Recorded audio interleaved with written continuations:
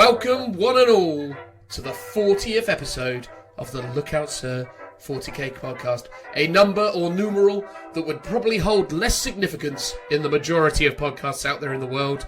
But if you haven't already caught on, this is a Warhammer 40,000 podcast, thus the number 40 gaining greater significance than ever before. My name is Dan, and obviously I would like to start by saying thank you everyone who has taken the time to share, like, and or experience the 39 prior episodes of the Look Out Sir 40k podcast. Made, produced, developed, and now delivered to you, the wondrous people out there in the wondrous world of which we all occupy. It has been my sincere privilege and pleasure to produce all of this glorious content that I'm hopeful that the majority of people listening to this enjoyed, and or if are discovering it for the first time today, will go on to enjoy for many times to come. But it is not just me, the man Dan, doing this on his own. Oh no, I'm joined as ever by my good buddy Phil. How's it going, Phil? Oh, hello, I'm very good, and congratulations to you and I and everyone else for making it through to 40 long slog episodes. It's an incredible achievement, mate. I think, you know, when we set out to create this thing way back when, I don't think any of us necessarily ever felt like we'd get much further than maybe a few episodes. So to go all the way to 40 is pretty incredible, I would say. That's true. And I just have to say, I think I may have won a bet where last week I said you always use the phrase made, produced and delivered, and you said you don't. And then you've done it again. No, Phil, if I refer you back to the last episode, you said that I always do the good morning, afternoon, or potentially evening. No, so you got two that you just rotate around, is that it? No, I always say made, produced, developed, and delivered. That's my thing. I will always say that, but the specific intro bit was the bit you were querying me on. No, fair enough. I'll let you off. And I went back and I edited together the whole weird intro bit where I chopped up all the intros, and I only actually started saying it around like episode 20-something. No, right, okay. I feel like you need to get a hobby, Dan. I know I haven't been introduced, but that is a lot of time poorly spent. Why? What do you mean? In terms of, this is my hobby, producing this flipping podcast, mate. That's what I do. Going back and chopping together intros. The things he'll do to win a bet. Mate, I know, right? You don't understand the filing system I've got here. Everything is so beautifully put together and in position. It took me about 20 minutes. Have you gone back, like deleted all of our old ones that have been uploaded, and then changed the intros as so that you can't lose the bet because there's no proof to show? No, I have not done anything of the sort. If you want to go through the tedious task of listening to all 39 episodes that, you know, preceded this one. I don't. Joe wouldn't listen to one of them. He's not going to listen to all of them. It's true. I tried to encourage Joe to listen to episode 25 after Luke, our favourite fan, or at least the guy that I've been chatting to most at the moment, reminded me how funny our intro to episode 25 was. So I did go back and listen to the intro, and it was very funny. It got very weird. It did go to a very strange place. I don't know necessarily if it's a good or bad thing that kind of stuff happens. Personally, I think it's probably quite good, but, I mean, you know... It was good, though, because I had to go and listen to the end of that conversation, that episode, because that's the one we had Winters on. And I'm going to Winters this weekend. I couldn't remember what biscuits he was obsessed with. I thought I'd take a little gift. And it's chocolate chip hobnobs. It's true. Can I find them anywhere for love nor money? No, I cannot. Well, there you go. I mean, where have you actually started looking for these things? Have you gone to like a... Admittedly, not very far. The co-op next to my house. The co-op next to your house. Maybe you need to go to a one-stop. Oh, that's probably the ticket there. They always sell really weird and obscure biscuits, don't they? They do. Or Wilco's. I bet Wilco's have got them. Wilco's is a weird one, though, because like they keep the biscuits next to like the candles and the plastic tubs. And the paint. Yeah. It's a very strange arrangement. But Joe's here, by the way, everyone, if it wasn't immediately obvious. Yeah. Hello, Joe. Hello. Also, Rich as well, as you may have heard. Hello, Rich. How's things treating you, mate? Lovely to have you back. Hello. Yeah, thank you for letting me sneak back on to do a little bit of the quiz and then stick around for the intro. Exactly, mate. Not to suggest that, we don't record this in a chronological order as it is listened to by you, the listeners. But yeah, no, the quiz is already done. I thought it was actually quite a good one. Not that I want to overhype it for later on, but, well worth sticking around for, I'd say. Wouldn't you agree, Rich? Well, it's very kind of you to say. I think it was pretty good. We tried out some new things. Yeah. Hope the guys seem to enjoy it. Hopefully the listeners do as well. I can only imagine so. But also we have Tim as well, randomly. Hello, Tim. Hello. The Thanks, gang's Ab. all here, you might say. Yeah, The it's good to be back. entirety of the Lookout Sir collective. When do you stop being a guest and then become like a standard kind of thing? When you start going to your friend's house so much that you're no longer a guest and you have to make your own tea.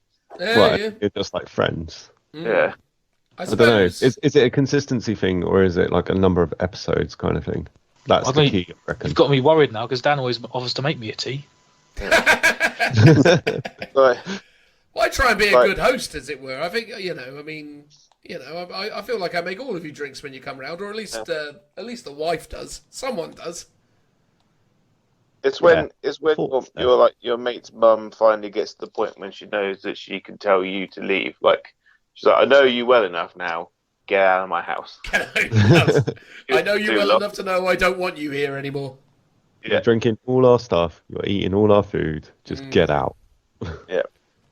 Joe was that guy who came round and ate all the random crisps no one else wanted to eat. Yeah.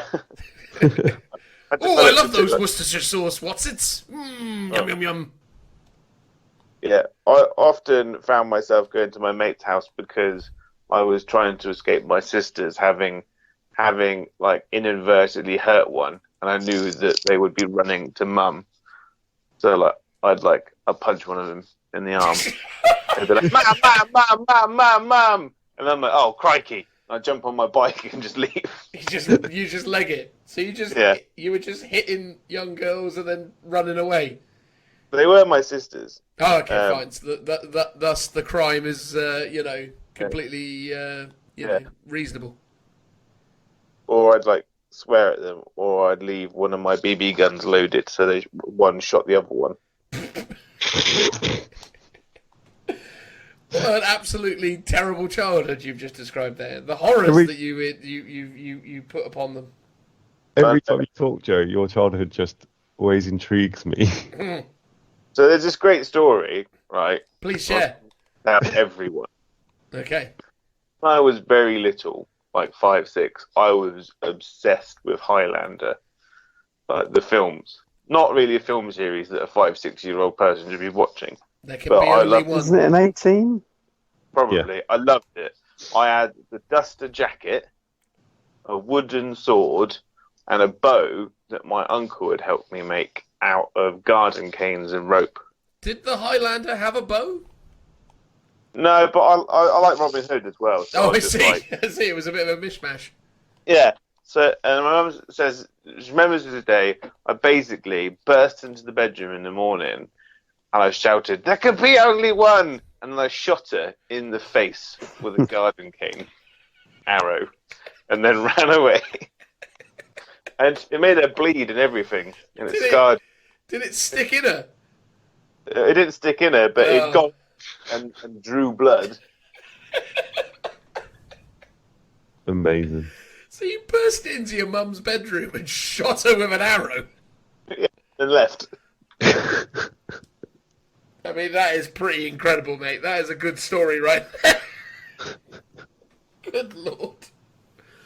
I mean, where do we even go with that? I mean, that's fantastic. I mean, I did some terrible things with wooden swords as a child as well, I suppose. So I can't necessarily, pretend to be above you in this respect, Joe.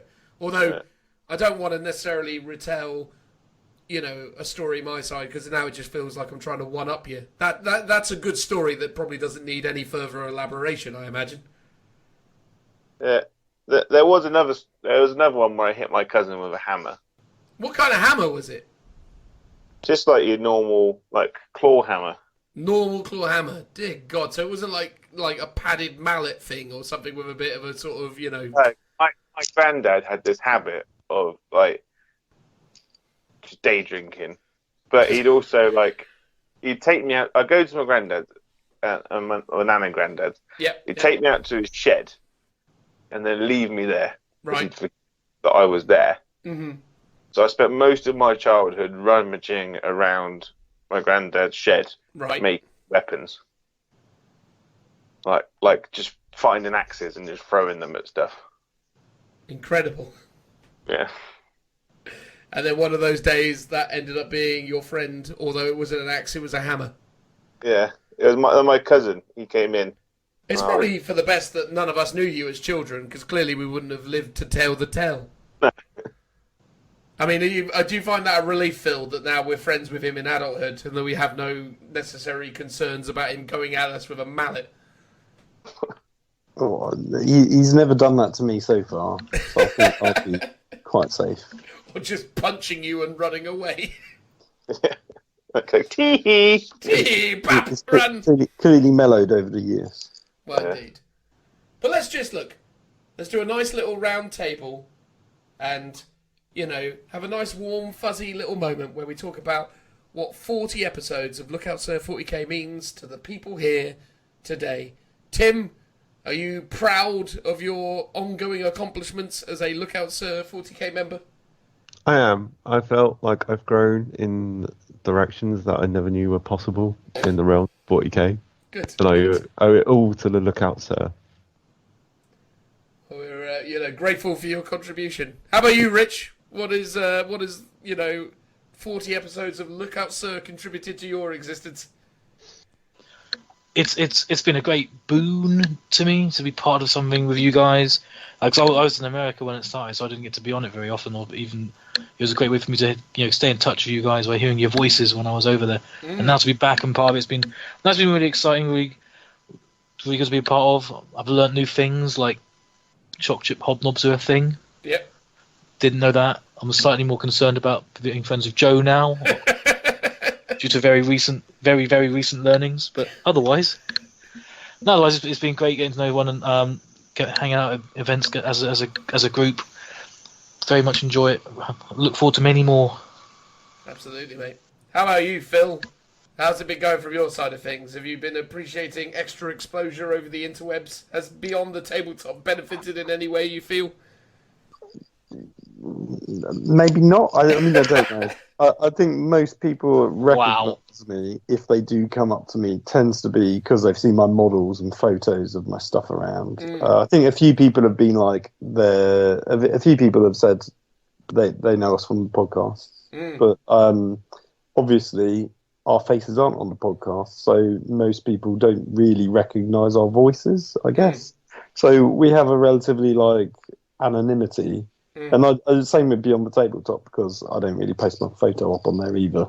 So people occasionally at Warhammer World will be like, I recognise this army. And I go, you probably would, perhaps. So of course you would. I'm very internet famous for this army, don't you know? You might not know this, but I'm a big deal. Yeah. I mean, occasionally when I've gamed, I've said, oh, yeah, I do a podcast. They normally tend not to show that much interest, if I'm honest. They're like, oh, okay. They think to themselves, who is this dweeb? I don't want to listen to his podcast. It sounds lame. They're like you and every other war gamer at the moment. Everyone has a podcast, yeah. We're one of a million. I don't think we're quite one of a million. I think we're one in a million, surely. Oh, yeah. Let's hope so. But yeah, no, I am very chuffed of getting to 40 episodes. That's quite something. Exactly. Yeah, it's good that it's carried on and that it's got a reasonably loyal fan base that occasionally drop us messages and stuff. It's always normally it gets sent to maybe Richard if it's social media or to you if it's on the Facebook page, but everyone shares the messages, so we all get to appreciate the kind words. We all have equal access though to this these social feeds. I just suppose some of us choose to engage with it and some of us don't. Some of us have jobs, Dan. Some of us just do it for the glory, though, isn't it, Dan? Yeah, exactly right. The glory. Me and Rich have jobs, as does Tim. He doesn't check the social media. I'm at work, right, and I'll look at my phone in the morning. There's 4 or 5 messages. 2 hours later, we're only at 11 o'clock in the morning. there's like 37 messages on there. And I'm like, what do you people do for your work? Apparently not much. I imagine just sat in the toilets at work, like, oh, I've got a dicky tummy again, and then just I'm just messaging my friends. Yeah. No, it's called desktop apps, Joe. Yeah. You work on a PC. I don't have one of those. You have email opened on one screen and then Facebook on the other. It's wonderful. I don't get that. You don't get that privilege in the photo booth. Yeah, I just sit there, stare at a wall. What does 40 episodes of Lookouts mean for you, Joe? I'm not as famous as I'd like to be. No one ever recognises me, ever, or ever comes and talks to me. They come and talk to you. We were walking through the park, right, me and Dan, on Saturday, right, in Bournemouth. Lovely day, nice and sunny, walking through the park. There's a guy in front of us. He keeps looking back, and he carries on walking. He turns around. He goes, Are you Dan Cook from the Lookout Sir podcast? And he goes, oh, yeah, big fan. Completely ignores me. Like, I don't even exist. And this is Joe from the podcast. He's like, yeah, all right, whatever. Cool. Dan, it's because Dan's got a loud, booming voice that could be heard from across the street. I just went and I sobbed in the toilet. I mean, I don't necessarily feel like it went that way, Joe. I think he was very polite and he was very nice, but everyone always recognizes you guys, and I never get any love because, like you said, when you were at the GT final, and you're like, oh, loads of people just came over to say hi and do that stuff. Nothing. It was Tumbleweed City. But... Well, Joe, you obviously got to do more to become a more well-liked personality, mate. Yeah, do more to promote the fact you're part of the Lookout Sir family. Well, it's true, yeah. For example, you could start by using our, clan tag in ITC games. That'd be madness. But you need to build yourself a red gobbo and paint it gold, and then carry it around with you, and people recognise you. Or like show it off on the bus, just be like, hey. Well, no, when you're at a gaming table, just pop it down and be like, quiz of the year winner, just so you know. Yeah, kind of a big deal. And they'll be like, you're running Drakari, mate. Why is there a little goblin on the table? Are you cheating me? And then they'll backhand bat it across the table. And they'll like smash on the wall in their disdain. Well, I feel like, Joe, what you're basically saying is you need a little bit more love and appreciation, which is totally understandable, mate. I mean, the way I look at it, it wouldn't be the Lookout Sir 40k podcast without Joe. If we didn't have Joe, it wouldn't be anywhere near as entertaining as it is. So I'm just here as filler to give you someone to talk to. No, I won't have it. Oh, gives Dan time to breathe. Mate, honestly, so I hope that I've edited that intro together relatively well, because I was really struggling to breathe at the start of this for some reason. I don't know why. Something got lodged somewhere or something, but yeah, hopefully it didn't come across too bad when all put together. We should ask our listeners that, to put some positive messages about how much you appreciate Joe being on the podcast and all he adds to it. Help cheer him up. Yeah, exactly. Show Joe some love. Or if it is that, in fact, you don't like him at all, let him know that as well, because, hopefully he'll improve. I could do. I got all, like, big, fat and jolly, grew a beard, make myself much more approachable, like Santa, or fisherman that you see outside fish and chip shops with a big yellow coat and yellow hat. Yeah. Everyone loved him. To be fair, you were running Iron Hands at the time. I think that's put people off, and the fact that everyone thinks I'm Joe Malin. Well, that is true. That is true. But we said we were going to drop that again, because someone commented on that the other day, and I said, okay, we're going to leave that alone. But you had to bring that back as well, didn't you? Well, it's because they think I'm the wrong Joe. Maybe they think there's someone else out there called Joe, and they're like giving him all the love. Maybe. So basically, what 40 episodes of the Lookout Sir 40k podcast has contributed to your life, Joe, is a madness, misery, and misery and regret. Yeah. And that's why you represented Vanguard at the Bournemouth Grand Tournament or Beachhead Brawl. Yeah. Because They over love there, they at least acknowledge your existence, right? Oh God, no. It's probably worth it. But the problem is, it's like when you stand next to Stephen Box in a room, you might as well be invisible. Like more so because they're like they see this like big beautiful man with all of his talent and all of his success. I'm just some guy.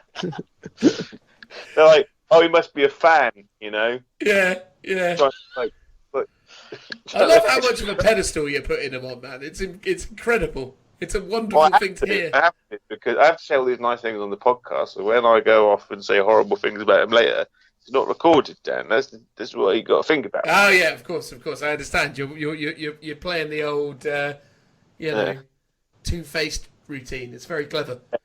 And then when I go to the gym with him in the morning, and he treats me like the evil Russian ballet teacher that he is, it'll all be fine. Well, there you go. Well, thanks for that, Joe. Not that anyone's going to ask me, but I'll ask myself. 40 episodes is a milestone I never expected we would achieve, but then I never expected us to go far beyond the first episode. No, look, honestly, it's a real privilege that so many people out there enjoy what we do, and it's a real privilege that I have an excuse to spend many hours a week talking with my best friends about a hobby that I really, really love, and that's really the most awesome thing. It has been an awesome experience, and I'm looking forward to 40, if not at least 60 more, because, though 40 isn't a traditional milestone, it feels most important when, obviously, you're talking about 40k. So, yeah, in a way, this is probably a more important milestone than 50, given the circumstances. I find the hardcore prefer the 30th one. What's that? The hardcore prefer the 30th one. Oh, that's true. That is true. But legitimately, to all you lads here with me now, thanks so much for all the work, mate. It's been a bloody delight. That your part-time has basically just become like corralling cats, getting us all in the same place at the same time. Oh, yeah, like literally, I worked out that last year I spent 20 days worth of hours working on this. Wow. Yeah.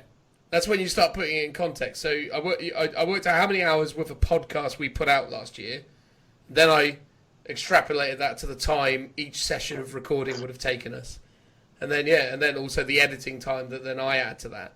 So like each 4 hours of podcast takes something in the ballpark of 12 hours of work. So yeah, it was quite a lot of days spent doing this last year. And long may it continue, because I do love it. It's good fun. You don't sound bitter at all. No, I'm not. I'm honestly not. It's a real privilege, and genuinely, really, really appreciate getting to do all this silly nonsense with you guys. It's a delight. But anyway, all that smushy stuff aside, should we maybe talk about what we're going to be talking about on the podcast today? Yes. Go on. All right, brilliant. So, starting out, me and Joe are going to recap what we did at the Bournemouth Grand Tournament. We haven't done it yet, and it's coming up to 11 o'clock, and we're about to smash this out now, so I can't imagine it's going to be one of the best segments ever. But we'll do our very best to recap how our games of Warhammer 40,000 went at Beachhead Brawl. Then me and Phil are going to be talking about the Dark Angels, the Dangles. We went through the new Psychic Awakening stuff for the Dangles. And we discussed the varying nuances and or fun things that we feel they have access to now. And then closing out episode 40 of the Look Out Sir 40k podcast will be our end of the show quiz, produced and or delivered by good old Richie and participated there within by me, Tim, Rich, and of course Joe. Sorry, Phil and Joe. Names. So many names. But yeah, that's it really. That's what episode 40 is going to be about. We hope you really, really enjoy it. And let's get things underway now with a transitional noise. Woo! Hello, everyone. This is a bit of an odd opening segment, I suppose, but ultimately necessary. Me and Joe set out to record this segment of the podcast with the best of intentions, but it may appear evident to those who start listening to the beginning of this that he was obviously a very sleepy man, because the recording of this actually ran quite late.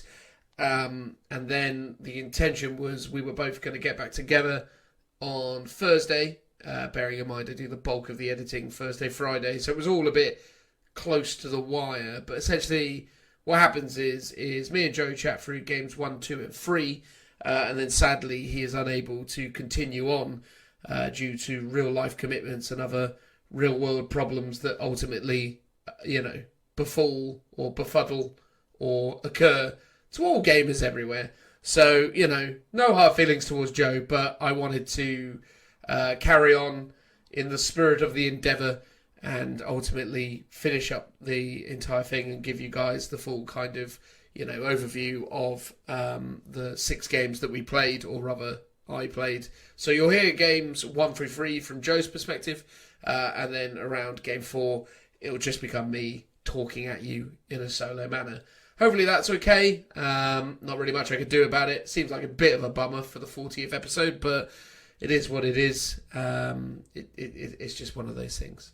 What's also actually quite fun is that I suppose me doing this now gives me an opportunity to add something to the podcast that I was able to do before, which is shout out a really amusing 5-star review that we got on iTunes from S15 Sylvia.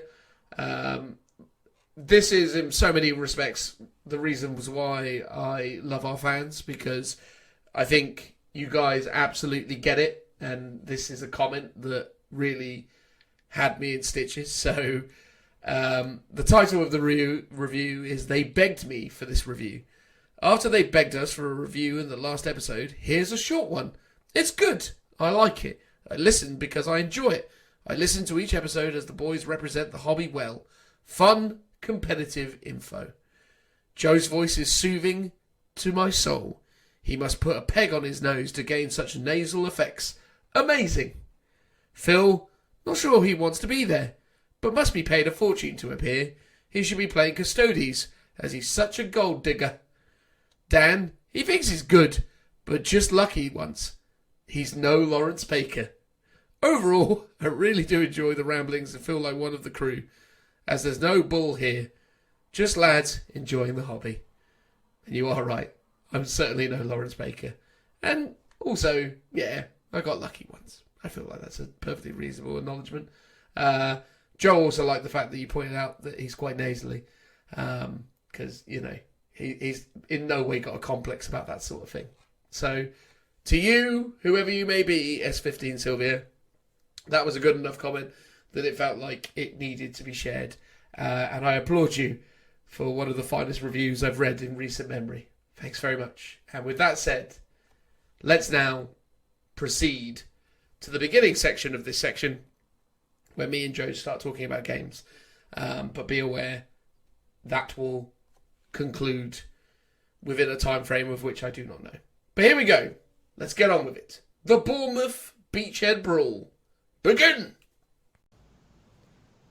Hello everybody, and in this part of the podcast, myself and Joe are going to be recapping our various gaming achievements and or accomplishments taken and or achieved while attending Beachhead Brawl. But before we get into all of that stuff, we probably should just talk about the event in general. I mean, Joe, what did you think of the Beachhead Brawl? I thought it was really good. It was a lot bigger than I thought it was going to be. It's been running for a good couple of years before they stapled the 40k event onto it. Was actually it was that, and the Age of Sigmar one was new as well. And it's all like militaria kind of World War One, World War Two kind of historical games going on. But there's lots of other games there, which is cool. There's a good little shopping area. Scratch that itch of looking at cool bolt action stuff, which is quite nice. But the event, like the terrain was amazing there for the 40k, which is all being supplied by Foreground. well, not all, but but quite a lot of it was supplied by Foreground. Mm. The map was good. There was a healthy amount of terrain on the tables, which is nice at a tournament. Mm. And all the players were lovely. There wasn't any bad blood going around or anything. Didn't seem to be any like major arguments. No, I think when I was talking to the T.E.O.S now and again, there were a couple of very minor kind of like little fidgety moments with certain players, but you're always going to get that in high level kind of competitive 40k. There's always going to be some people who get a little bit annoyed by certain things that happen, or suspected cheating or something of that nature, and that's just natural. But I don't think it was aggressively over the top. It was quite well controlled, I felt. And it's 6 games, 4 on the Saturday, 2 on the Sunday. Mm. Around the end of Game 3, start of Game 4, that's when the tiredness is really creeping in, and that's when you get your tiffs and your arguments. Yeah. But it was handled well. It was really good. There was lots of new faces, which was nice, because we're used to playing with like a lot of the Southern bunch, as it were. But there was a lot of like new faces, which was nice. It's always good to play against different people. Yeah, totally. I think from my side of things, I think the things that I can definitely say that Adam and the team did really, really well is, first of all, is Adam had a really good turnout in terms of his own kind of TO staff. So, typically Adam runs these events that he does in Intertoyment more or less on his own. But to be honest with you, when he does that, the people participating within them know each other relatively well, to the point that most things can be resolved amongst people. But obviously, this was, 5 times one of those Intertoyment style events, and he very cleverly ensured that he had good players with good knowledge, participating in TOing the event. So again, most of the 40k Brawl guys showed up and participated in that, which was really great. Boxy as well was also a TO, wasn't he? Yeah, there was a couple player judges, which was quite good. I don't think any of them abused their power.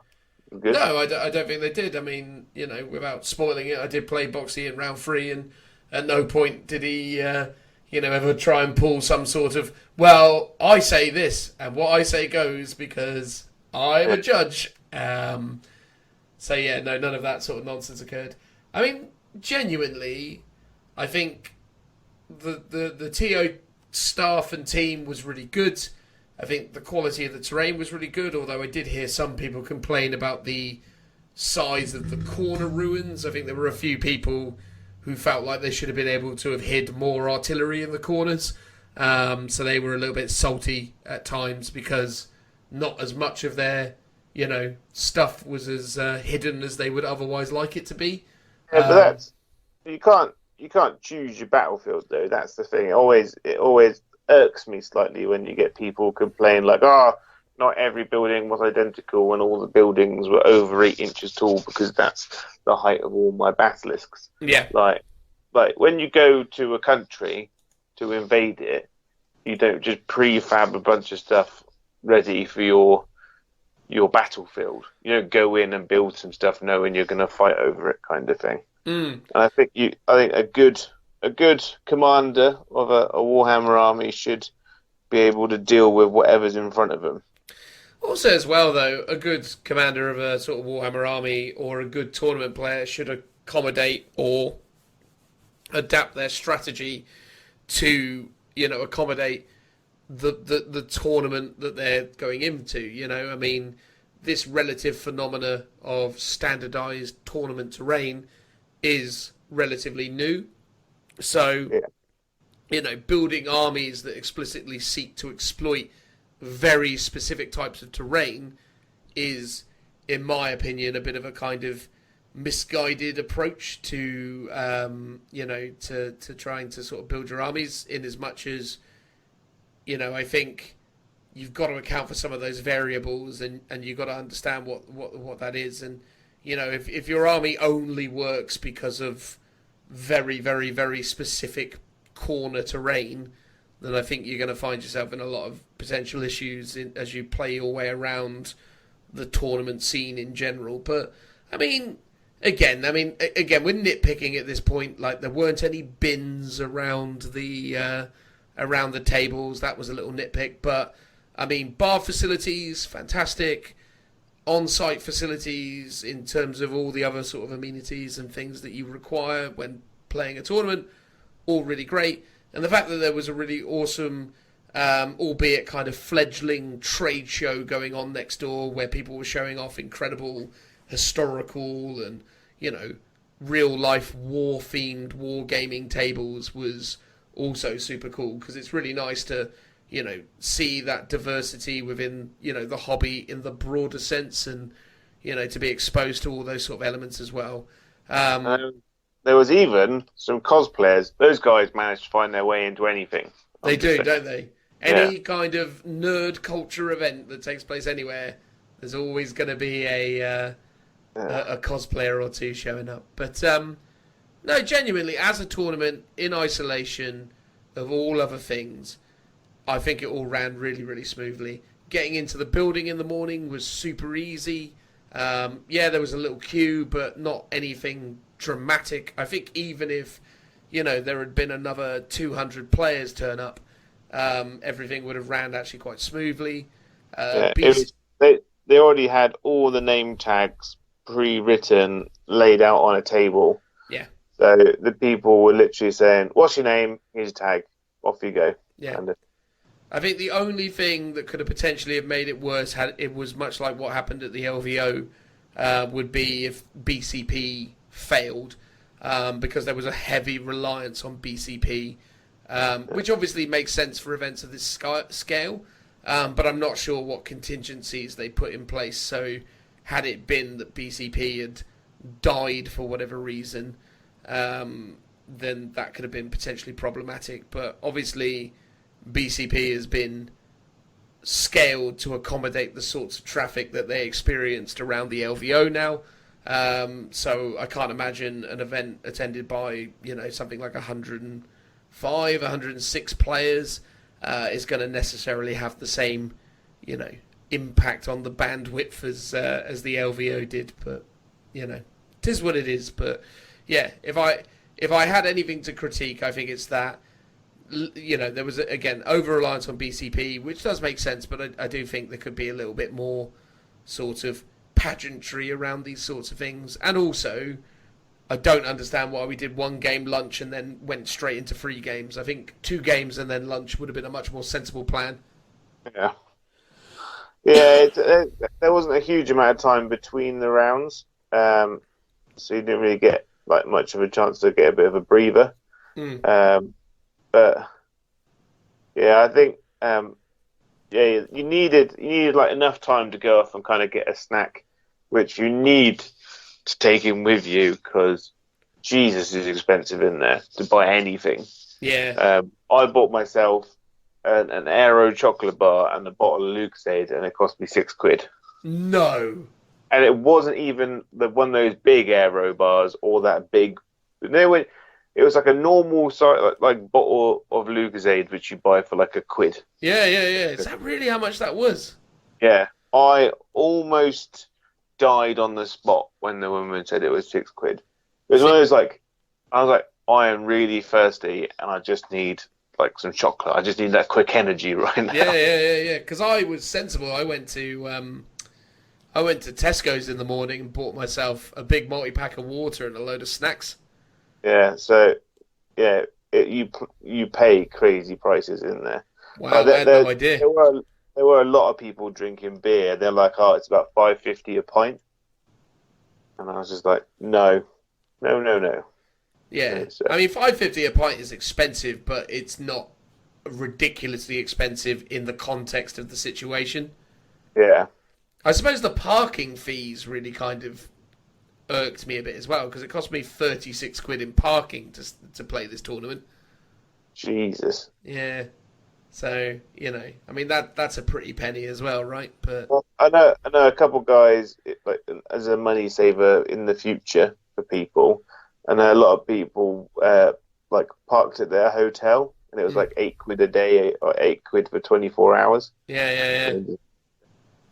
But no, genuinely, mate. I mean, look, money aside, I still think it was a really well-run event and a really good tournament. And as you said, some very, very good players, which is really great to see. So, yeah, broadly speaking, when this comes around again next year, genuinely, I'm really excited to play in it again and to get stuck in with it, because I think it was a really great event. And credit where credit's due to Adam and the team over there. They did a really, really good job. I know he's talking about doing a summer event as well, so 2 a year. Is he?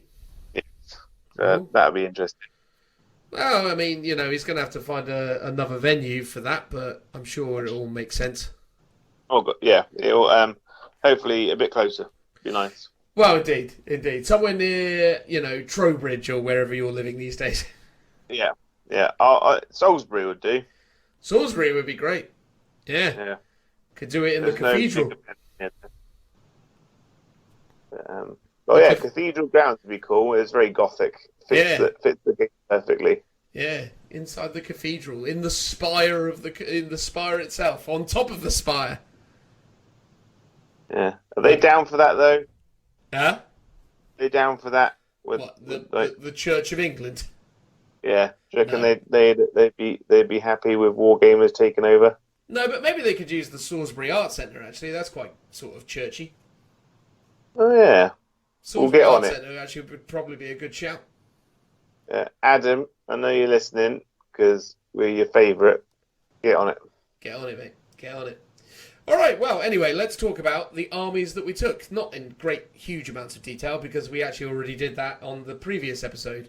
But just as a recap, although obviously please go and listen to episode 39, where we described this in even more detail. But broadly speaking, I took Craftworld Azionari, or rather Craftworld Eldari, or Azionari as they're called.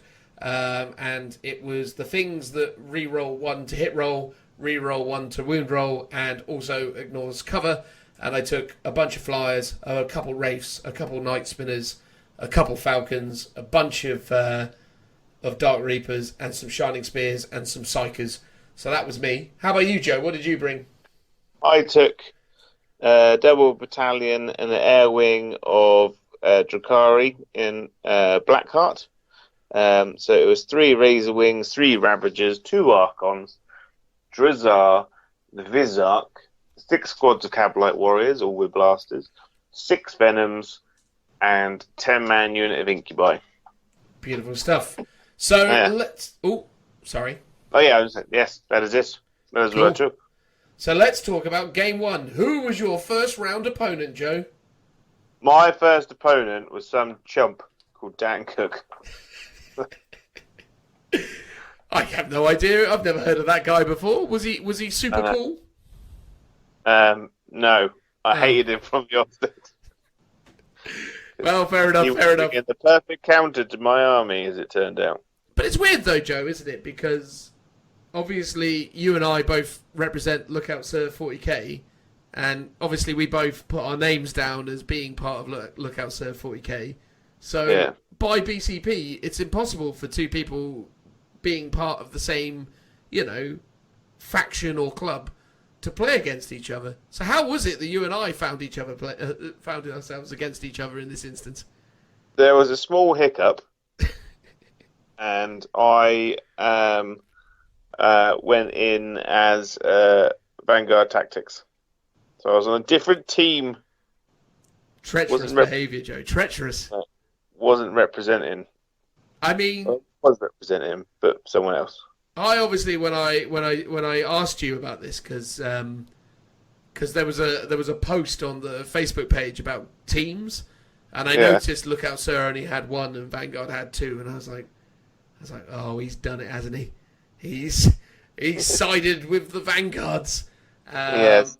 So I sort of messaged you, and I was like, Joe, you Vanguard or Lookout Sir at the Beachhead, and you after a little while sort of sheepishly came back to me and was like, no, I'm Vanguard.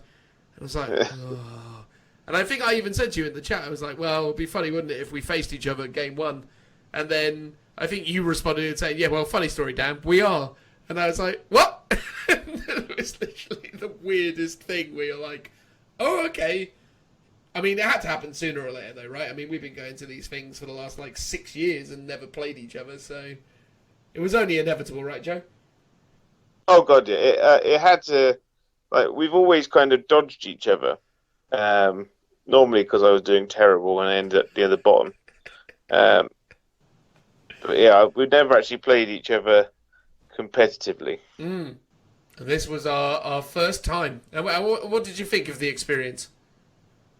The thing is, though, I was actually quite happy that I was playing you for the first game as well, because you kind of go in a little bit more relaxed. You know, it's quite nice knowing your opponent, have a good chat, but you know your opponent's army, you know their play style, all that kind of stuff. It was quite good.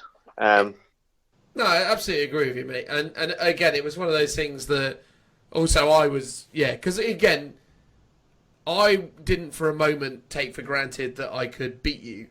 I knew what I felt like I needed to do to beat you. Yeah. But to be completely clear, when we played against each other in playtesting with the exact same army list, you beat me. And I think, as I've often said many, many times, you learn much more from the losses than you do from the wins in some respects. Because I think, obviously probably Joe came away from that going, well, cool, I beat him. Nice and easy. Lovely, lovely. Whereas I was like, right, hang on. Where did that go wrong? What do I need to be doing more of to ensure that that doesn't happen again? And also as well, I think when you and I played each other in playtesting, I went with some weird ITC choices. I elected not to take recon with a craft world army, which was stupid dumb. So I think actually in retrospect, I spent a little bit more time reading the ITC missions, and I also spent a little bit more time thinking about what it was that allowed you to win in playtesting. But even then, you did some stuff that surprised me. I mean, early on, you went really aggressive into my Dark Reapers, which I wasn't expecting. I thought you'd prioritise the Flyers. But if I hadn't killed the Dark Reapers and kind of wounded some Flyers, but not ultimately killed one, I'd still have all of the firepower from your planes and stuff. And Drakari do struggle killing vehicles, especially in turn one. So I was just like, if I can get rid of the Dark Reapers, that is a massive boost for me in terms of incoming damage. No, definitely. So I went first, and I essentially prioritised Joe's Venoms, mainly because they were the only things I could see. So I managed to kill 3 Venoms and a couple squads in the opening turn, right? Yeah. And then in return, you sent all your planes up and shot all of my Dark Reapers to death.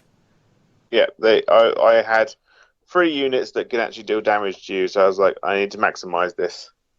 Get rid of all of those dastardly Dark Reapers, because they just destroy Drakari units for days. I suppose the thing that occurred then, though, was that obviously you had sort of gifted me 3 quite valuable units early doors, because one of the major things I learned from the playtesting against you was that actually sending my Shining Spears up against you is just wasted effort. It's much more effective to have them as a constant threat than it is to use them as a aggressive beat stick, I suppose. Yeah. And that was really evident in this situation when your Flyers came up to kind of greet me, because I was able to use the Shining Spears in conjunction with some other things in my deployment zone to essentially kill... Well, I killed 2 of the Flyers and then left 1 on 2 wounds, right? Yeah. So, it was a pretty effective counter punch to you getting rid of that. And then also, it's worth highlighting, Joe did something really super interesting against me, which that he decided that keeping his Ravagers alive was the most important thing for him. So he kept them all off the table till turn 2, which essentially meant that... in deep strike, just because knowing you were potentially going first, we did it long table. It was long tables as well, table edges. Yeah. So, man, I had a long way to go, and you had a lot of firepower. I was just like, he's going to kill these turn 1, so I'm just going to keep them off, kind of reserve my firepower till turn 2 when I can deep strike them in much closer and get some better targets. No, absolutely, mate. And I think, I understood the theory, but I think it really, really sort of backfired in as much as all it meant was in turn 1, I shot at a bunch of Venoms, which meant that a lot of Joe's initial mobility was neutered by the fact that he was unable now to, move so freely around the board. And then in turn 2, I killed almost all of his planes, which were the most threatening thing to my Wraith Lords, bizarrely. And then all of a sudden, because nothing in your army was really able to move up to apply pressure to the Wraith Lords, and because and because you'd lost the planes, all of a sudden those guys kind of got unlocked, and then everything else was just Shining Spears running around. Although I suppose the funniest moment was when my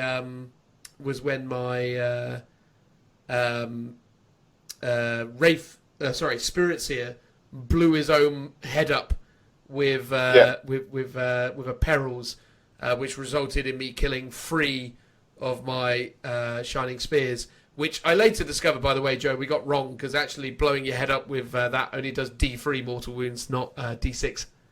Oh, so that's how you still rolled a 6 though, so at least 1.5. 1.5 would have died, yeah. But as it was, we took off 3. So it's like, all right, whatever. That's my fault.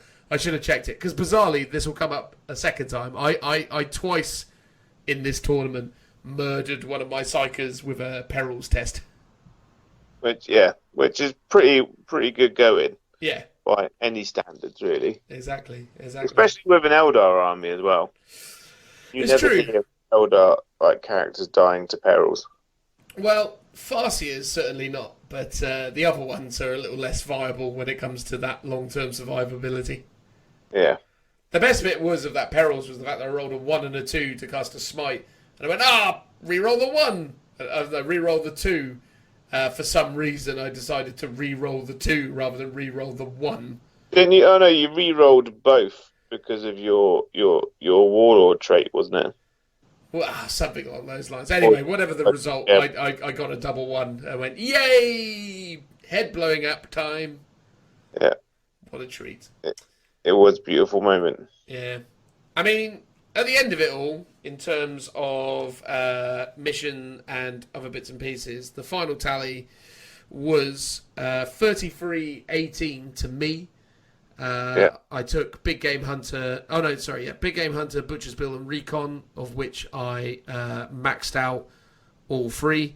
Joe took Mark for Death, Recon and Big Game Hunter, of which he got 1 Mark for Death, 4 Recon and 1 Big Game Hunter. How did you feel that game went, Joe, in the general sense? What were your key learnings from all that? It's a weird one, but throughout, it's a weird one because my army is really, really good at killing Space Marines. Not great at killing mechanized Eldar armies in general. There's not enough there's no heavy shooting apart from Strength 5 disease. So, so a lot of the time you're aiming to roll high. So at most you'll kill 1 vehicle a turn. Yeah. Against an Eldar army, it doesn't really matter because it's putting out so much damage. No, absolutely, mate. Yeah, it really is. I mean, definitely my army, and obviously we'll get to this later on, but my army was designed around killing Marines as well, but it was also designed around just being an obscene amount of firepower. One of the things I find, and we'll talk about this later on in more detail, is that this army can very comfortably, when played correctly, beat Space Marines, but it doesn't beat Space Marines big, but it does beat them. So that's the kind of question you always have to sort of ask yourself, because I think the problem is with my Azionari list, as I've sort of discovered from playing it, is I can win games, but I don't think I'm going to win tournaments with it. Cause, I think you can win tournaments. I think there's just aspects that you need to remove. Like I think what you need to do is almost go pure mechanized in a way, and just take like the hyper competitive version of your list is the 3 planes, 3 web spinners, 3 fire prisms, and falcons. Yeah, I don't see the value in the fire prisms at all. I understand people talk a good game about them. I just think you're leaving the army open to too many swinging elements. I think the consistent damage of the Reapers makes it really, really strong. And I think, honestly, the Wraith Lords, without getting into all the other games, maintained consistent value in every game. But again, I mean, that's just going off of this one tournament. I think I'm going to keep the list as it is for a while. Though, yeah, I'll continue to refine it. But certainly for the next one I'm going to in Winchester in a couple of weeks, I'll keep it the same. But in terms of my learnings from that game, I think I took most of the learnings from the playtest we had before. I did feel a degree of responsibility for the Lookout Sir 40k podcast that I, exposed Joe for his treacherous ways, and obviously, the 40k gods had seen fit to reward me with you as the first victim on my, campaign of carnage or whatever you want to call it. But yeah, no, I mean, honestly, it was a real privilege to be able to play against someone who you really enjoy playing games with anyway, and knowing that you're going to kick off the weekend in a really nice, fun way. And regardless of what the result was going to be, it's just nice that it was a good, decent, fun game. And I don't think, credit where credit's to you, mate, is you never kind of took your foot off the gas with it. You played your heart out. You tried everything you could to try and mitigate the situation that you found yourself in. But yeah, it's one of those. I think by turn 4 we both knew the writing was on the wall.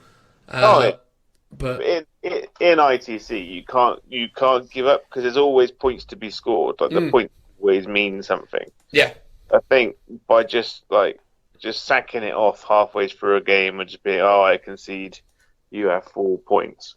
Yeah, you're doing yourself out of a lot more. Yeah, just by giving it up. Yeah. So you've always got to try and keep fighting. There you go. Even if you know you're losing, just do what you can just to get as many points on the board, because throughout the tournament, I was always in the top section of my grouping where I was. After every game, I was always because of how many points I scored in each of my missions. So yeah. There you go, mate. Awesome. So game 2, Joe. I don't imagine you remember who you played against, but do you remember what you played against? Yeah, so I didn't record any of the names of my opponents, and I'm very, very sorry. Because you've got the ITC Battles app, which I decided I'm not going to use because it will just destroy all of my battery power, and I won't make it through to the end of the day. Mm-hmm. So I used a whiteboard, and then obviously I didn't take any photographs of my whiteboards. So I apologise to all my opponents, but you're not going to get named, but you were lovely. So, game 2, I played against Harlequins, of all opponents. And he was running the Incarn, of all things, which is very cool. I think it's running Soaring Spite, which is the one that allows you to advance and charge and shoot all your weapons with no negative modifiers. He had a couple of troops in the transports. There's double battalion, so one battalion had 3 units, all with fusion and swords, and the other one had all caresses and shuriken pistols. 1 big unit of bikes, and a solitaire, 2 shadow seers, and a troop master, I think. And it was a really nice list, and the models were, and then the army was painted lovely. He had a weird Harlequin jacket on, didn't he? Oh no, I played against the other Harlequin player. Oh, the non-Harlequin jacket guy. Yeah, there was a guy who had like sewed a bunch of diamonds and stuff all over his clothes. So I didn't get to play against him. Sad times. Sad times indeed. Yeah, I lost the game turn 1 basically Wow. because I went first. Mm-hmm. No, he went first. Took out one of my planes with the bikes. Mm-hmm. He did the advance and charge, the prismatic blur, which gives you a free up in run, which I vected. Mm. He did it in his psychic phase because you do it when you advance and charge. Yeah. I did discover afterwards that it had been FAQ'd that you can't do it. You can't use prismatic blur in the psychic phase. Oh, really? Yeah. So he played it. I didn't know at the time, and I've used Harlequins before. Mm. So I'm not really upset with him because it's one of those, you're running Harlequins, you didn't know. I've run Harlequins, and I don't know. It's clearly an honest mistake. So I'm not cool. I mean, that's the thing, right? Rules as written and as read. Yeah. Rules is written in the book. It just says when a Harlequin unit advances, play it. So he moved and advanced in his psychic phase. Yeah. So turn 1, he flew those over, killed one of my planes, and then killed the guys inside and racked a unit. Then in my turn, then he blitzed his solitaire right into the middle of my lines as well. Go after my warlord, and then at the end of the turn, did it all. Started my turn, did all my movement phase, flew my planes over because he'd left the Incarn isolated on his own. So I just sent my 2 planes over there. I thought 2 planes can just do him in a oneer, and I got him down to 1 wound in shooting. And then my opponent was like, "Oh, I forgot to charge my solitaire." His solitaire was just stood there right in the middle of my army doing nothing.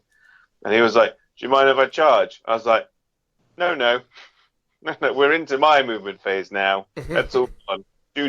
Shooting time now." And I probably, part of me was like, "Oh, I should let him."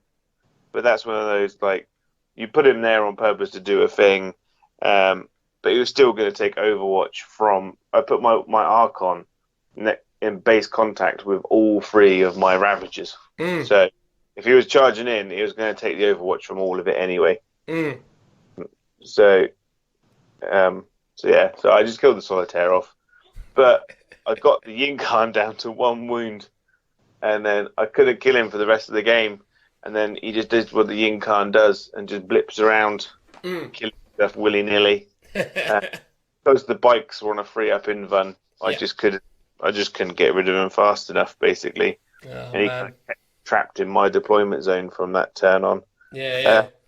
It was a really close. He beat me by 2 points, basically, in the end, because it all came down to, in the last turn, I managed to get rid of most of his stuff.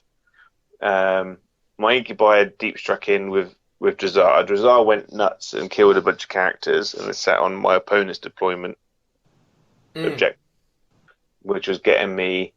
So if you hold that one, the center one, you get the bonus. And I was holding the middle one and his one, so I caught up on points over a couple of turns really, really well. Because my Incubi deep struck in the center and just murdered everyone. And I was behind. We were drawing literally 1 point each, and in the last turn, it was literally the hold more, kill more was the decider. And he had a troop unit in the middle of the table and a troop unit next to my objective. Literally 3 of them. All my Archon had to do was kill. Well, I had 5 Cavalite Warriors and my Archon. All they had to do was kill these 3 Harlequins, and I could have got killed more and hold more, and I couldn't. And because of that, my Cavalite Warriors were out of position, so I couldn't hold more. And at the time, he he'd killed one thing in his turn. Oh, wow. So, yeah, it was super close. Mate, what a howler. I know, but he was a lovely guy, and he played it really, really well. Mm. And I think if he'd made his charge in the first turn, kind of thing, and hadn't left the Incarn in a position where I could wound him so much that when he got into my lines, I could kill him quite easily. Once I got him knocked down, he probably would have beaten me quite comfortably. It's like, my army is not an optimized army in the slightest. It was literally a case of, I'm just going to use what I've got painted and just see how far I can go. And I pushed it kind of to the limit in our game, and I really pushed it in his one. But I couldn't. Like, I got lucky more than anything, and then I kind of punished him for it. I'm surprised that you weren't able to make more of an impact with all the different splinter weapons that you have. Well, the problem with Harlequins is that they benefit massively from having loads of negative modifiers to hit. Of course, yeah. So a lot of the time, my army against Harlequins is hitting on 4, wounding on 4s. So you're halving and then halving, essentially. Yeah, true. But you get a lot of shots, right? Oh yeah, you get tons and tons of shots. You're halving, and then your opponent gets a 4-up invuln against everything. Yeah. A lot of cases. So no, that makes sense, right? Because I mean, if you shoot 10 times, you hit 5 times. If you win 5 times, let's say you win 3 times, but then you take 1 wound. The scale of it is pretty. And real. Harlequin transports are so much more durable than Drakari ones because they've got a 4-up invuln as well. Oh yeah. And further as well. I think they've got a 16-inch movement. So and the Shuriken cannons are strength 6. So they're wounding all my venoms on 3s. Yeah, and wounding all your guys on 2s. Yeah, so he could hide behind a building, disembark his troops through the wall, and then move, advance to get really close, and then send his transport over as well and get close to me. Whereas I just couldn't do that, and his transports would damage mine, but mine couldn't do it in response. I got you. Yeah, so a lot of the time I was relying heavily on my Ravagers getting rid of those. But once you knock the Ravagers down to hitting on 4s, they start to struggle. That makes sense, mate. Well, there you go. Another loss in the bag. 2 losses, mate. Win-win, or not win-win, as it were. Win-win for my opponents. Yeah, win-win for your opponents. So my game 2 was against a lovely lad called Wayne from Guildford. So Wayne, if you're listening, thanks very much for a great game, mate. You were a fantastic opponent. Against Wayne, I was facing a Mechanicus and Blood Angels army. So the Mechanicus element was lots and lots of boats, or those little hovercraft things that they've got covered in guns. The Onaga Dune Crawlers and all of their fun guns. 3 Captain Smashes. 3 Captain Smashes. 3. Yeah, 3 Captain Smashes. 1 for each. What's that, mate? 1 for each of the starting turns to cause all the headaches. Exactly. 3 Captain Smashes, 2 Invictus Warsuits, and 3 units of Scouts. It's pretty dirty, isn't it? Mate, it's a solid list. Yeah, it makes sense to have those Invictus Warsuits in a Blood Angels army, because getting those extra attacks and pluses to wound is huge. The biggest problem with his army was twofold. One, we were playing Spearhead, which is the perfect terrain setup for the situation I found myself in. And 2, he decided to put his Invictus Warsuits at the front, knowing that he was relying on Seize the Initiative to go first. That's not a good tactic. No, and he didn't seize the initiative. And in my opening turn, my army killed both Invicta Warsuits, all 3 units of Scouts, and one of his boats in the opening salvo of shots. It was like, yep, that's how that goes.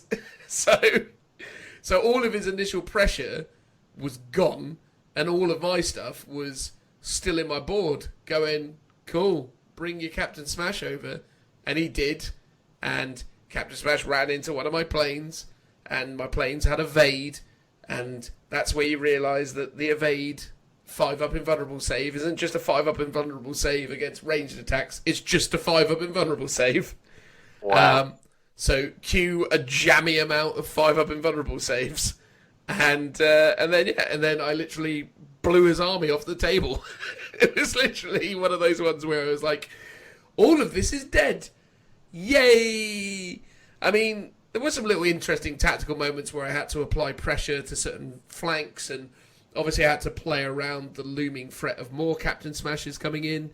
But the thing is with my army is once it splits out and the Captain Smashes don't have the options to jump into big sections of your army and do multiple attacks against multiple things, their threat is heavily neutralised.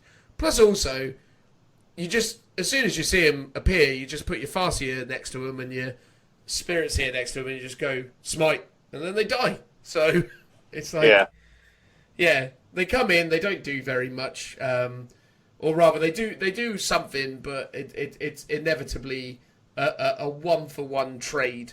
But my army was just on a tear in that game. I just literally... Wayne was going around talking to people afterwards, just going, yeah, I played that guy from Lookout Sir. He just shot me off the table in 3 turns. It was horrible. That was literally all he was saying about the game. It was like, yay! So, yeah, that's how that went. But you had fun. I did have fun. I had a lot of fun. I mean, it was hilarious. Like, he backboarded as much as he could. But everything in my army, bar the star cannons, which are mounted on vehicles that can move between 20 and 60 inches for the flyers, and then on the Falcons they move 16 admittedly, but you know, everything else was like range 48, so your threat range is unbelievable. So backboarding doesn't do anything. You're just like, cool, get shot for days, hope you have fun with that. To which, you know, he didn't really. I mean, at the end, it was just a massacre. But the thing was, is as a mission, it was that mission where it was the free objective mission, and because he'd put his final objective all the way back in his board edge and surrounded it and on Dragoon crawlers and other characters, it took me all the way up to turn 6 to actually get the bonus. So it wasn't a massive scorer for me. I only got 32 in the end. That's not bad, though. Yeah, I mean, if you recap through it, turn 1 was kill, hold, kill more. Turn 2 was kill, hold, kill more. Turn 3 was kill, hold, kill more. Turn 4 was kill, hold, kill more. Turn 5, kill, hold more. And then turn 6 was kill more, hold more, bonus. But it took me a while to get there. But it was a gradual build. Yeah, exactly.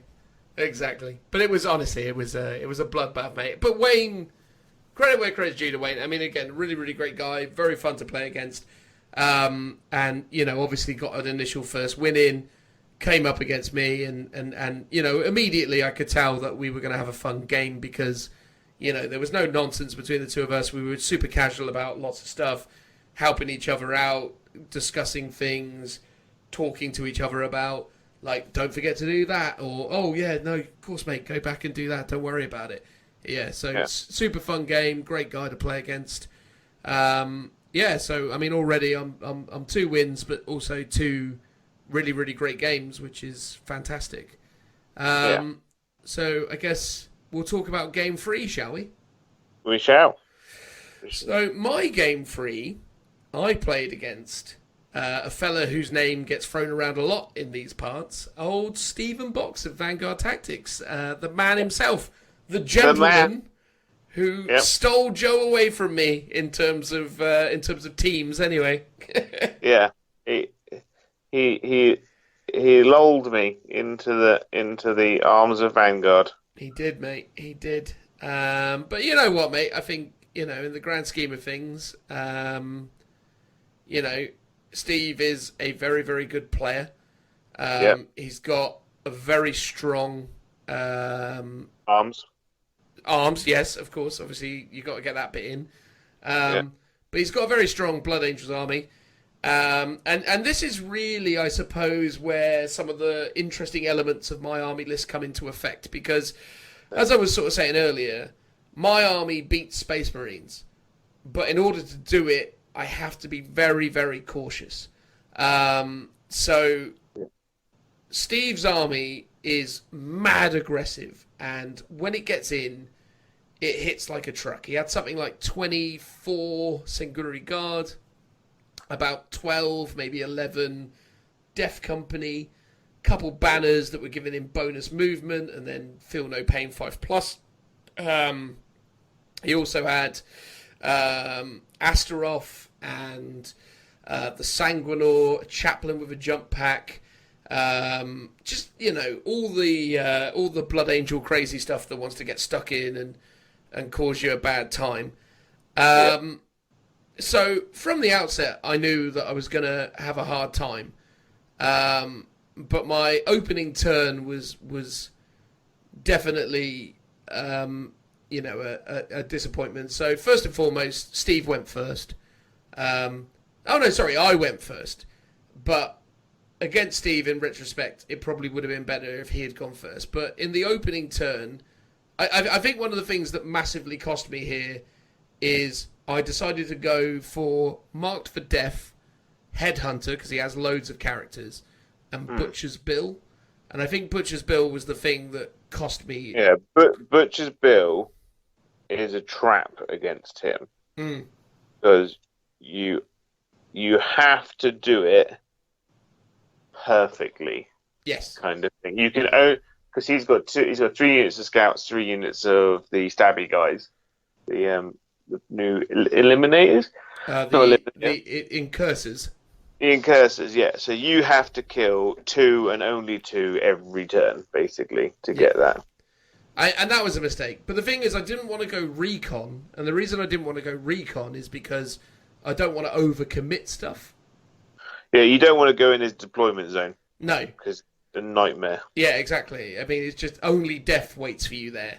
And at which point, I'm like, okay, cool. Well, if I'm not going to be using recon, what other options do I potentially have? And, going through the list, King of the Hill doesn't really work because that's me trading for whole units in the middle, which is where he wants me to be.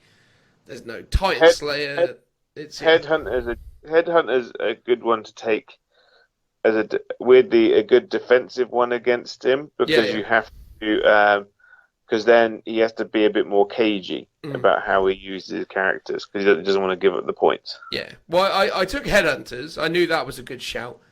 But yeah, and I took Headhunters and I took Marked. But honestly, the third one was a real headache because anything I had selected would have negatively impacted the way I defeat this army. Engineers could have been an option, but the problem is I'd done engineers, I wasn't shooting, and if I wasn't shooting, I wasn't killing stuff, and I wasn't killing stuff, I was going to lose. So it was one of those where, honestly, I kind of feel like old school would have been my best option, but I didn't know that at the time, and I went for Butcher's Bill. So if you look at the scoring for this one, at the end I got 4 Marked for Death, I got 4 Headhunters, 0 Butcher's Bill, because I just couldn't ever get it, because it just doesn't work. Because obviously the characters go towards Marked for Death, the big units go towards the characters go towards Headhunters, the big units go towards Marked for Death, and I find myself in a situation going, okay, cool, well I'm not actually getting Butcher's Bill because I've killed 1 unit of scouts, not 2. The other problem against Steve's army is that, again, in order to beat it, I'm grinding out kills against him, but I'm also giving him the board. And that means that he's always sort of on top of it when it comes to gathering the points. And that really kind of changes up the pace in terms of how this works. So if I was to recap how things went, so turn 1, I managed to get kill and hold, but I didn't kill more or hold more. So Steve at the end of turn 1 has got the full sweep of 4 in round 1. Round 2, I kill off all of his Death Company, and I kill off a unit of Sanguinary Guard. So I've killed a unit of Sanguinary Guard and a unit of Death Company at this point, which is very, very good, right? And I haven't really taken massive casualties in response to that. But he then continues to hold more and continues to lock down stuff. And is serving up characters and all the rest of it. In turn 3, I kill, hold, and killed more. But Steve again killed, held more, and also got the bonus. So he held the bonus objective in that round 3. Yeah. Which is pretty big. Round 4, I killed and killed more, but Steve killed, held, and held more. Round 5, I killed and killed more. Steve killed and held. Round 6, I killed more and held, whereas Steve just held and held more. But that combined with the way the secondaries went meant that this was my first loss, 23-30. I'll be honest with you, it never necessarily felt like I was losing. Like the game always felt like I was in the driving seat. The problem was I wasn't winning by the mission. And that was the problem because I just couldn't ever swing it back into my control. Because in order to beat Steve, I have to make certain, or rather, in order not to just get tabled by Steve's army, I have to make certain allowances to keep myself in the fight. So I'm giving myself the best chance, but I'm also losing. And he plays his Blood Angels very differently to like 98% of all other Blood Angels players. So he does all of his killing in your turn, not his turn, which I always found quite interesting. So like he's always about getting his guys in there, wrapping you in his turn, so you can't shoot him, and then killing you in combat in his turn to then move on to the next one. So it's not like a normal game against Blood Angels, which kind of just like whirlwind through you. And then they'll just kill loads of stuff, and then you'll kill loads of stuff. It's more of a slow grind against that army. But that's the thing. He only managed to wrap something in turn 3, which was the hilarious. In his turn 3, he wrapped a Warlock and a Spirit Seer. So he finally managed to get the wrap going. Yeah. But the hilarious thing then was, and this is obviously something I teed up before, I went to cast a Psychic Power with my Warlock in the Psychic phase, and I rolled a double 6. So my Warlock then took 2 mortal wounds, which is the amount of wounds a Warlock has. So then that died and blew up and did a bunch of mortal wounds to obviously all the Sanguinary Guard around it. But what it meant was that his sword unit of Sanguinary Guard were now fair game. So literally, I shot all of Steve's Sanguinary Guard with swords to death. They all died. The whole unit just gone. Yeah. And then I charged my Night Spinner into the unit with axes, simply just to keep them locked down so they can't charge out after the next turn. So obviously Steve then kills my Spirits here, does some damage to the Night Spinner, but he can't do anything anymore. So literally in the following turn, his turn 4. My turn. Yeah, so my turn 3, and then his turn 4.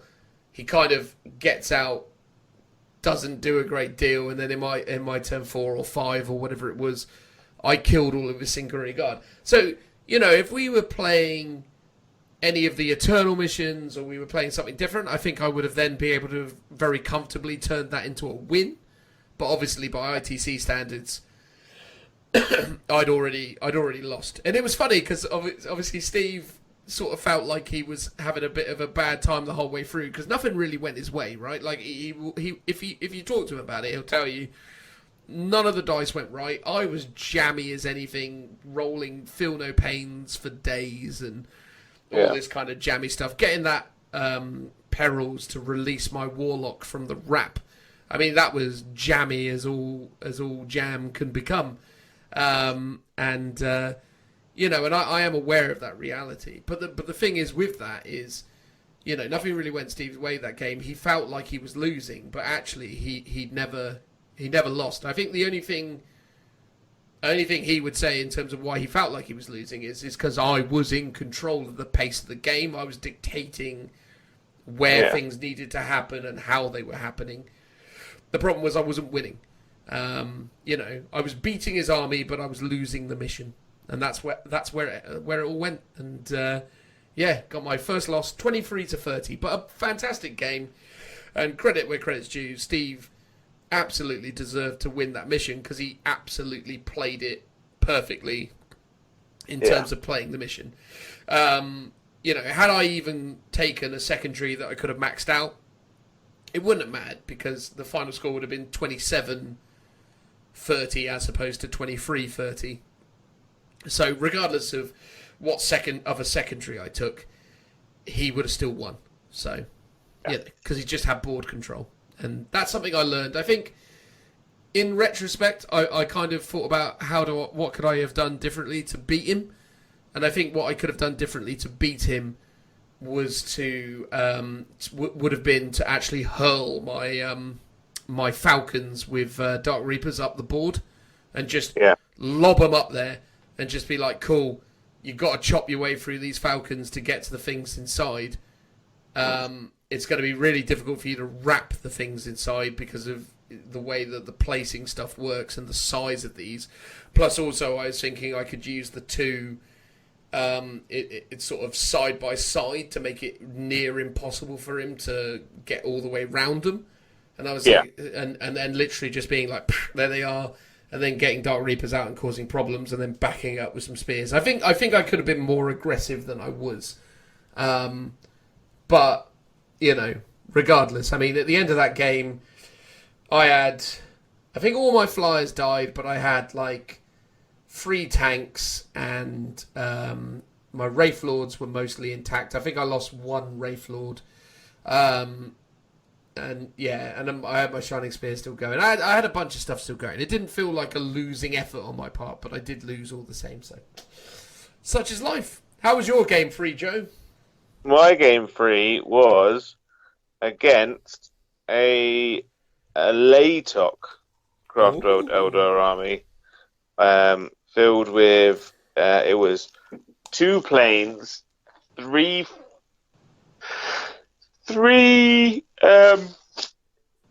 Wave Serpents, 6 squads of Dire Avengers, a unit of Shining Spears, because Craft Worlds, a Sermon, a Farseer, a Warlock, a Autarch, and then a Supreme Command attachment with Yvrain and 2 Archons. Yeah. Which is an interesting one. I quite like the idea of that, his Supreme Command attachment, because he gets Yvrain in there, but those 2 Archons are really, really good at holding objectives. Yeah. Because they're 2 up-in runs. And he actually rolled to deploy first, and then he gave me first turn. Okay. Which was weird. And I didn't really do much in my first turn. Just knocked a couple wounds off things. Didn't do chipped off some wounds or wave serpents. Wave serpents are a pain in the butt for Drakari to kill. Yeah, aren't they ever? Yeah, because it's a struggle to hit them because they're all -1 to hit. And then they're -1 damage if you do even get stuff through. So you're just chipping away at them. Yeah. And then in response, he basically disembarked his 30 Dire Avengers. Because we had 2 L-shaped buildings in the middle. Because it was long, we were playing long ways. So I basically just put my entire army in the center of the board, in between the 2 buildings. And then he just moved all his Dire Avengers around and just killed like 2 of my Venoms and 2 squads of my Cavalite Warriors.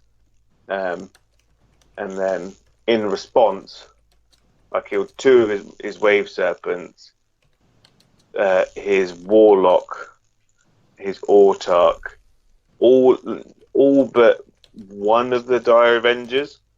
In just shooting, Drazar just flew in and murdered everyone. And and it was going really well. And I was like, oh, do I bring my incubi now down or down now, turn 2 for fun, or do I hold him for a turn? And like an absolute pleb, I forgot that he put his Shining Spears in Deep Strike Reserve. Oh no! I didn't bring them down, and I didn't screen enough. So his Shining Spears in turn 3 deep struck in near my Raiders, and just my Ravagers came in and just wiped them out in a oneer. Oh man! I put my Incubi down to counter them, and I rolled a double 1 to begin with. Lovely. My charge, re-rolled it, and then rolled an 8. I was like, no, because they were just rolled into him, just chopped him up into teeny tiny pieces. Because like every time I've sent those incubi into something, they just wreck. But the problem, I should have bought them because I delayed them a turn. I did myself over. Yeah, and in the end, he kind of just wore me down with his planes because I was just like, if I just kill what's on the table, my invulnerable saves and my negatives to hit will keep me alive long enough to hold objectives. But yeah, I just couldn't hold on to the objectives long enough, which was a pain, because he had these 2 Archons which I could not kill for love nor money. Like I poured 3 Ravagers and 3 Venoms into one of them, which is on the center objective, and he passed all of his 2-up invuns. Yeah. It was just killer That for is me. insane, right? I mean, that's the problem with the 2-up invuln is it's so, again, it's something so swingy. Like, I've seen and spoken to many Drakari players who will tell you, first roll, 1. Every time. Yeah. Every time I do it, there'll just be a 1. Yeah. Or someone will hit me like 6 times with some bolt guns. And I'll be like, like 3, 5, 2, 6, 4, last roll, 1. Is that cool? Now 2 las cannons. You know, Oh dear. Not the las cannons now. Yeah. So yeah, even though I destroyed, and at the end of the game, there's 2 planes on the table, his unit of Shining Spears, and an Archon, and Cat Lady. And I had nothing. He tabled me by the end of it. I told you should have taken your brain. Why did you not listen to me, Joe? Because she's more expensive, and I was trying to be cheeky on points. So I lost my last game. It was like 18-30 or something like that.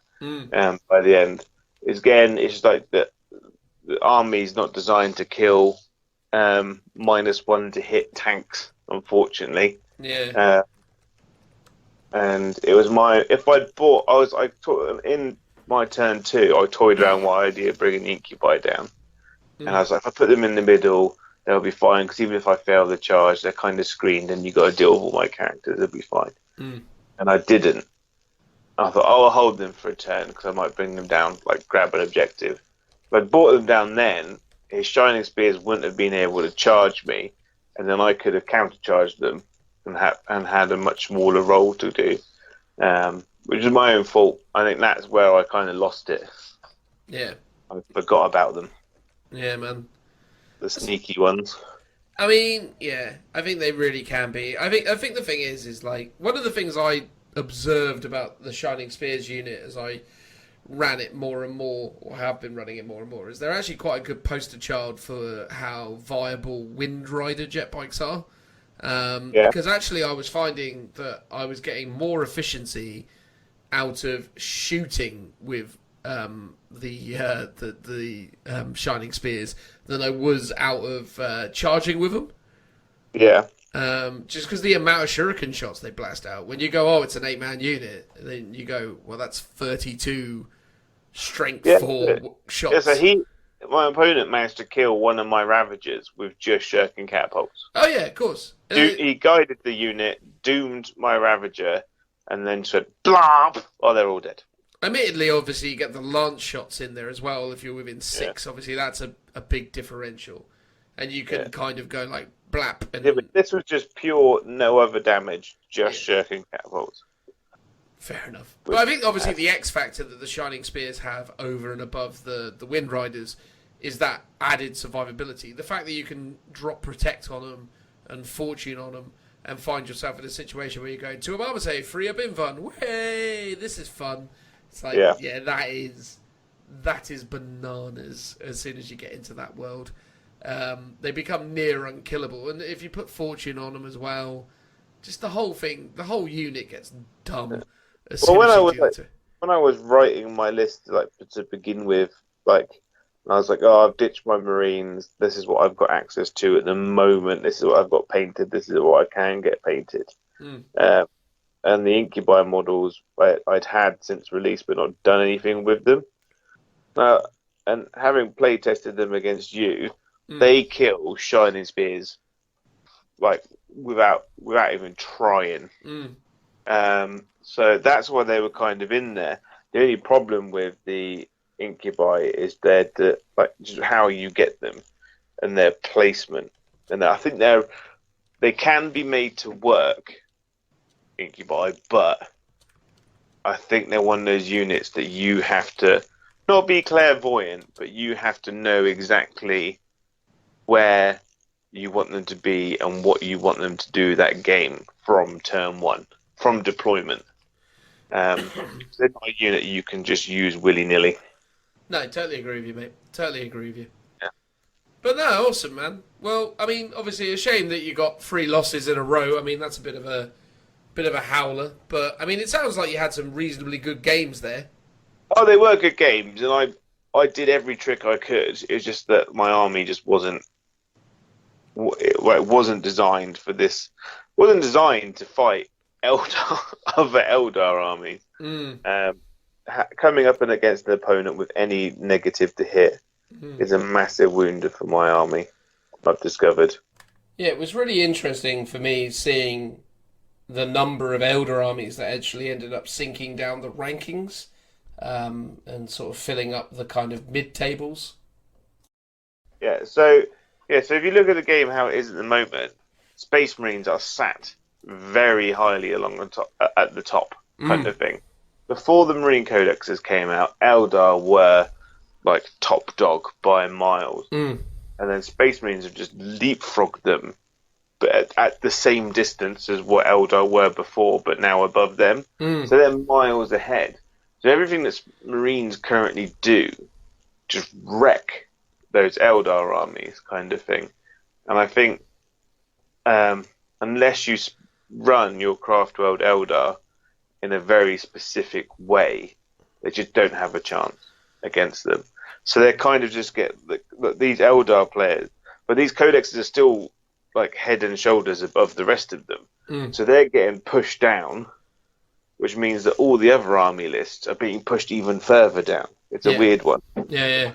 Well, it's interesting, isn't it? Because, I as I say, I saw a lot of Elder players going down quite a bit, and you got to think also, 110 people, whatever it was, at this event, there were going to be a lot of double, like 2 Marines playing each other, round 1. Yeah. One of those Marines has to lose.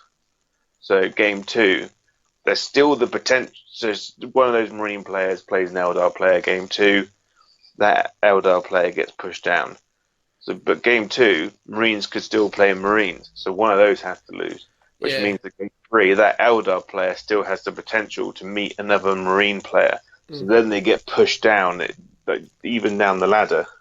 Yeah, well, that's the thing, because, I mean, Eldari as a whole was definitely one of the larger factions that attended. So there was 1 pure Harlequins player, apparently, 9 Eldari players, so obviously mixed Eldari, 4 Azionari, and 3 Drakari.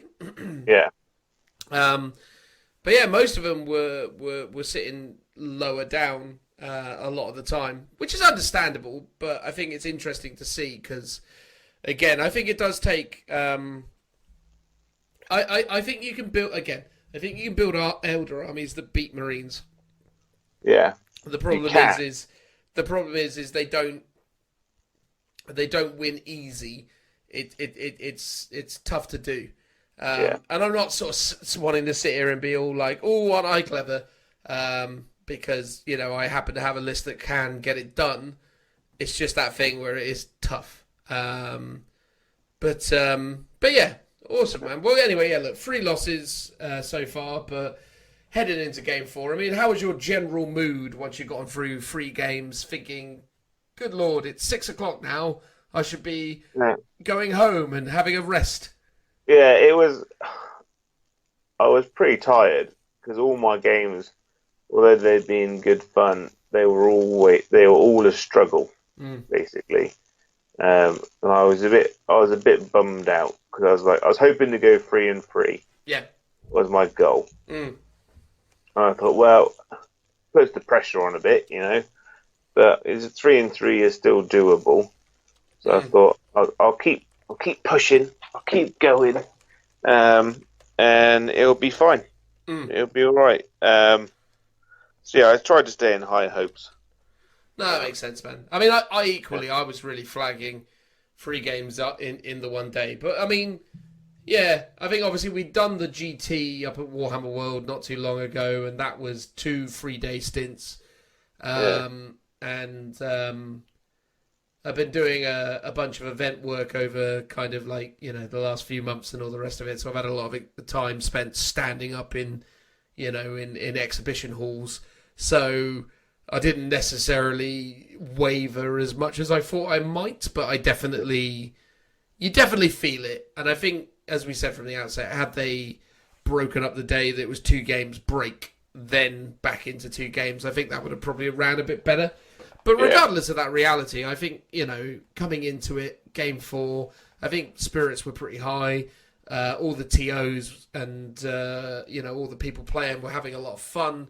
A lot of levity, lot of good spirits around the place, and you know, and also as well, one of the things I really appreciated about the loss that I'd taken before is it had taken a bit of the pressure off me as well, because you're like, okay, cool, I'm out of the running for winning this, great, and also I'm back in the pack a bit more, so I can start to kind of come up against a different mix of opponents, I suppose, and start to sort of see a broader range of things, because my destiny, had it been that I drifted in, you know, had I beat Steve, I would have had to have played some kind of top tier Richard Siegler,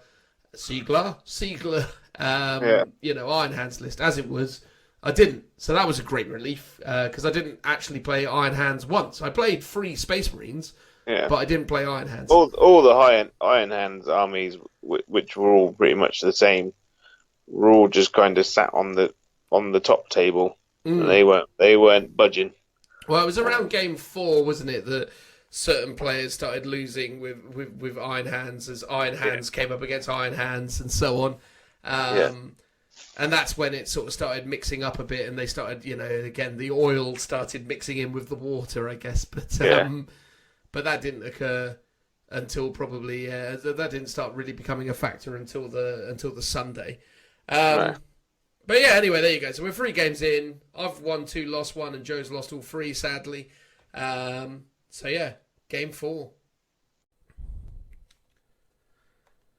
So the time has come, ladies and gentlemen, where Joe has now stepped away, as illustrated, or not illustrated, because that would imply some form of visual medium, but as stated at the beginning of this segment, Joe unfortunately was unable to conclude this section due to the fact that he has a life outside of, you know, doing all of this nonsense, and ultimately he was unable to commit to, or not commit, that's not even really reasonable, he just wasn't able to turn up and do this, and time being what it was, we just had to get on and get it done. So hopefully you enjoy what remains of my roundup of Beachhead Brawl.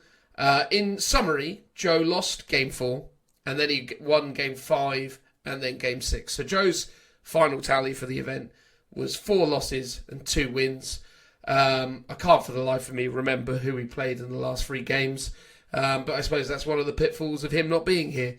But yeah, for those of you who wanted to hear more about Joe's endeavours within this particular event, I apologise. But hopefully you'll get some enjoyment out of hearing about my games 4, 5 and 6. So game 5, no, not game 5, So game 4, I'm paired up against a wonderful chap from Guildford called Adam. Adam is running Genestealer Cult. And as you can imagine, after having come off the loss against Stephen in the previous game, I was feeling a little tender, feeling a little bit concerned about my ongoing win-loss record and whether or not I would have what it takes to, proceed and perform well in the tournament.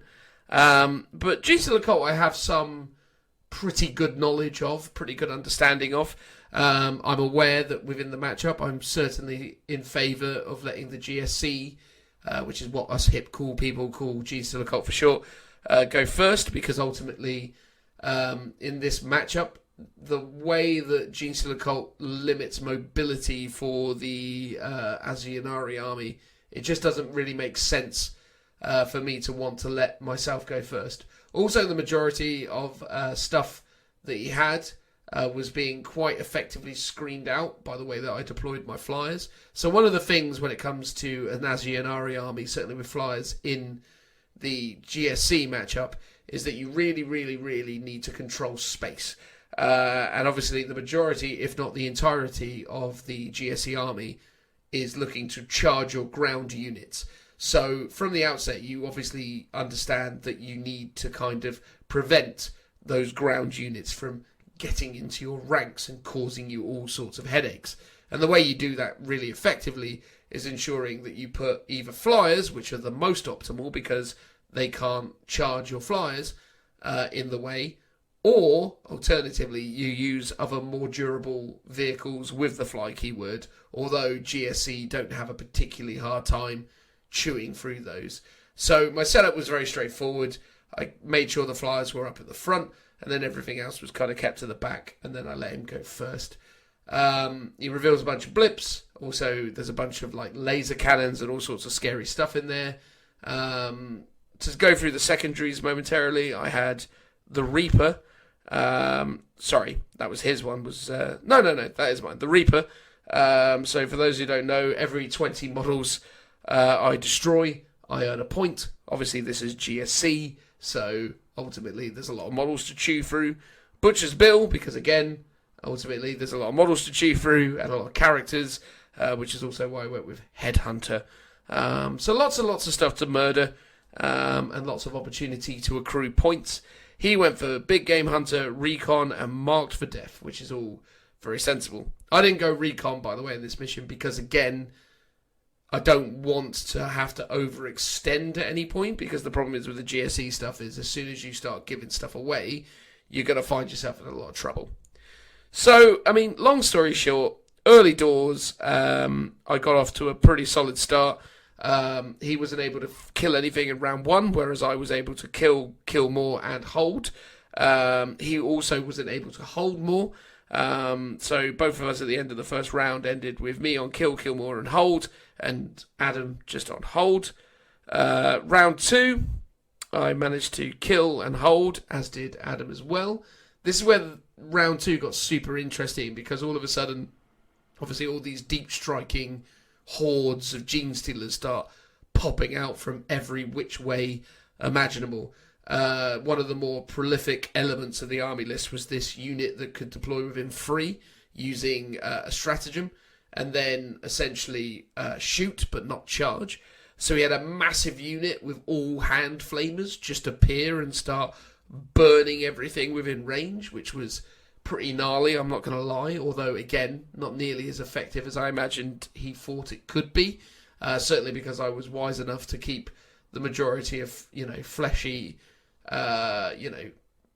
potentially, weaker targets, hidden away in transports. The Shining Spears in this matchup consistently performed as well. I think you'll hear that from me, or probably have heard that from me in every sort of roundup up to this point. Shining Spears are just phenomenal in this matchup. They're super durable because obviously you're, punting psychic powers on them. So when I was doing this, I was basically putting the psychic powers on them, but I was making sure to hide the characters that are on foot in amongst the Shining Spears, so as not to expose them to any random sort of like, haha, now you're dead type situation. Although obviously GSC have a lot of sniper characters, So you've got to be aware of that as well. So there's a lot that you've got to get your head around when it comes to the GSE matchup, because they're very, very dangerous. But as with a lot of these kind of I appear and mess you up armies, after they've appeared, if they don't actually get the job done, they're pretty easy to dispatch, which is definitely the situation here. I mean, one of the things I'm finding consistently is that the Shining Spears are doing such a fantastic job at killing stuff in the shooting phase that I almost don't necessarily need to worry about trying to use other aspects of it and charge in. That's more or less a bonus. So yeah, as the game went on, turn 2, 2 for 2 in that, so we both killed and hold, but nothing extra. Turn 3, I managed to kill, hold, and kill more, whereas Adam managed to kill, hold, and hold more.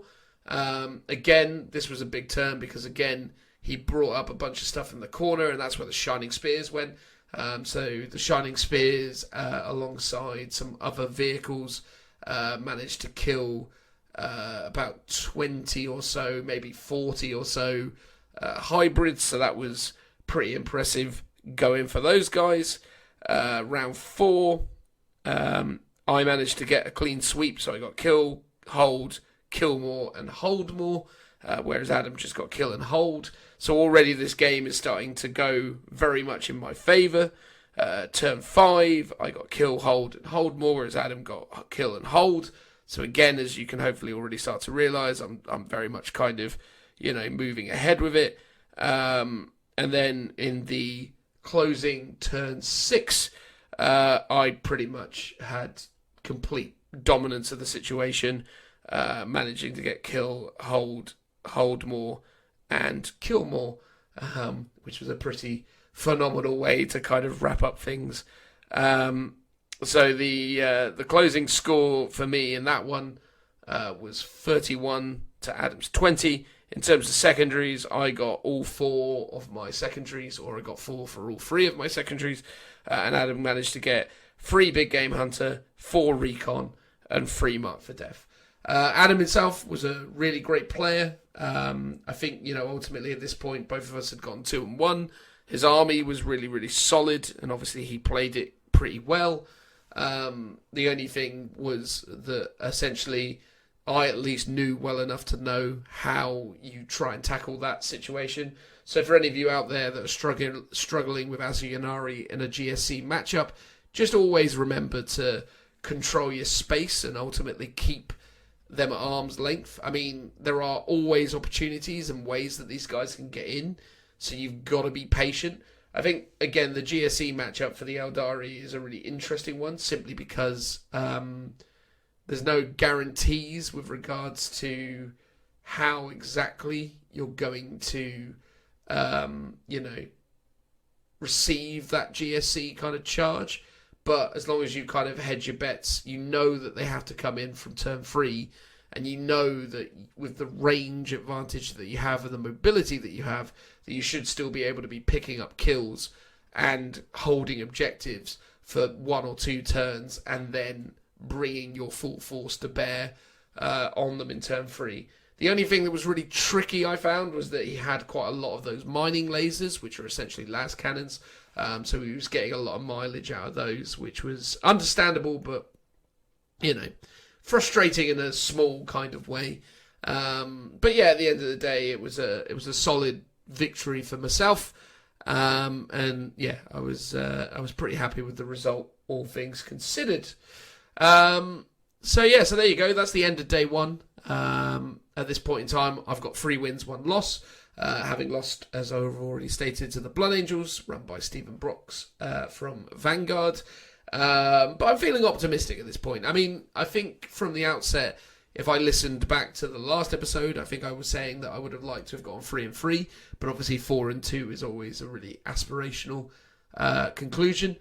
We were given the pairings for the day to come, and I was going to be playing against Nicholas from Hampshire Hammers. Nicholas I've seen around, but I don't think I've ever played him before this game, although we may well have done because we run around in the same sort of circuit. Interestingly, Nicholas had a Guilliman Ultramarines list, and obviously back in early 8th edition, everyone and their mother was running Gilliman lists, but in modern, 8th edition competitive 40k, the Gilliman list has certainly fallen a little bit out of favour. I think particularly because obviously Gilliman is not infantry, so as a result he has to manoeuvre around all the terrain. Whereas if you take just a generic chapter master with a lieutenant, they're able to phase through those big L-shaped pieces of terrain. But Gilliman is not able to do so. But Gilliman himself is a very, very strong warlord choice. Obviously, he generates you an additional 3 CPs. And he had all manner of characters and buffs that allowed him to make Gilliman even more terrifying. So the list was essentially 2 repulsors, Gilliman, Tigerius, a bunch of scouts, a bunch of intercessors, 5 aggressors, a chaplain, Tellian was in the list as well, I believe. So a really interesting mix of Ultramarine stuff, and certainly no bad list. I mean, ultimately, obviously, Nicholas had already gone 3 wins and 1 loss at this point, much like myself. So I wasn't about to underestimate him. From the outset, I went with Recon because in this matchup, I needed to use my mobility. And I knew that I was going to be kind of pushing out in all directions. So Recon made sense. Marked for Death also made sense because Big Game Hunter, there was only 2 really viable options in his army list. So Marked for Death meant that I could choose both repulsors, the unit of aggressors, and I also was able to choose Chief Librarian Tigerius, at least according to Nicholas anyway. I've not actually looked to check if he's 7... command points or not, but not command points, sorry, 7 power level or not, but I was assured by Nicholas at the time he was, so I simply went, okay, cool, I'll mark him for death also, please. And then Headhunter as well, because he had 6 other characters other than Tigerius. So he had he had 6 characters including Tigerius, and obviously one of them was Gilliman, which I kind of had to write off, but the rest of them were quite easy to achieve, I felt. He went Marked for Death, Big Game Hunter, and Recon. So, a pretty good spread of options for him there. For anyone who cares, the mission was Precious Cargo, which is that you get a bonus victory point if you control a specific objective marker selected by each player. Typically, it's going to be the one in your deployment zone. In fact, I think it's actually set to that. But regardless of that, you get a bonus victory point if you control your opponent's, precious cargo, as it were. So we were playing table quarters, and I went in the bottom right, and he went in the top left, which I accept. To people listening along to this, you accept that ultimately that actually meant that I went in the top left and he went in the bottom right, because that's how left and right works. But anyway, the point is that the tables are mirrored, so it is what it is. I mean, I had rolled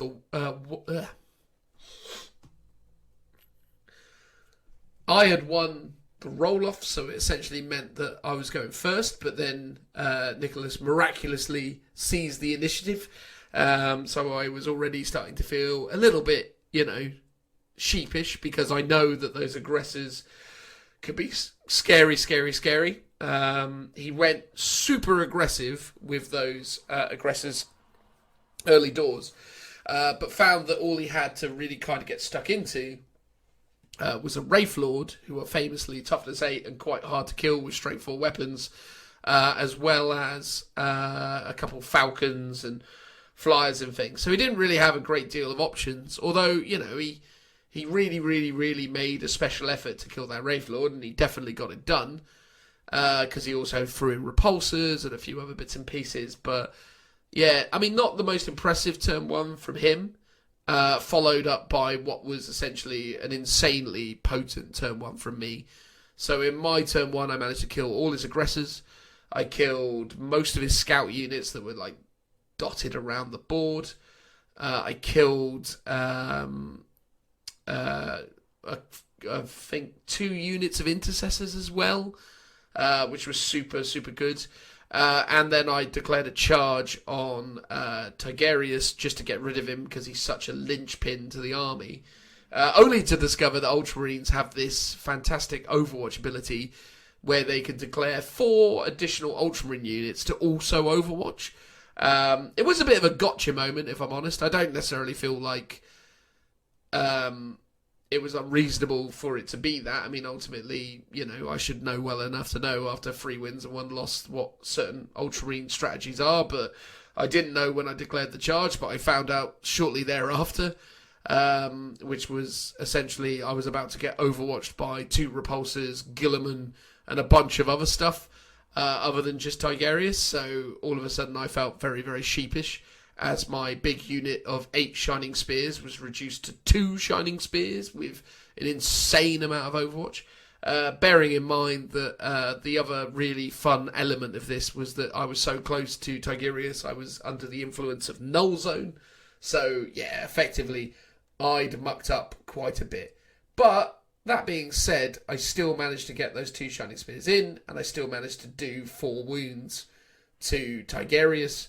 So Tigerius was left on 1 wound, which made him a very viable target for the future. And one thing that's also worth highlighting is that I manoeuvred the flyers one out into the top left and 1 out into the top right of the board. And I had done that specifically to double back on myself and head into the middle of the board and then harass his characters, which were very much being his kind of linchpin unit. In Nicholas's turn 2, I don't necessarily feel like he did a great deal in response. I mean, he did manage to get another few kills off and managed to, cause some really, really reasonable damage. But all that being said, the momentum of the game had somewhat kind of fallen into my lap. In turn 3, I managed to kill one of the repulsors and a bunch of other scouts. Turn 4... I managed to kill the last of the... turn 3, I managed to kill the last of the repulsors with some very jammy, swingy rolls on the missile launchers. And then from there on in, it was just basically containing Gilliman. I did this tricky thing where I knew Gilliman was on the rampage in my ranks, so I basically moved a Night Spinner super close to him, but sitting on an objective, trying to make it like an attractive proposition. And Nick fell for it. He basically went after the Night Spinner, and then Gilliman was essentially rendered useless as the rest of my army kind of ran away from him. Because, effectively, Gilliman at this point isn't really going to be doing very much anymore because he's only got 2 more turns ahead of him, and he's all the way over the other side of the board now. So even with his movement 8 and other things, it's just not really something I had to massively worry about. Which was nice. It's nice to have less problems. And at the end of it all, I mean, really, really close game. I managed to max out all of my secondaries. Nick managed to get 4, 3, and 4, so he got 4 marked for death, 3 big game hunter and 4 recon, so he really, really took me to task. But yeah, at the end of the game, it was 30-24 to me. And again, not an easy game by any stretch of the imagination. I mean, I think if you were to look through the games that I've had up to this point, opening game against Joe, certainly not easy, but one that I'm very experienced at and one that I understand really well. So ultimately, one that I was always in a more advantageous position to win simply because of knowledge, and also because of the fact that, I knew that Joe was coming off a win against me in playtesting, so I felt like he was going to be overconfident about certain things, although I think he would tell you otherwise. Round 2 against Wayne, I mean, if that army had gone first against me, it could have been a very different game, but as it was, I went first and caused a lot of damage to that. Game 3 was a loss, but not a massive loss by any stretch of the imagination, and I learned a lot of lessons about certain things, about, protecting the ongoing survivability of my Dark Reapers and things of that nature. Adam, with his GSC, was a really tough game on paper, but one that I had a lot of matchup knowledge that I was able to neutralise. And this one seemed like it should have been easier than it was, but credit where credit's due to Nicholas. He played it an absolute blinder, and ultimately I had to get quite lucky to get the win away, but also I think there was a bit of tactical nuance in there in terms of, how it all kind of came together. So with that all set up I mean, we're now going into game 6, so yeah. 4 wins, 1 loss. Feeling really good about the way the games have gone at this point. Feeling pretty good about how things have kind of been shaping up at this stage. Couldn't really ask for it to have gone much better. I mean, obviously it would have been awesome to have managed to have gotten that win against Steve, but at the end of the day, you know, you can't win them all. And also, had I beaten Steve, I would have only have lost the following game to some Iron Hand stuff anyway. So, you know, it's sort of a silver lining, I think. If anything, that loss to Steve was actually probably a benefit because it meant that I kind of dropped down still amongst very, very good players and some very good armies, but not having to deal with like the really crazy over-the-top Iron Hand stuff, which, you know, is a nice fluky situation for me for sure. But on the topic of really crazy over-the-top armies, my last game was against a really great guy from London called James. I assume he's part of the London Gaming Guild because most people in the London area who play at tournaments are. But regardless of his, you know, status within various groups, one of the nicest and genuinely, you know, great people to play a game against, I think. I felt for him because he's a bit of a giant of a man. He was about 6'4", 6'5", and these tables were quite low down, so I felt for him as he was constantly having to, you know, bend over and play the game all weekend. He needs one of those kind of like levitating desk type situations for the table, you know, where you can like alter the height of the table depending on your own size. But his army was tearing up a lot of people, and obviously, you know, he'd lost a game, but I mean, this army was scary, right? So he had 3 full units of Centurions, all assault Centurions. I think they were 3 6-man units, I want to say. I'm asserting that Centurions can only go up to 6 men. If they can go up to 9, then I apologise. Maybe I'm underselling myself. But he had a lot of Centurions. That much I can assert. He also had 3 Fire Cannons, 2 Whirlwinds, a Smash Captain, a Chaplain in a Jump Pack, and a bunch of other like infantry models, basically scouts to fill out battalions and get those CPs. This mission is all about characters as well. Essentially, you need 3 characters to be on individual objectives to get the bonus.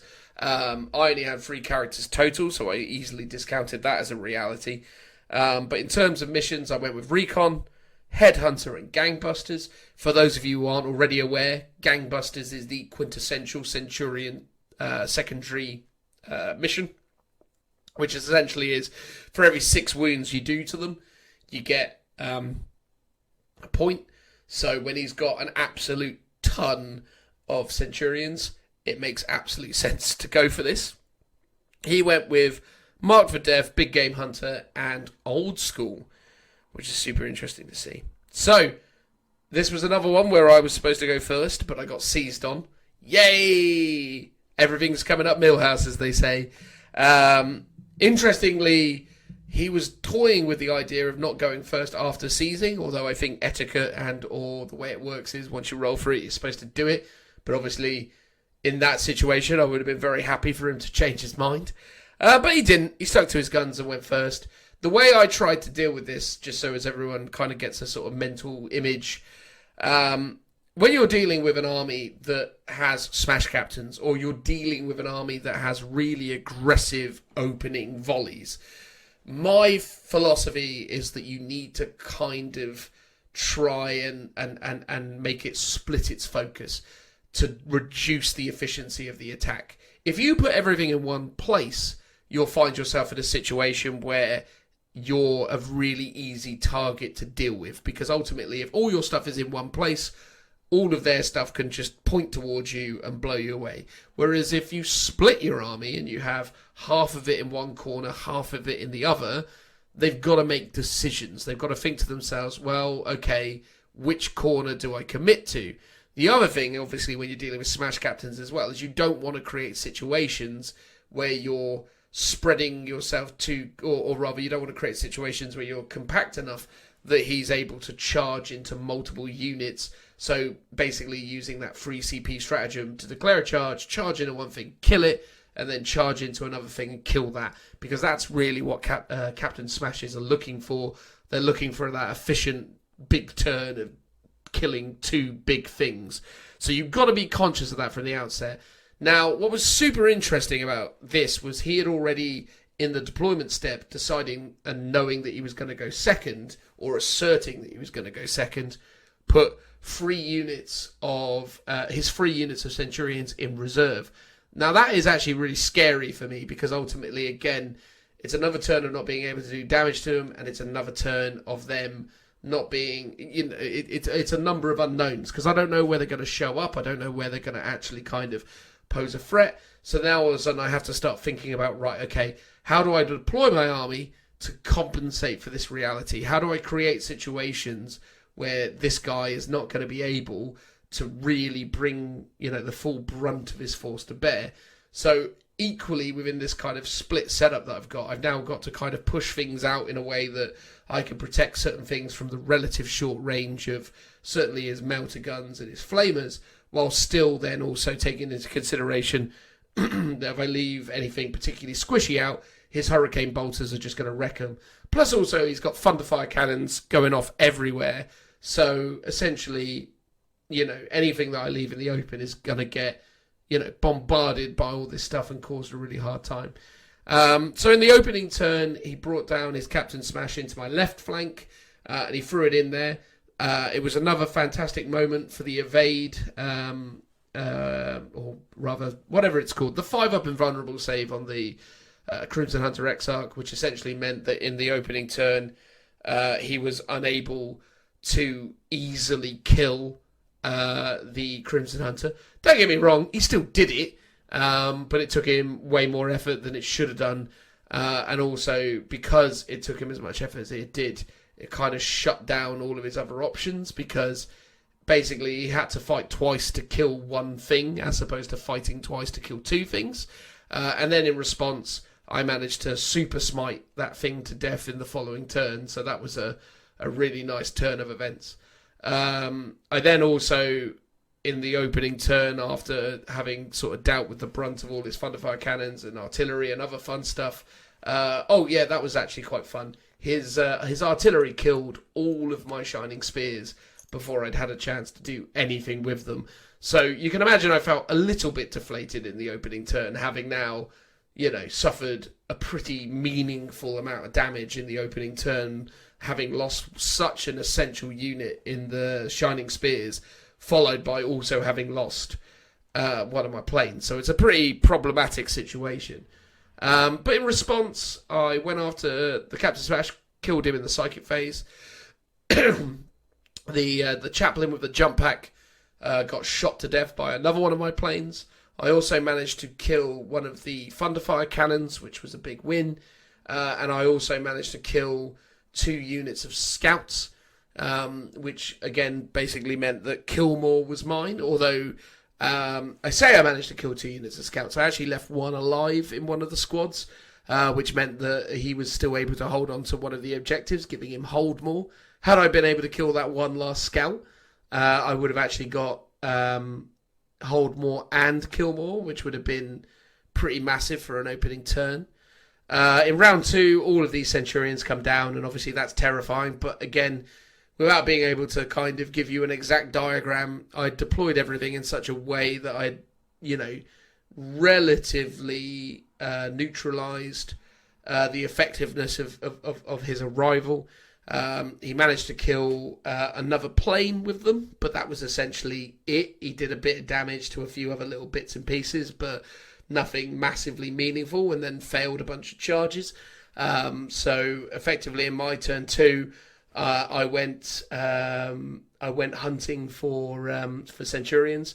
So the golden rule with Centurions, especially the Raven Guard ones, that or a successor chapter Centurion that adds 3 to its range, is obviously the rule of 31. In as much as always ensure you're at least 31 inches away from a Centurion squad, because they only move 4, and obviously the range of their guns is 27. So because they get the extra 3 inches for the successor trait, so you've got range 27, and then 27 plus 4 means 31. So as long as you're outside of 31, there's no way that these guys can actually do anything meaningful against you. And when you're as mobile with the elder stuff as I was able to kind of keep away from him. but I had to commit to killing one big sort of central unit that was going to cause me a lot of headaches.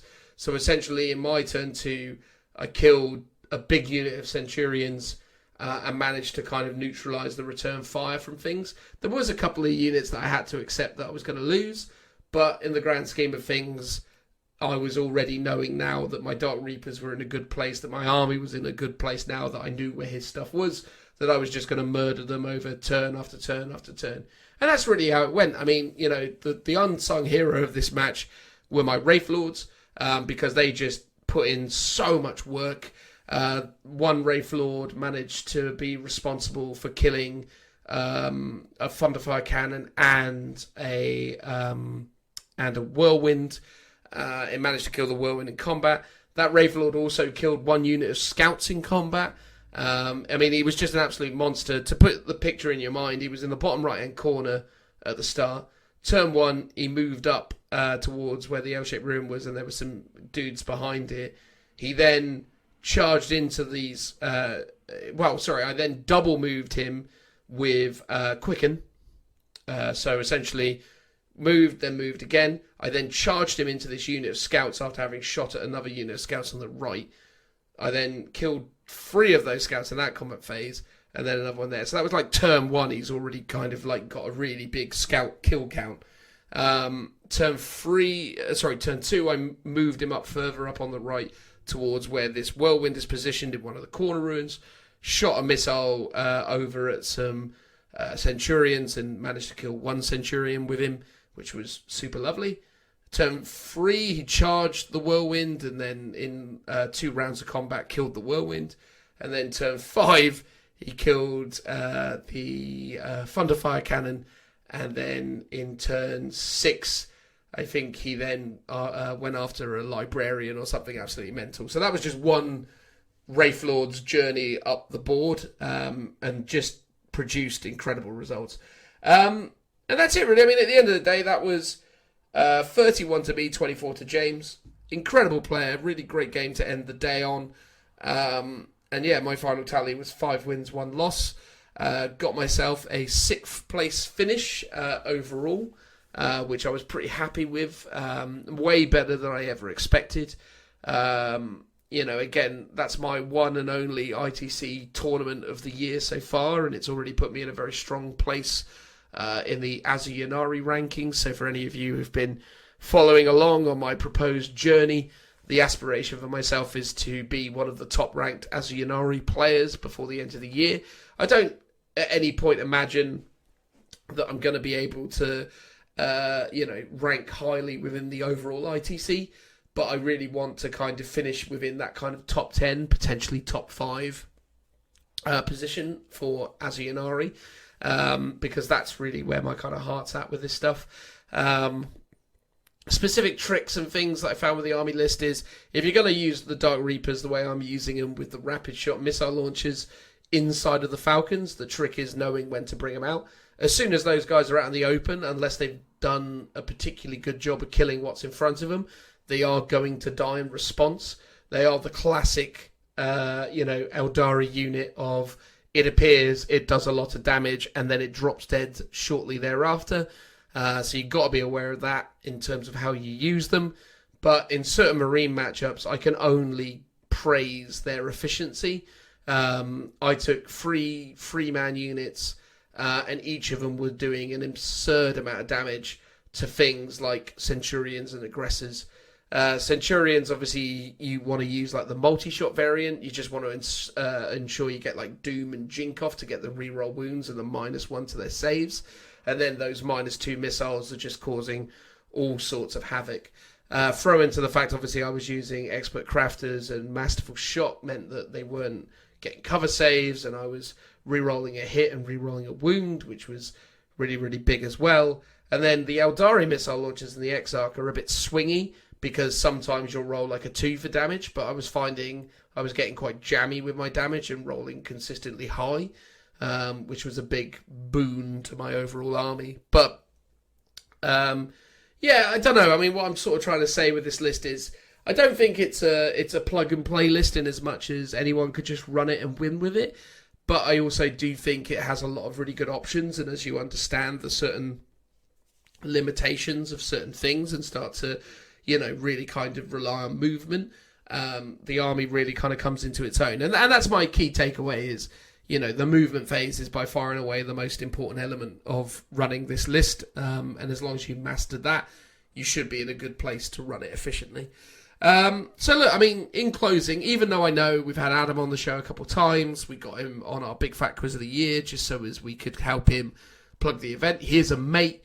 I like to think that I try and maintain a relative level of honesty. I think the Beachhead Brawl was a really, really well run and really fun event.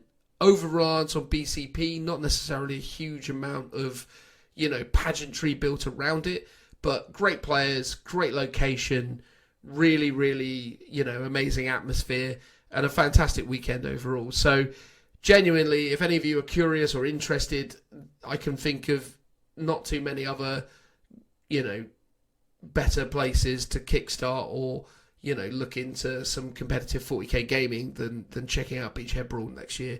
And I appreciate that sounds a bit pluggy, and I apologise if I'm coming off a bit too much like a shill, but genuinely, I really, really enjoyed it, and, massive congratulations to Adam and all the guys that, he was working on delivering that. I think you absolutely smashed it, and I can't wait to go back next year and see if I can do better. I doubt I will, but you never know, right? So yeah, guys, look, obviously, big shame that Joe couldn't finish up this segment. I mean, it is now Valentine's Day, basically. I didn't say as much at the start, but basically, yeah, Thursday fell through because, stuff. And now, essentially, it's Valentine's Day, and he has to be, all good and well-behaved and not, create problems for himself, which I totally get. So, sorry that you couldn't be here, Joe. You definitely will be missed, but hopefully enjoyed my account of the 5 wins, 1 loss that I had at the Beachhead Brawl. And hopefully I didn't come across in any way overly disingenuous when I was saying how much I enjoyed it, because I did, and that's the truth.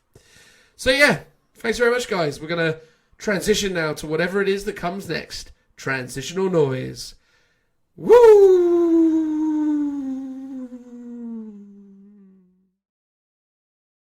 Hello, the various people that occupy the space universally understood to be the internet. It is a pleasure, as always, to be communicating with you, and for this segment of the podcast, we're going to be talking about the Dark Angels, or the Dangles, or more specifically, the things they got in Psychic Awakening via the Ritual of the Damned book. Myself, Dan, will be talking about this, but I'm not alone in this endeavour. I'm joined, as often as always, by the glorious Phil. How you doing, Phil? It is I, Philip. I'm here.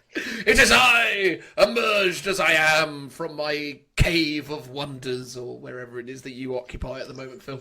Oh, well, I'm indoors tonight, but I did get to spend most of yesterday in the shed building stuff. There was a freezing fog around, the UK today, wasn't there? The cold. It's finally coming. It is so cold. It is quite cold. Although, to be fair, not as cold as it has been in previous years. This is a pretty mild February thus far. Yeah, that's true. And certainly was a mild January. But no one is interested in listening to us prattle on about the weather. We're going to talk about the Dangles. So, for those of you who don't know, I have something of a history with Dark Angels. I've been very on and off with them, but I've consistently collected Dark Angel armies for pretty much the entirety of my time within the hobby. So that's a considerable length of time. Phil, on the other hand, probably doesn't know much of anything about the Dark Angels, bar that they are Space Marines. I mean, does that sound relatively accurate, Phil? They're like the slightly emo-y ones that are all sad and secretive and like, Mum, don't come in here. I'm doing something important. Yes, that's what I get from Dark Angels. Your statement reminded me of an amusing story about Warhammer 40,000 that I saw pop up on the Daily Mirror, or the Daily Express, I think it was, about a mother... Not an Onion article. What's that? Not an Onion article. No, not an Onion article. It was an article about a mother walking into her son's bedroom to discover him reading a White Dwarf, and she remarked that she would have preferred to find him masturbating. And I was like, well, this is a very odd scenario. I mean, anyway, let's not start, questioning the validity of her parenting style. I don't know necessarily why she would want to discover that over and above her child reading a piece of science fiction or a book or magazine promoting quite a lovely hobby. But there you go. That's parents for you, I guess. Yeah. No, that's true. Exactly. I can only speak from my own experience, but I would I would far sooner walk in on my son to discover him reading a White Dwarf. I mean, but that's just me. That's just me. Anyway, that weird tangent aside. So yeah, Phil, they're the emo Dark Angels. That's about as much as you know, right? Yeah, pretty much. Or rather, they're the emo Space Marines. They are the Dark Yeah. Angels, the Space Marines with an emo tangent, I suppose. Yeah, exactly. What's always been interesting for me about the Dangles throughout time, though, is that there was a point in time where they almost took on this kind of Native American vibe. I don't know how familiar you are with this sort of stuff that kind of went on back in the day, but the Deathwing had this real, Native American kind of heritage and history to them. So their armor was covered in, the feathers of, birds and various other things, which is where the kind of narrative of the Deathwing came from, and the idea that they had gone into this kind of ritualistic trance state to paint their armor white and then, march into death as if they were on some kind of weird spirit quest or something. But over time, they've just kind of gone, yeah, they're kind of like more extreme Black Templars, I guess. That seems to be where they've kind of netted out in terms of robes and piety and religious zealotry, I suppose. Yeah, for sure. More sort of, quite knightly, but not in the kind of mad crusading kind. More of a contemplative. They're a bit like the paladins, aren't they? The paladins of 40k, where they're sort of a bit pious, I guess. But at the same time, secret order. Yeah, at the same time, very, very much lost up their own bottoms, aren't they? In as much as they've got a lot of secrets and things that kind of make them outwardly arrogant, it would appear, to other, uninitiated members of the Imperium. Yeah, but I think it does give them quite a bit more of an interesting backstory. So I can see why people would be drawn to them, because obviously the Ultramarines are the kind of cookie cutter, clean, chiseled jaw Captain America type of chapter. But then some people are a bit more, a bit of an anti-hero, basically. You're a good guy, but you're gonna be. They're basically the Batman of the.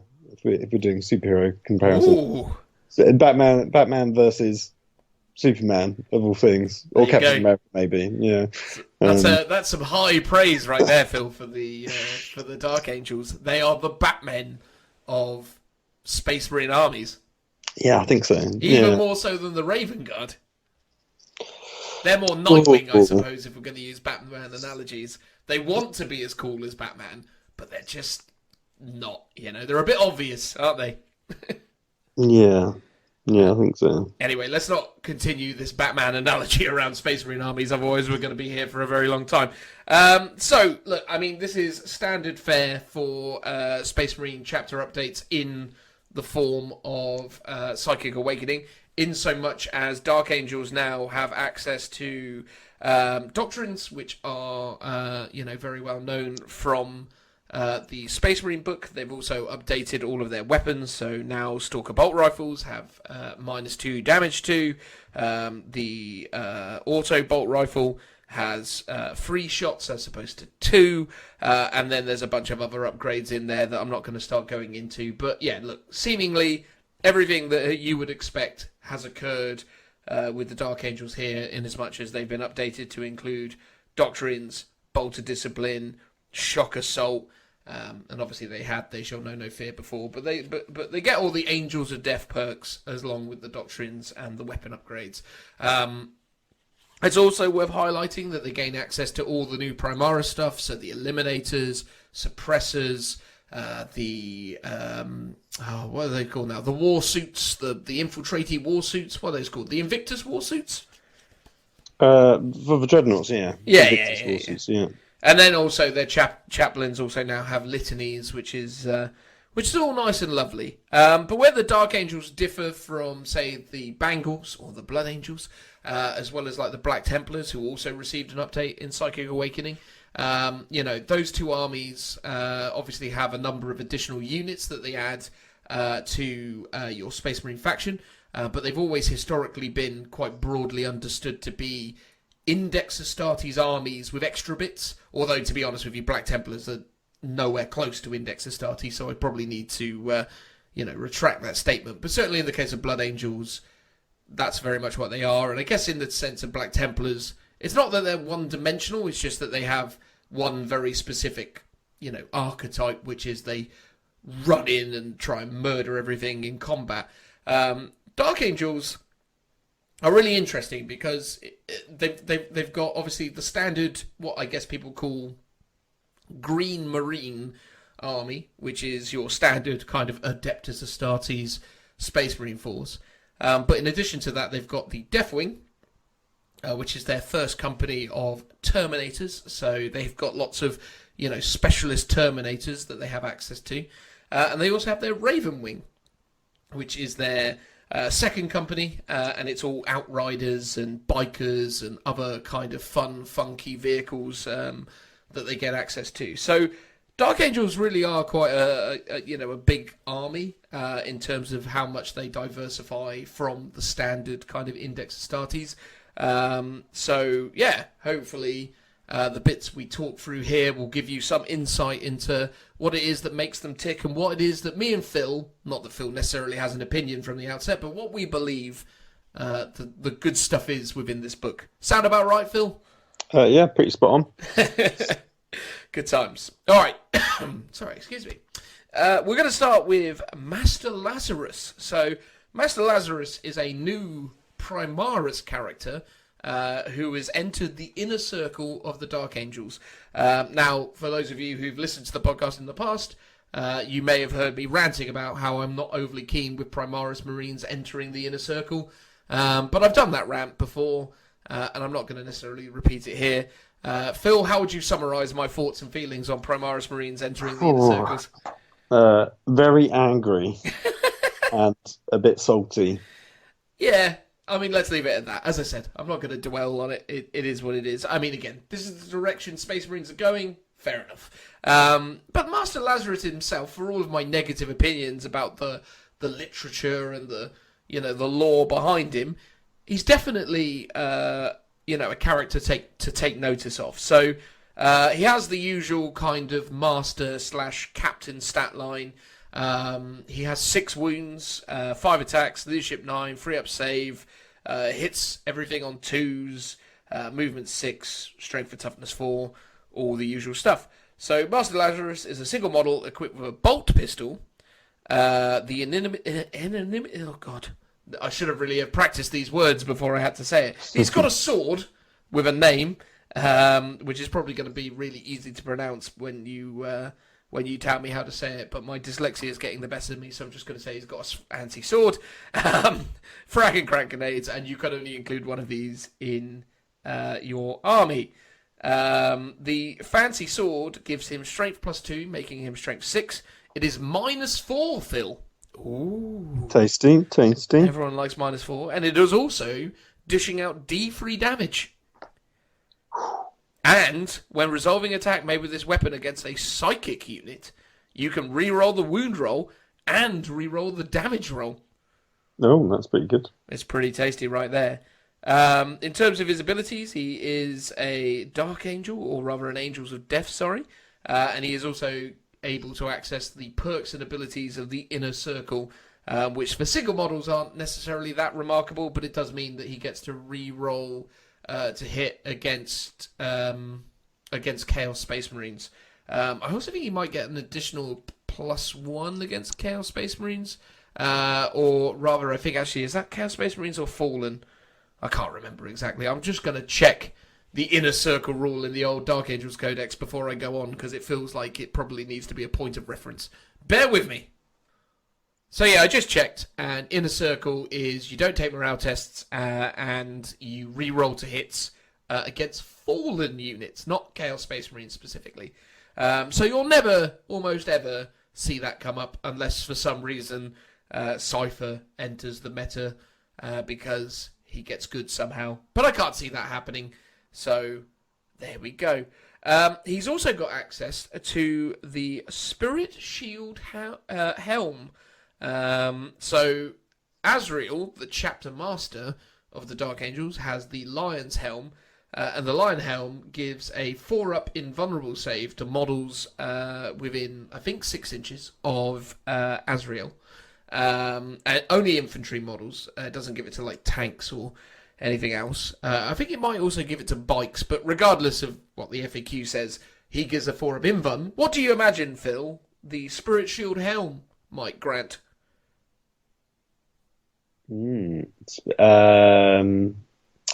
Like feel no pain against mortal wounds or some kind of psychic defense. Well, when a model in a friendly Dark Angels unit, which is big because the Azrael ability only works on the specific...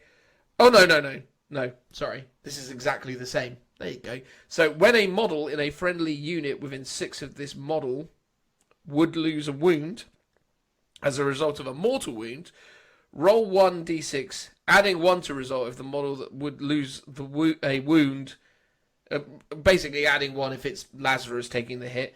On a 5+, that wound is not lost. So when a model in a friendly Dark Angels unit within 6 of this model... Oh, so it's any Dark Angel unit, so it's not the models specifically. So basically it's a smite defense. So you get a 5-up, feel no pain against smite, or any other source of mortal wounds. So serpent shields, one of your tanks getting blown up, for example. It's pretty reasonable. Yeah, no, pretty tasty. I mean, it's not incredible, but certainly with the influx of, Grey Knights and Thousand Suns that most likely will start to occur because of this very same book, the fact that the Spirit Helm gives you some options there is no bad thing, in my opinion. Would you take it, though? Well, it's not just the Spirit Helm specifically, the Spirit Shield helm specifically. You've got a whole character here, so there's other things that he's got. He's got a 4-up invulnerable save. He can re-roll ones to hit for him and Dark Angel units within 6, like any other captain. And he has the other special rule, which is this model gets to fight again after it dies. So if this guy dies within 1 inch of an enemy model, so if it gets slain in combat, he immediately fights again. It's not bad. That's basically the equivalent of a 2 CP stratagem. So you're saving yourself 2 CP. Yeah. It's a bargain. And when Take him. And when you consider he's got 6 attacks, he hasn't got 6 attacks. He's got 5 attacks, but 6 attacks assuming he charged in. And he's got, a strength 6 sword with -4 D3 damage. The fact that he gets to, fight before he dies for completely free is pretty incredible. That's pretty good. Going slightly off topic, but relating to close combat. So how does the Dark Angels work with the tactical doctrines? What kind of tactical doctrine bonus have they got? Right. Well, yes, sorry. We should probably have talked about that from the outset. That's a very good point to raise. So in terms of the tactical doctrines, or rather the doctrines on the whole, bizarrely, for the Dark Angels, the ability that they were granted was the Relentless Hunt. So whilst the Devastator Doctrine is active, yes, that's right, the Devastator Doctrine, the range characteristics of all heavy and rapid-fire weapons equipped on Dark Angel units with this ability is increased by 6, and the range characteristics of all assault and pistol weapons equipped by Dark Angel units is increased by 3. So you get extra range on their guns for being in the Devastator Doctrine. Yeah, it's not bad. Interesting, it works on sort of all weapons, even though some of those weapons you'd probably want in the tactical doctrine. Yeah, so I suppose... Yeah, it's interesting, I suppose, isn't it? Because the fact is that, the rapid-fire weapons, you definitely want those to come into effect more in the tactical doctrine. But, in a way, it's good because it gives you that flexibility. Because normally normally the doctrines encourage building for one particular doctrine to maximize its effectiveness. So like all heavy weapons or all rapid fire weapons, where this actually is a nice like kind of compromise where from turn one you've got a really good viable option that buffs your whole army. I mean, personally speaking, and this is something that I was going to potentially save to the end, but we may as well say it now. I think the real winner in the Dark Angels book, The Psychic Awakening, is definitely the Raven Wing land speeder. And the reason I think the Raven Wing land speeder is now a very, very viable unit is one, you can take them in units of 5, which is very, very strong because there is a special rule for land speeders that when they're in a unit of 3 or more, you increase their native movement. But the other thing, obviously, with them is you can arm these things to the teeth with heavy weapons. And now, with the extra 6 inches of range, you've got 30-inch range assault cannons, which becomes really, really potentially quite irritating because you can, create this scenario where you're using Raven Wing land speeders to just kind of keep armies at arm's reach constantly, just chewing away at them. And the other thing, and again, this is a bit of a spoiler, but we'll get into it anyway, is a warlord trait for Raven Wing, where Raven Wing units within 6 of your warlord ignore the penalty for moving and shooting heavy weapons. Oh, nice. So the combination, man, if you take the Huntmaster, who is the land speeder character that allows you to reroll ones to wound, as well as allows Raven Wing to ignore cover. So all of a sudden, these heavy weapons are ignoring cover. They're in the Devastator doctrine, so they've got an additional -1, so your heavy bolters and your assault cannons are now -2. You're not suffering the penalty for moving and shooting. And at this point, you may as well throw in Samael on Saberclaw, because you may as well have reroll all your misses as well, which is what Samael gives you. Admittedly, Samael is not a new chapter master from Space Marines, so you don't get to pick up every miss. You just get to pick up your 1s and 2s. But obviously, again, on the assertion that you're not suffering the minus penalty for moving and shooting now, you shouldn't worry about not being able to pick up 4s, because you should be, in most instances, still hitting on 3s. But obviously, things with -1 do exist. But no, I think the Raven Wing land speeders have done quite well out of this, to be honest. Yeah, nice. Yeah, that sounds like it'd be pretty viable. Yeah, and they're pretty cheap as well, right? So to take a land speeder with a heavy bolter and an assault cannon is 77 points. And I think it's toughness 5, I want to say, with about 6 wounds, 3 up armor save, very, very high movement. But obviously, you're taking this thing in a big old unit. So yeah, you're getting, as a 5-man unit, you're getting 15 heavy bolter shots and another 30 assault cannon shots out of the 5-man unit. That is costing you 350-ish points, which admittedly is expensive, but when you consider how survivable they are and how much DACA they pump out, it's pretty good.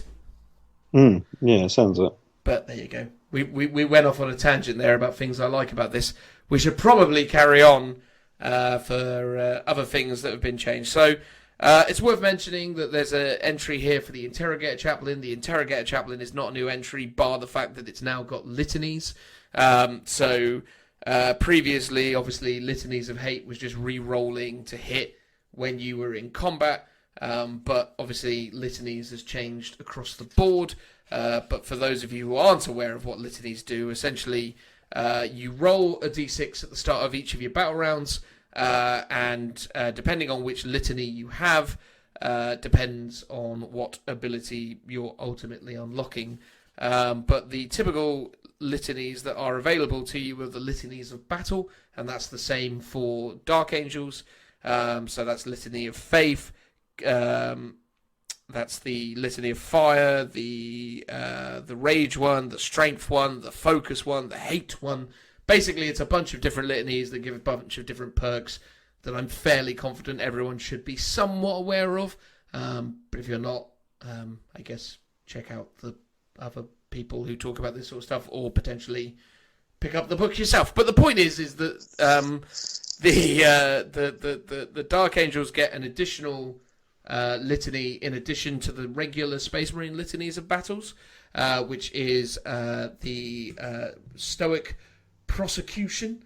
So Stoic Prosecution is, if this litany is inspired, then when friendly Dark Angel infantry units are within 6 of this unit and did not advance or fall back this turn, and are chosen to shoot with, models in that unit can shoot with ranged weapons as if the unit had remained stationary.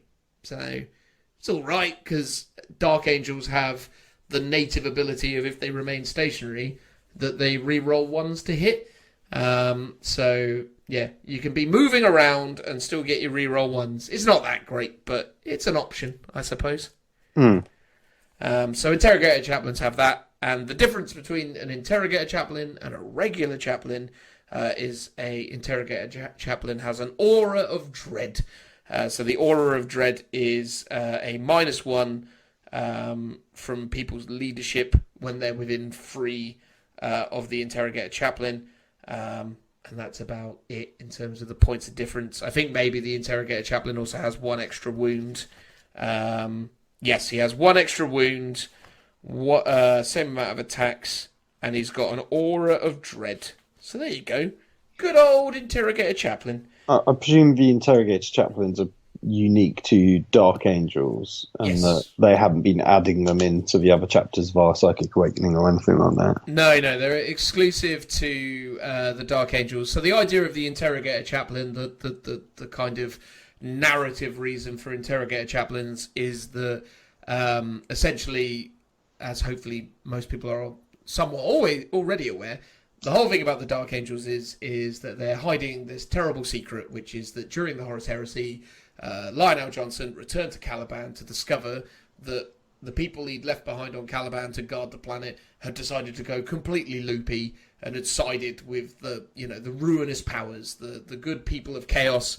It all went a little bit crazy, and while they were fighting on Caliban, it got all blown up and stuff, and the Chaos Gods whisked away these treacherous Dark Angels, the Fallen as they're called, through the various fabrics of time, and these fallen Dark Angels appear and arrive at different points in the future, and it is down to the Dark Angels to discover them, to capture them, and then to interrogate them. And that duty falls onto the Interrogator Chaplain. So the Interrogator Chaplain is the guy that goes in there and basically interrogates the Fallen and gets them to repent by any means necessary. So, yeah, they're a pretty cool thing from a fluff perspective, the Interrogator Chaplains. I really like them from a narrative perspective.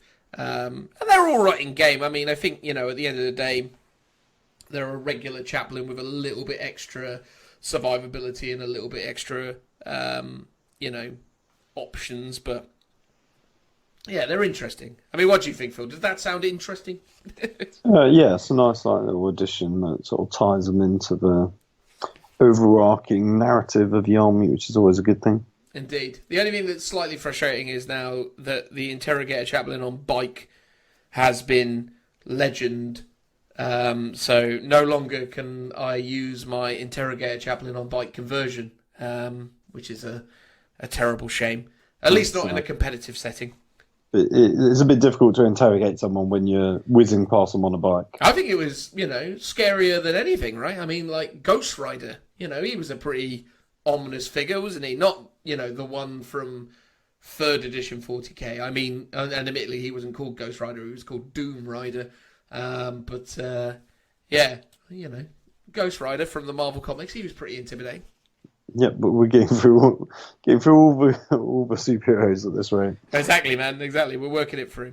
Anyway, yeah. So look, I mean, broadly speaking, there's all the different entries for chaplains here and all the extra stuff they've added. They've got the Master in Phobos armor, the Lieutenant in Phobos armor, the Librarian in Phobos armor.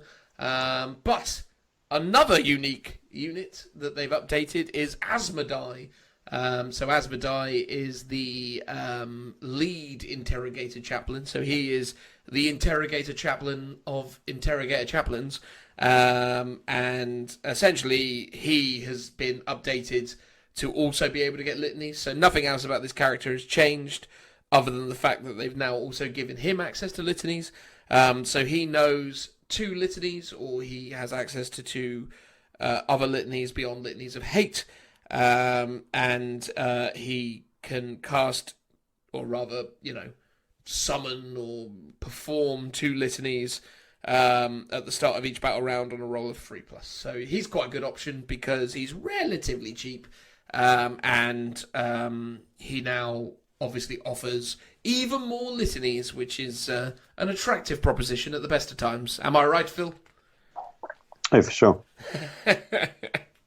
Good times. All right, cool. And then they've got, Primaris Master, Intercessor Squad, Infiltrator Squad, Incursor Squad, Invictor Tactical Warsuit, Suppressor Squad, Eliminator Squad, Repulsor Executioner, Impulsor.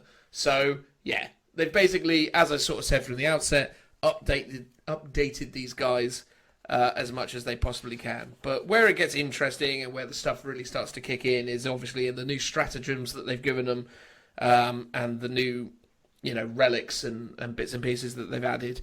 So yeah, shall we get on to some stratagems, Phil? Oh yeah, I'm super excited for these. Well, I can tell. I can feel that enthusiasm coming out through the microphone. So they've added a selection of kind of standard Space Marine stratagems. So I'm going to try really hard not to make a mistake and talk about those as if it's something new. But yeah, you've got the Duty Eternal, Bolt Storm, Veteran Intercessors, Rapid Fire, and so on. There's this one here called High Speed Focus. Use this stratagem when a Ravenwing unit from your army is chosen as a target for an attack made with a ranged weapon. Until the start of your next movement phase, models in that unit benefit from the Jink ability even if they didn't advance. The Jink ability being, if a unit of Ravenwing advance, they get a 4+ invulnerable save. It's pretty good for 1 CP, wouldn't you say, Phil? Not bad. Bring back that old 6/7th edition rule of Jink. Well, yeah, absolutely. 1 CP to give your entire unit a 4-up invulnerable save is pretty incredible. So yeah, use the stratagem when a Ravenwing unit from your army is chosen as a target. So again, going back to what I was saying before about the Ravenwing land speeders, if you've got a big 5-man unit of these things, they're even more difficult to deal with when they've got a 4-up invulnerable save. Wow. Yeah, that's makes them tough. Very tough, especially for 1 CP. I can imagine, and it's weird that they didn't scale it, because it kind of feels like it's one of those that, maybe it should have been a 1 or 2 CP, depending on the unit that's getting it. But I guess that gets, complicated, I suppose. For sure. So then in terms of other specific, Dark Angel stratagems, we have Fury of the First, which actually, no, I believe Fury of the First is an ability that all Space Marines get. Am I not right, Phil? Yeah, it sounds familiar, so I think that is true. I think it came up on our Christmas quiz, didn't it, Fury of the First? Because I assumed at the time it was just a Dark Angel only thing, but I think I remember discovering there and then that no, everyone gets it. But it's essentially use this stratagem in any phase. Select 1 Deathwing Terminator unit from your army until the end of that phase. When resolving attacks made with models in that unit, add 1 to the hit roll. So you get to hit on 2+ with Deathwing Terminators, which is, no bad thing. So yeah, in terms of other ones, we've got Full Throttle. Use the stratagem in the movement phase. After moving a Ravenwing unit from your army, you can make a second move with that unit this phase. That unit can advance as part of this move if it has not already advanced this phase. This unit cannot shoot or charge this turn. So it's like move, Phil. Oh, well, that's fantastic. Yeah, so you can get a nice double move out of these guys. So if you wanted to have a big unit of, I don't know, something to block people into their deployment zone, say, like a big unit of Ravenwing bikes or maybe more land speeders. Got to keep plugging away at those land speeders. You could hurl this up into your enemy's deployment zone and be like, "Ha-ha! You're stuck now." I can confirm that the White Scars have a very similar stratagem to that. Well, identical stratagem. Yeah, it's so they can do an extra move, but they can't charge or shoot or do anything, basically, like including doing psychic powers. There we are. Well, maybe that is either a standard Space Marine thing, or it is something that they've given to the White Scars and the Ravenwing. I think that would make sense, because weirdly, there's a lot of similarities with that kind of whole bike-themed armies. So there's quite a big crossover in that sort of respect. Indeed. And one that I'm pretty confident is a new Dark Angel only thing is the Combined Assault Stratagem. So 2 CP... Use the stratagem at the end of your movement phase when you set up a Deathwing unit from your army using Teleport Strike ability. You can set up that unit wholly within 6 of a friendly Ravenwing biker unit that has not advanced this turn, and more than 6 from any enemy models. Any models that cannot be set up this way are destroyed. So yeah, you can use this double move that we were talking about with Full Throttle. Assuming that you were on like the backboard edge to get the massive, bomb across the table. And then at the end of the movement phase, you can get a unit of Deathwing Terminator set up within 6 of those Ravenwing bikes. So that's quite cool, isn't it? Yeah, so that's a good way of dropping them down. Because you can also use the litanies. Oh, no, actually, no, you wouldn't be able to use the litanies on the Deathwing that were coming in because you will have had to have triggered it on them at the start of the battle round. So forgive me for that one. But you still, if you've got like Deathwing Knights or you've got even just a standard Deathwing squad, you can obviously start causing a lot of damage with all of the bolters and assault cannons that you have there. But then after that, you've only then got to make a 6-inch charge, assuming that you weren't crazy enough to try and blow away the thing that was within 6 of you that you intended on charging. That can and sometimes is a mistake that I see some, over-eager Terminator players use, where they come down and they're like, I only need to get a 9 to charge you, but they can't help but, go to town on those Stormbolter shots and then find out that their 9-inch charge has now either become completely impossible or at best 10 or 11 inches away, which is always good fun. And don't forget as well, Phil, one of the other Deathwing stratagems from the Codex is the ability to fire in the movement phase. So Deathwing have the ability to come down. If it's a 10-man unit, it's going to cost you, I think, 3 CP to do this. But for 3 CP, you get to shoot with that entire unit in the movement phase, and then shoot with them again in the shooting phase, and then obviously charge 6 inches with them. So yeah, they can be quite scary now, to be completely honest. Yeah, I'm surprised anything would be left for them to charge if they're shooting at something twice. Well, indeed. I suppose the logic would be, because obviously all of their Stormbolters are 24-inch range rapid fire, because they are Terminators, so they don't count as moving for the purposes of even fire. If they have, that's good. So the combination of that can get pretty mad. Plus, also, don't forget that if you're in the Devastator Doctrine, which you probably will be, your actual range of your Stormbolters is 30. Ooh, yeah, that's true. So all of a sudden you're coming down and you've got really, really long range fire. Now, admittedly... Would you not be better off, because you're coming down turn 2, would you not be better off going to tactical just to go an extra -1? I mean, possibly. I think it depends really on what you're up against. I think if you're up against something quite hoardy, or even if you're up against,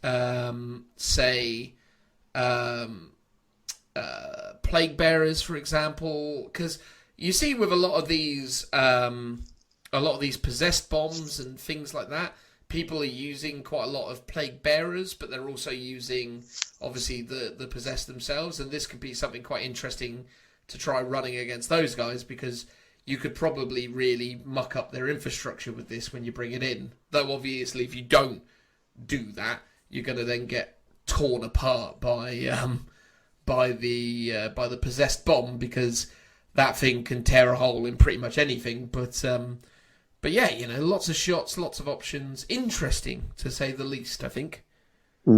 Options. It's good to have options. So yeah, in terms of other stratagems that they have access to, they've got outnumbered but never outmatched. Use this stratagem in the fight phase when a Deathwing unit from your army is chosen to fight with. Until the end of the phase, add 1 to the attack characteristics of models in that unit if the unit is targeting any enemy units containing 10 or more models. So that's also quite good. Yeah, nice. So all of a sudden, you're assuming you charged in, your Deathwing Terminators are going to get 3 attacks each, because they're 2 on profile plus 1 for the charge. And then you can trigger this if you're happening to charge into a 30-man unit of Orc Boys, and now all of a sudden you've been bumped up to 4 attacks each. So that 10-man unit that we're saying is coming down is now blasting out 40 attacks, which is pretty good. Yeah, that's pretty tasty. Yeah. And if you could get a Chapter Master in there, or maybe Belial, and then you get to reroll some hits, all the fun that you could have with that sort of stuff. And then there's also this stratagem here, Honoured by the Rock. That's not Dwayne The Rock Johnson, if anyone was curious. The Rock is now essentially the home planet of the Dark Angels, which is essentially a base of operations carved out of the remnants of Caliban. So the Rock is a big, almost like Space Hulk entity that floats around the universe on big jet engines, but it's essentially the largest chunk of remnants that was left after Caliban was exploded.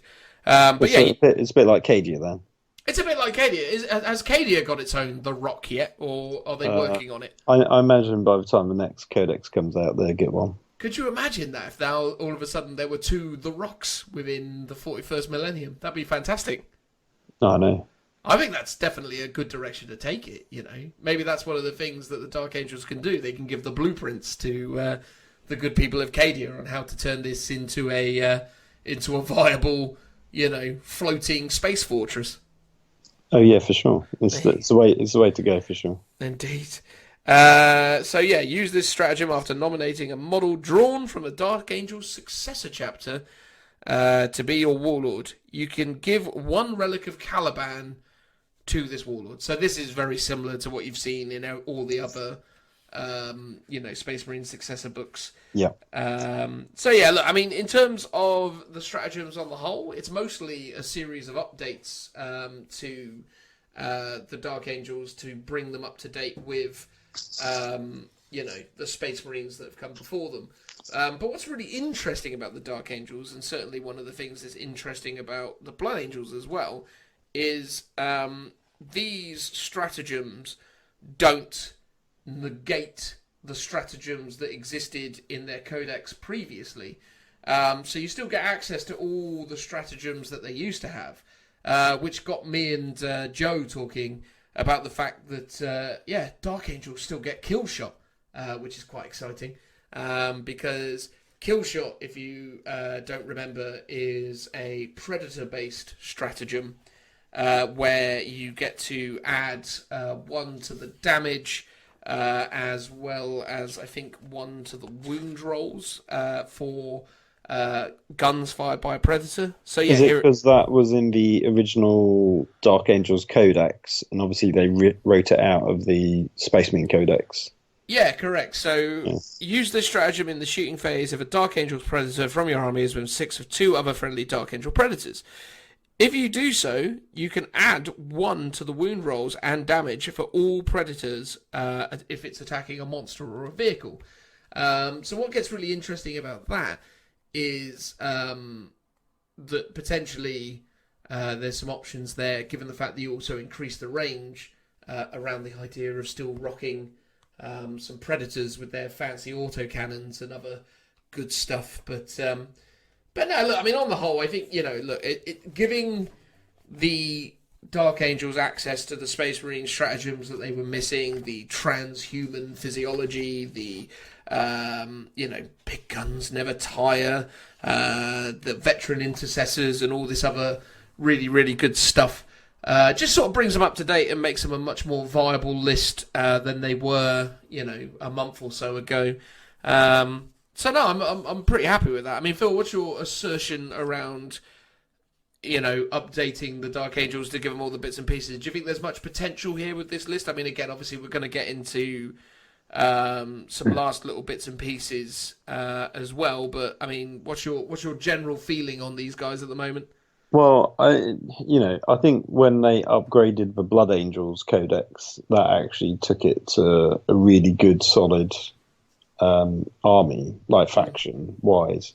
So hopefully it'll be similar. I mean, so far it sounds like they've got a lot of good stuff.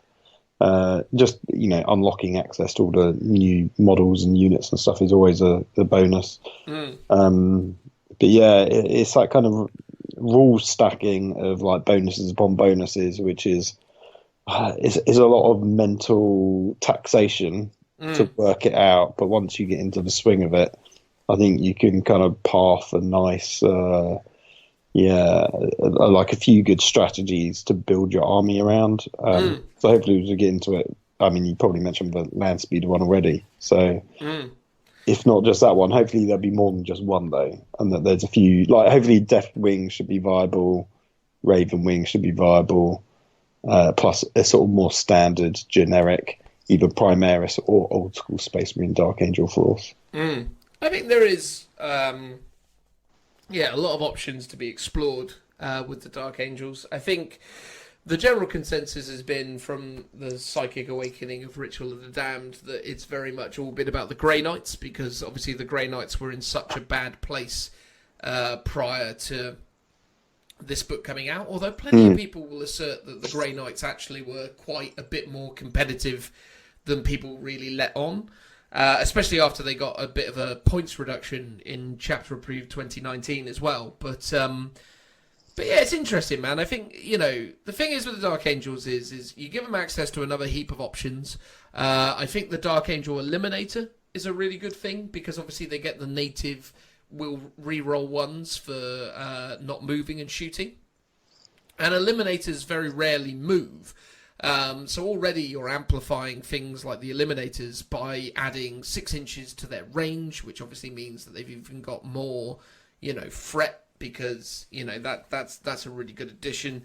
But you also get the fact that, because they're not moving anywhere, they get the reroll 1. So yeah, so the Eliminator's range is increased from 36 to 42.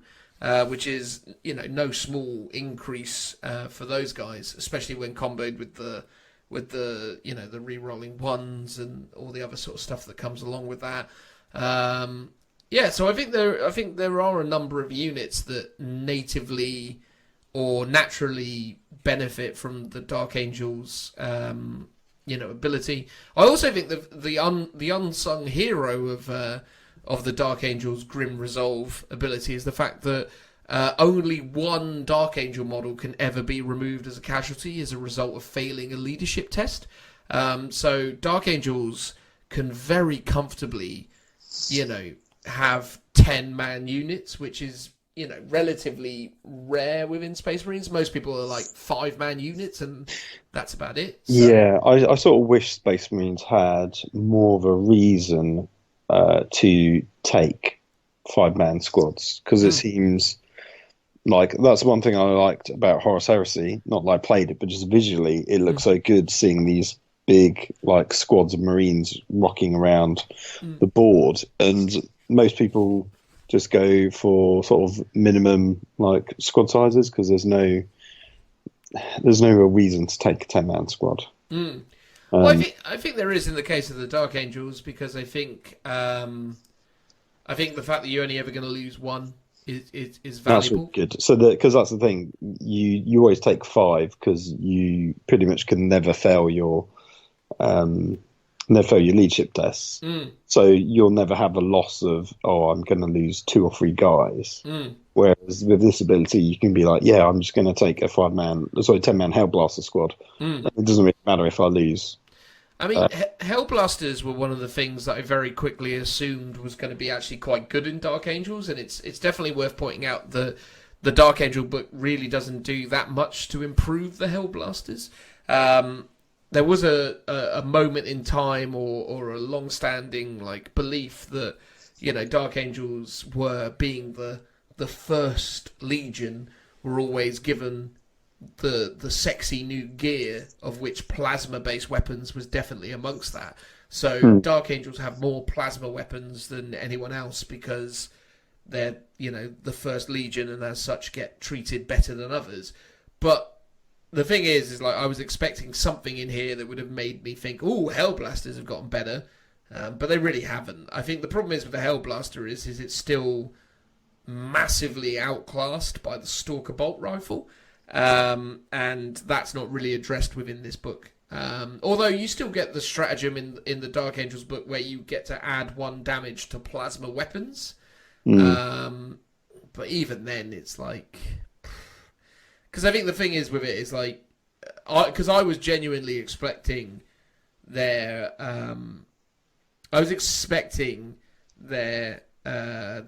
doctrine to have some kind of plasma based benefit. I thought it was just going to be +1 damage to all plasma weapons, which would have been fantastic, because then all of a sudden you'd be like, cool, I'll take Hellblasters now, and I'll take all this other stuff, because all of a sudden all my Hellblasters are flat damage 2 with -3 and all the other good stuff, strength 7. So you could definitely see a reason to take Hellblasters if they did that, but yeah, adding 6 inches of range was a bit sort of it's a very odd choice if you ask me. But there you go.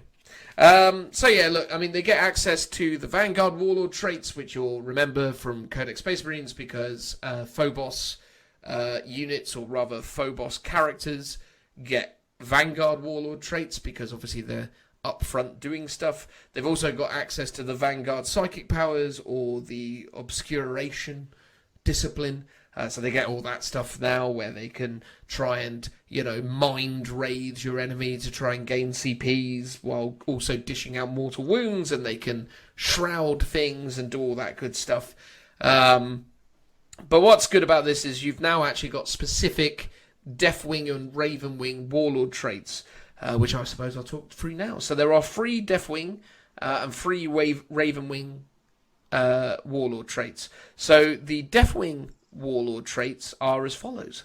Lay low the mighty. You can reroll wound rolls for attacks made with a melee weapon against character units or units with a wound characteristic of 8 or more by models in friendly Deathwing units whilst they're within 6 of this warlord.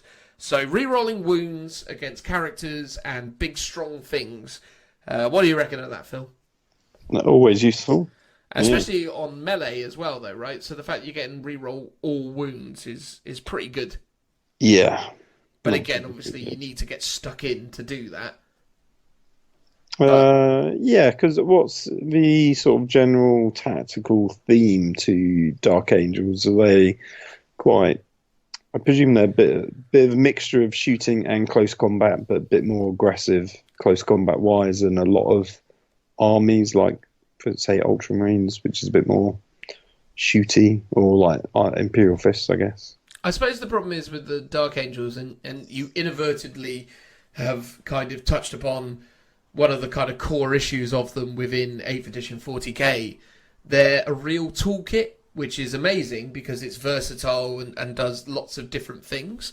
But it feels like in 8th edition 40k, certainly when played competitively, that you want to just sort of be really good at one thing, whereas these guys are kind of middling at lots of things. So the old Dangles, and I think to a certain extent the current Dark Angels, is built around the synergy between Ravenwing and Deathwing. So the whole idea of identifying your enemy, jumping on them and then just keeping the pressure high. Because the synergy is all built around the idea that the Raven Wing kind of run in and then the Death Wing kind of pounce on top of that. So it's this whole kind of, combined strike type approach. But, historically, the way the Death Wing had gotten around being able to do this, they were one of the few armies in 6th edition, 7th edition. 7th edition, it's not worth talking about because 7th edition went bonkers. But they were one of the only real armies in 6th edition, 5th edition, 40k that could deep strike turn 1. They still had to uphold other different bits and pieces, but they had the whole kind of Deathwing assault ability, which was you could declare, or rather you didn't declare, you secretly chose whether or not you were going to arrive from deep strike turn 1 or turn 2, which is hilarious because obviously who in their right mind ever went turn 2? You always go turn 1, but yeah, so that was the way they sort of worked. So they had that kind of combined strike element. Whereas now, because they're sort of still held back and they can only arrive from turn 2, it does feel a little bit sort of half of my army's gone in and I'm going to have to wait for the other half to turn up. But then they're probably not necessarily as effective as I was hoping for. But I don't know. I think there is fun and flexibility within that. And I think in certain matchups, in certain styles of gameplay, there's definitely going to be tricks and methods for dealing stuff. I mean, if you look at how ITC is being played at the moment with those big L-shaped pieces of terrain, the idea that you could hurl a Raven Wing squad up the board, double move it in a turn, and then have this Deathwing threat just appear in your enemy lines in turn 2, I mean, that could be quite an explosive and quite unexpected, shock factor to people. So yeah, it's about synergy, basically, Phil. It's a toolkit, the Dark Angels. There's no one particular thing that they do better than any other Space Marines, but they have a lot of options. Does that make sense? That's good. Yeah. Yeah. Which is why I've always kind of liked them, because they've always been a little bit more interesting and synergized. But again, anyway. So they lay low the mighty re-rolling wounds. Then you've got Inexorable, which is when resolving an attack made against this warlord, an unmodified wound roll of 1 to 3 always fails, irrespective of any ability the weapon or the model attacking it has. So essentially, you can only ever wound this guy on a 4+. Always good. So that's like transhuman physiology, isn't it? Yeah, on lockdown though, constantly in a transhuman physiological state. So yeah, and then you've got Watched. So once per battle, in your opponent's psychic phase, this warlord can attempt to resist 1 psychic power in the same manner as a psyker by taking a Deny the Witch test, even if your warlord is not within 24 of the enemy model manifesting that psychic power. When taking that Deny the Witch test, do not roll the dice. It automatically passes. So your warlord can be anywhere on the table and go, no. Pretty good. It's pretty good. I mean, to be honest with you, if you were looking at like lots of like weird mixed Imperium style armies, admittedly, I'm not entirely sure what the cheapest Deathwing character is that you could take, but certainly if you were looking for like options for extra things to include in your army, the fact that you can have a character that can just stop 1 psychic power, 1 vital psychic power every single game is pretty big. Because obviously, like if you think about like Imperial Knights, the things they hate more than anything is Elder Psychers turning up and going Doom, or Jink, or any of that stuff. The fact that you could just be like, nah, I'm not having it, not this turn. It's quite good, but a one-use ability like that, as good as it sort of is, it's also it's one of those, and it's like if it was maybe, even if you could do it twice per game, it would be infinitely better. But I suppose that's the problem. It gets almost too good if you're able to do it more than once, I suppose. Mm. But again, it's interesting. So those are the Deathwing abilities. And then we have the Ravenwing Warlord traits. So you've got impeccable mobility. Whilst they are within 6 of this Warlord, models in Ravenwing units from your army do not suffer the penalty for moving and firing heavy weapons or for advancing and firing assault weapons. So that's good. Yeah. For the aforementioned reasons about land speeders, this is pretty reasonable. Yeah. No. It's, pretty good. There you go. Tactical flexibility. Once per battle, at the start of the battle round, you can select a combat doctrine that is not currently active. Until the end of battle round, when resolving attack made by models in friendly Ravenwing units within 6 of this Warlord, you can treat the chosen doctrine as being active instead of the currently active doctrine. That one is huge. It's pretty big, right? So you can literally have a 6-inch I'm in the tactical doctrine now bubble. Or you can jump straight to the assault if you're going to deep strike a bunch of stuff in. Yeah. And I'm going to charge you. Yeah. That's really good because most of them you've got to select one unit. And I believe, so there's no generic, or is there a generic Space Marine stratagem that does that one? Or is it an Ultramarine one that I'm thinking of? I think there's an Ultramarine one where you can dial back. Yes, you can dial back to tactical or heavy, but not the or Devastator. Sorry, but there isn't one where you can jump forwards. No, not that I'm aware of. And I don't think even Black Templars have one, would be ideal for Black Templars. It would be ideal for Black Templars. It would be amazing for Blood Angels. Could you imagine Blood Angels doing this to you? Going, I'm in the Assault Doctrine now! Bam! White Scars would benefit from it as well. Anything that's kind of close combat-y. I sort of wish this was a generic Space Marine one now. This is so much possibilities. Yeah. And is it, 1 CP? No, mate, it's a Warlord trait. Oh, it's a Warlord trait. Oh, right, it's a once per battle Warlord trait. Once per battle then. Fair enough, because you can't activate it every turn. Yeah, but 9 times out of 10, if you're going to be... Because if you took, because Black Knights are no slouch, right? So Black Knights, the Black Knight squad is really quite combat efficient, especially when you consider that you've added Shock Assault to them. So I believe the Black Knights are 2 attacks per model. Strength 6, I want to say, -1. Let me just have a look as I flick through the old books. Come on, you. Be where you're supposed to be. Ravenwing Bike Squad, Ravenwing Landspeeder. Come on, where are the Black Knights? Here we go, Black Knights, so 2 attacks each. And they're coming in at Strength 5, -1 damage. But each roll of a 6 made with this weapon causes D3 damage instead of 1. So the fact that you could boost them up to the Assault Doctrine, and then all of a sudden that becomes -2,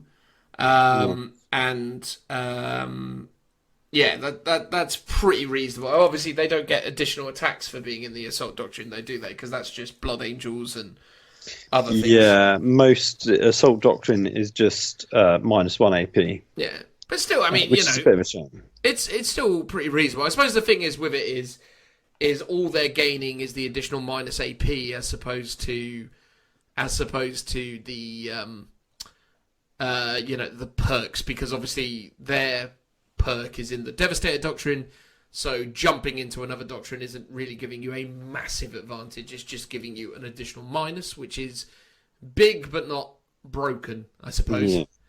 So I'm thinking the Black Knights they're the biker squad. Yeah, they're the plasma gun bikers with big hammers that they smash people's faces up with. Oh, nice. They are good. I mean, they are a very good unit.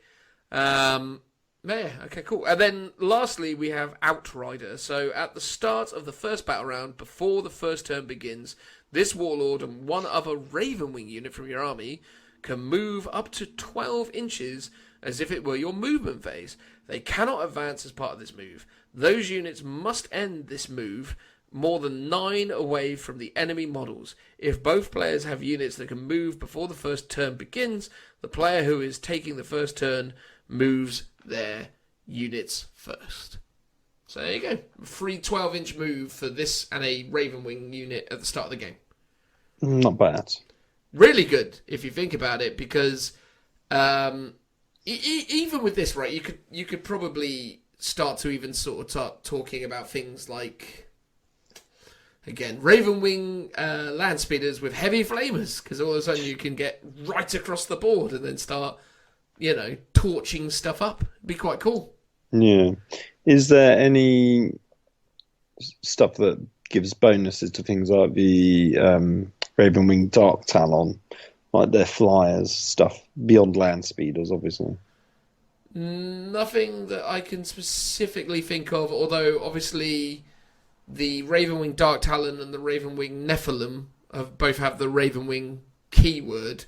So the fact is that you could potentially move the Ravenwing Dark Talon at the start of the game 12 inches, and then I don't think that's really benefiting you all that much. Well, it depends, because it's not as fast as, say, an Elder Flyer, and it's got the whole kind of bombing run thing. So I guess you could be like, cool, my Dark Talon's going to move an extra 12, and now I'm going to to fly over you because I'm definitely within range. I guess there's no benefit to, like, if there's any unit that can move 12 inches, having like a bunch of Terminators on the table and just plonking them up the board, because you could, I guess, just deep strike them second turn. Yeah, I think the thing is it's going to be for things like your bike squads, and again, it's going to be a Black Knight thing, right? Because I think that's pretty much where everyone's kind of at with that. But because that way you charge, and you can still like move and charge as normal from turn one. Yes, yeah, you can just operate entirely as normal. So you can get an easy charge. To be fair to it as well, though, right? I mean, that Warlord trait where Ravenwing units don't suffer the penalty for moving and shooting is pretty big, because neither the Nephilim nor the Dark Talon have the Machine Spirit special rule. No. So all of a sudden, certainly for the Nephilim, which has heavy bolters and las cannons, or the Mega Bolter, which, despite being called the Mega Bolter, is about as mega as it's just not the Avenger Mega Bolter. Oh, actually, I say that the Avenger Mega Bolter is actually all right. It's heavy 10, strength 6 -1. That's pretty good. But obviously before, because it didn't have Machine Spirit, what it had was Strafing Run. So you had one to hit for this when targeting models that can't fly. So you had Strafing Run. But now, obviously, if you comboed this with the Ravenwing character, they'd be hitting on 2s as opposed to hitting on 3s. So that's pretty big. So actually... Yeah, once you actually add the Devastator Doctrine to this guy, because he's got Black Sword Missile Launcher, which is heavy 1, strength 7, -3, 2 damage. How many of those has he got? Never a single one equipped with Mega Bolter, Twin Bolter, and 2. Okay, so it's got 2 missiles. So it launches 2 missiles. It's got the Avenger Mega Bolter, the Twin Heavy Bolter, and has the option of having Twin Las Cannons. Actually. Yeah, because previously people kind of grumbled about this thing because it all had heavy weapons and stuff. But actually, I have to say, on an aesthetic point of view, it's probably the best looking Space Marine plane. I think it looks really cool. I like the Nephilim a lot. The Dark Talon I'm also quite fond of, but I think the Nephilim really... It's just, I like the fact that it's really... understated, like it doesn't have a lot of decorative elements to it. No, but I mean, I like the big gun in the middle, which can't go wrong. And while the middle section looks a bit more like those kind of more generic flyers, it's got kind of proper wings. Whereas the others just have these 2 little stubby, like shark fins or something. Whereas this It almost reminds me a bit of either is it the Lightning or the Avenger, like one of the Imperium ones where the wings are angled down. Oh, yeah, I know which one you're talking about, but I can't for the life of me think of the name of it. I think it's the Lightning. But it's got some. It just looks really cool. But the Nephilim, I don't even think is 150 points for what you're getting now. I think the core points of the Nephilim is like 90 points according to this. The Avenger Mega Bolt Gun is 35, so that's 125. 2 heavy bolters, 145 with the 2 heavy bolters. I just need to find what that missile was called again, and then see if that costs any points at all. But let's say it's 160 even, because I don't want to sort of thumb around books this whole time. But 160 for a flyer that hits ground targets on 2 and blasts out 16 like very strong heavy bolter shots plus 2 missile shots is pretty good, man. Yeah. Especially if you take the Huntmaster with it as well, you giving it this warlord trait to move and shoot with no negative, because he gives it reroll to wound, and he also gives it ignores cover as well. Is that within an aura bubble, or do you just select one unit? No, it's an aura. I'm just looking for him right now. Oh no, I've gone past him. So I guess you'd need a guy that could keep up with the flyer for more than a turn. Well, I was just about to check the movement of this guy, because so Ravenwing Talon Master, sorry, not Hunt Master, Talon Master. It's movement 16. Okay. So enemy units do not gain any bonuses to their saving throws for being in cover against shooting attacks made by friendly Ravenwing units within 6. And you can reroll wound rolls for 1 for friendly Dark Angel units within 6 of this. It's movement 16. And obviously, minimum move of the flyer is 20. So yeah, you can keep pace. So Ravenwing is just the bikes, is that right? Yeah, Ravenwing is all the black armoured fellas with their bikes and things. So is the flyer, even though it's black? Oh no, the Nephilim flyer is Ravenwing, yeah. Oh, okay, it is. All right, that's cool. Yeah, that's sort of what I was getting at, and why actually all of a sudden I'm like, oh, actually, maybe there's something to be said for 3 Nephilims and a Talon Master. Nice. So what's for the Talon Master exactly? So the Talon Master it's a bit of a weird hangover thing from Samael on Saberclaw. So Samael on Saberclaw is the land speeder variant of Samael, which you make using the upgrade kit for the Ravenwing. So he has a dual assault cannon and a dual heavy bolter. So he has a twin heavy bolter, twin assault cannon, and a power sword. So that could either be Samael or the Talon Master. So Samael's 200 points and quite a bit more fighty, and has a 4+ invulnerable save, and gives Ravenwing the ability to reroll all misses.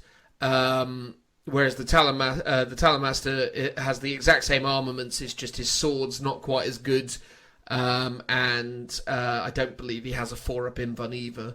But his ability is the reroll 1s to wound and ignores cover. Oh, nice. Is it the same model then, or do you kind of kit bash it? Practically the same model, so the sword's different. Okay. I was just looking at it now, and Samael's sort of jet bike, I guess, looks like it's just a ship from Battlefleet Gothic, and they just stuck him on. Yeah, so that's Samael on Corvex, I think is what that's called. So that's his jet bike. Right, sorry, I'm looking at the jet bike. Yeah. So it was a land speeder variant. Yeah, land speeder variant called Saberclaw. Oh, right. Let's try and find that. Let's try and find that now. Let's try and find it. Yeah, Give you my critique of how it looks. Yeah. Compare and contrast between Samael. I mean, some people try and convert it up and do more to kind of tell them apart, but yeah, they are basically all based off the same model in as much as it's a land speed with some extra bits. Is it the land speed of vengeance or the dark shroud? No, the land speed of vengeance is the plasma variant of their special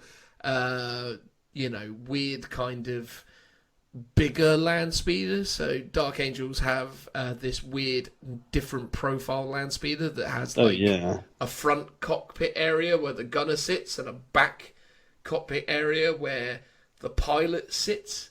And that's different from the standard land speeder, which has like a cab with a more traditional, vehicle cab for a driver and a gunner sitting side by side. I can't seem to find anything other than I'm checking the website, other than the land speeder Vengeance / the Raven Wing Dark Shroud. Well, fair enough. Well, take it from me, Phil. It is a thing. It's based off of the Raven Wing biker upgrade kit. So it's just a standard land speeder with an upgrade kit put on it. Okay. Is basically how it works. But it's a nice enough model. It serves the purpose, but obviously trying to forge a difference between the Samael variant and the Talonmaster variant is genuinely the only legitimate difference. Is that Samael's sword is a little longer and has like an extra little like spiky bit at the bottom, and that's really the only key difference. Although technically as well, I think you don't model the Talonmaster with the book on the front, because the Samael variant has like a big open book on the front, because I guess he wants people to read the Bible or whatever it is as he's flying around. It's all very weird. No, I've just had to Google it, and I see what you mean about the book. Yes, yeah. The big open book. Read this book as I'm flying past you at 1,000,000 miles an hour. It's like, it's very difficult to read, sir. That's no excuse. So on and so forth. Look, I think let's just quickly smash through some last little bits of this and then wrap this up, because I'm conscious of time. So, look, I mean, they've added new relics of Caliban, which is cool. So, we've got the reliquary of the Repentant. Raven Ring biker models only. The invulnerable save of enemy units within 3 of this model are reduced by 1. So that's pretty good. No. So if you had a 3-up invulnerable save, Phil, it would now be a 4-up invulnerable save. How horrible. I know. If you were, say, an Imperial Knight with a 4-up invulnerable save, it would now become a 5. Ooh. What's the range of it again, sorry? 3 inches. Well, yeah. I mean, if you're going to put this on like a Captain Smash or a Captain I'm on a bike, then that would be quite handy for killing things with invulnerable saves, for sure. Or, again, the Talonmaster, because it's got a big profile, because it's a land speeder, right? So it can affect more things. Yeah. Yeah, that's all right. Good. I like that. I think it's got legs. Then you've got the Corvus Oculus. So Ravenwing Talonmaster model only, adds 6 to the range characteristic of ranged weapons, and you also give yourself +1 to hit. So that's pretty cool. I should clarify, sorry, I've just clocked this. The reliquary of the Repentant only can be put on a Ravenwing bike model.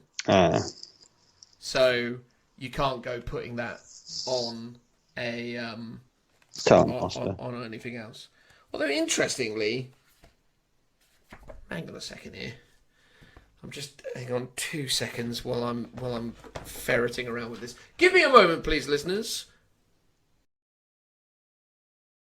Cool. Yeah, so it just occurred to me, looking at this.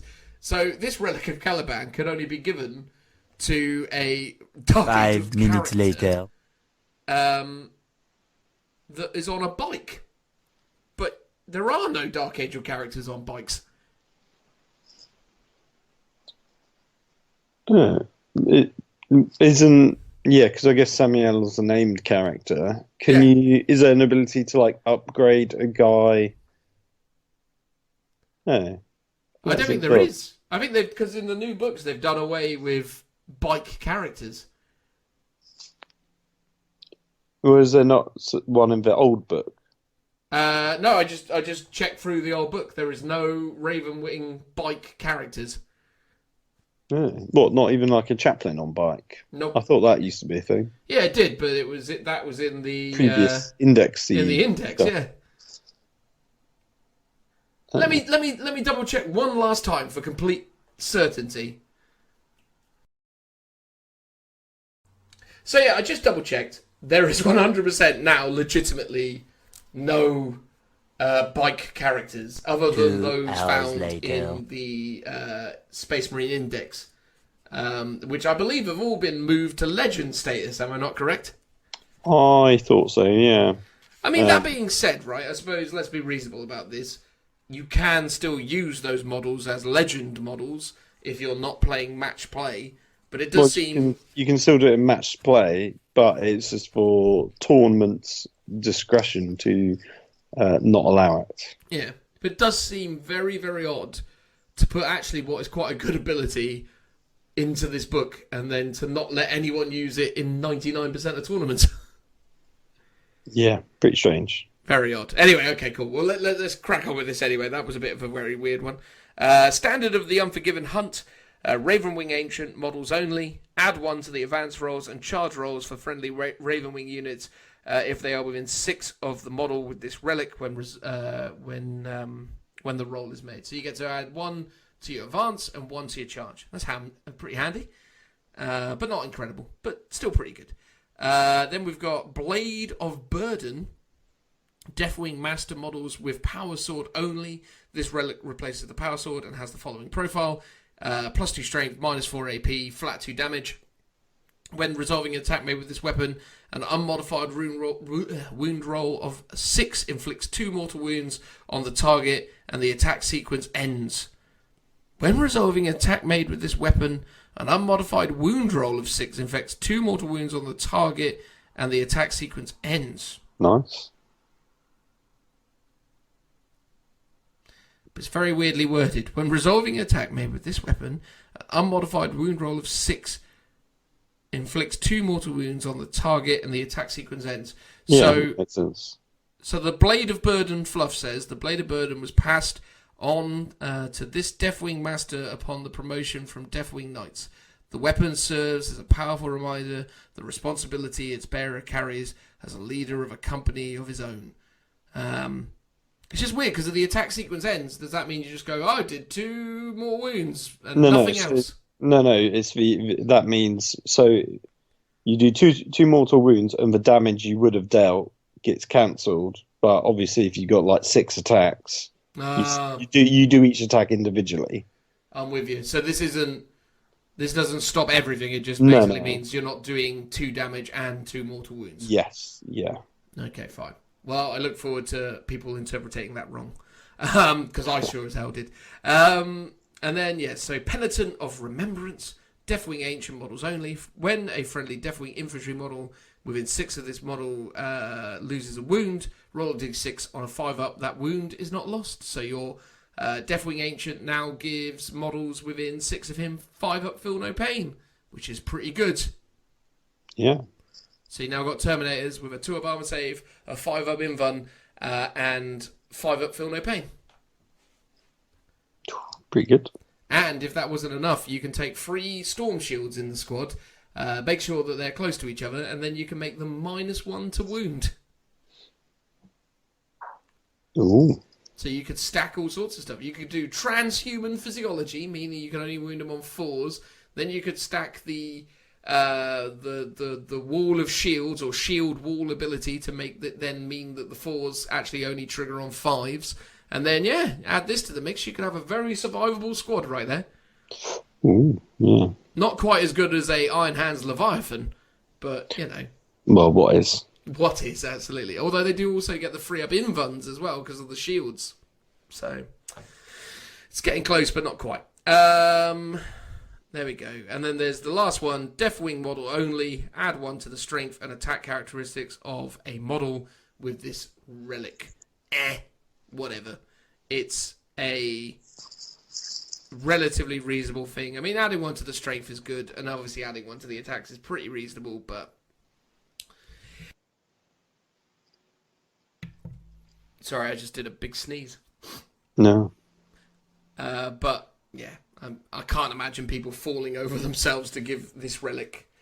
Yeah, there we go. There's also some special issue war gear, which I will literally just blast through, and then we can call this a day. So you got the Adamantium Mantle. When a model with this relic loses a wound on a D6, roll a D6 on a 5, the wound is not lost.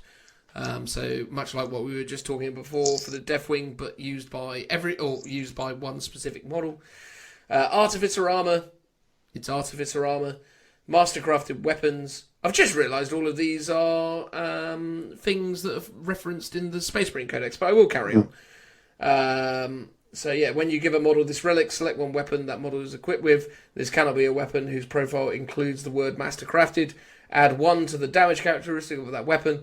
The weapon is considered to be a chapter relic. Digital weapons. When a model with this relic fights, it can make 1 additional attack using the close combat weapon's profile. When resolving that attack, if it hits, if a hit is scored, the target suffers 1 mortal wound and the attack sequence ends, which obviously, as we talked about before, means it's mortal wounds other than any other damage. If a hit is scored, when resolving an attack, if a hit is scored, crikey, that's actually really good, isn't it? Digital weapons. Yes, I mentioned that to you earlier before this call. So you need to do just 1 hit, and you do 1 mortal wounds. Wow. I mean, it's only 1 mortal wound, but even so, it's they sort of stack up if you can get them off. Well, if you're hitting on 2s, re-rolling 1s. No, that's true. Yeah. So and you got 6 attacks. It's like dead. Well, no, because you do 1 extra attack, which is the digital weapon. Oh, yes, you're absolutely right. 1 additional attack using the close combat weapon. Yeah. So it's not too bad. Like I said before, there's a White Scars one that you could combo with a Space Marine one. So you do sort of like a Hammer of Wrath on a 2-up for both of them for 2 mortal wounds. Then you can take that one of the digital weapon for an additional 2-up to do another mortal wound. So on the charge, you're pretty much guaranteed to do 3 mortal wounds in addition to your extra attacks. Admittedly, that involves taking 2 warlord traits, and then spending a CP to gain that warlord trait. But I mean, not too bad. Like if you're up against a target that's got some invuln saves, you've already half killed a character basically. Yeah, certainly not bad, but there are better things, aren't there? Yeah, better combos, I think, for sure. Yeah. Then we have the Arbiter's Gaze.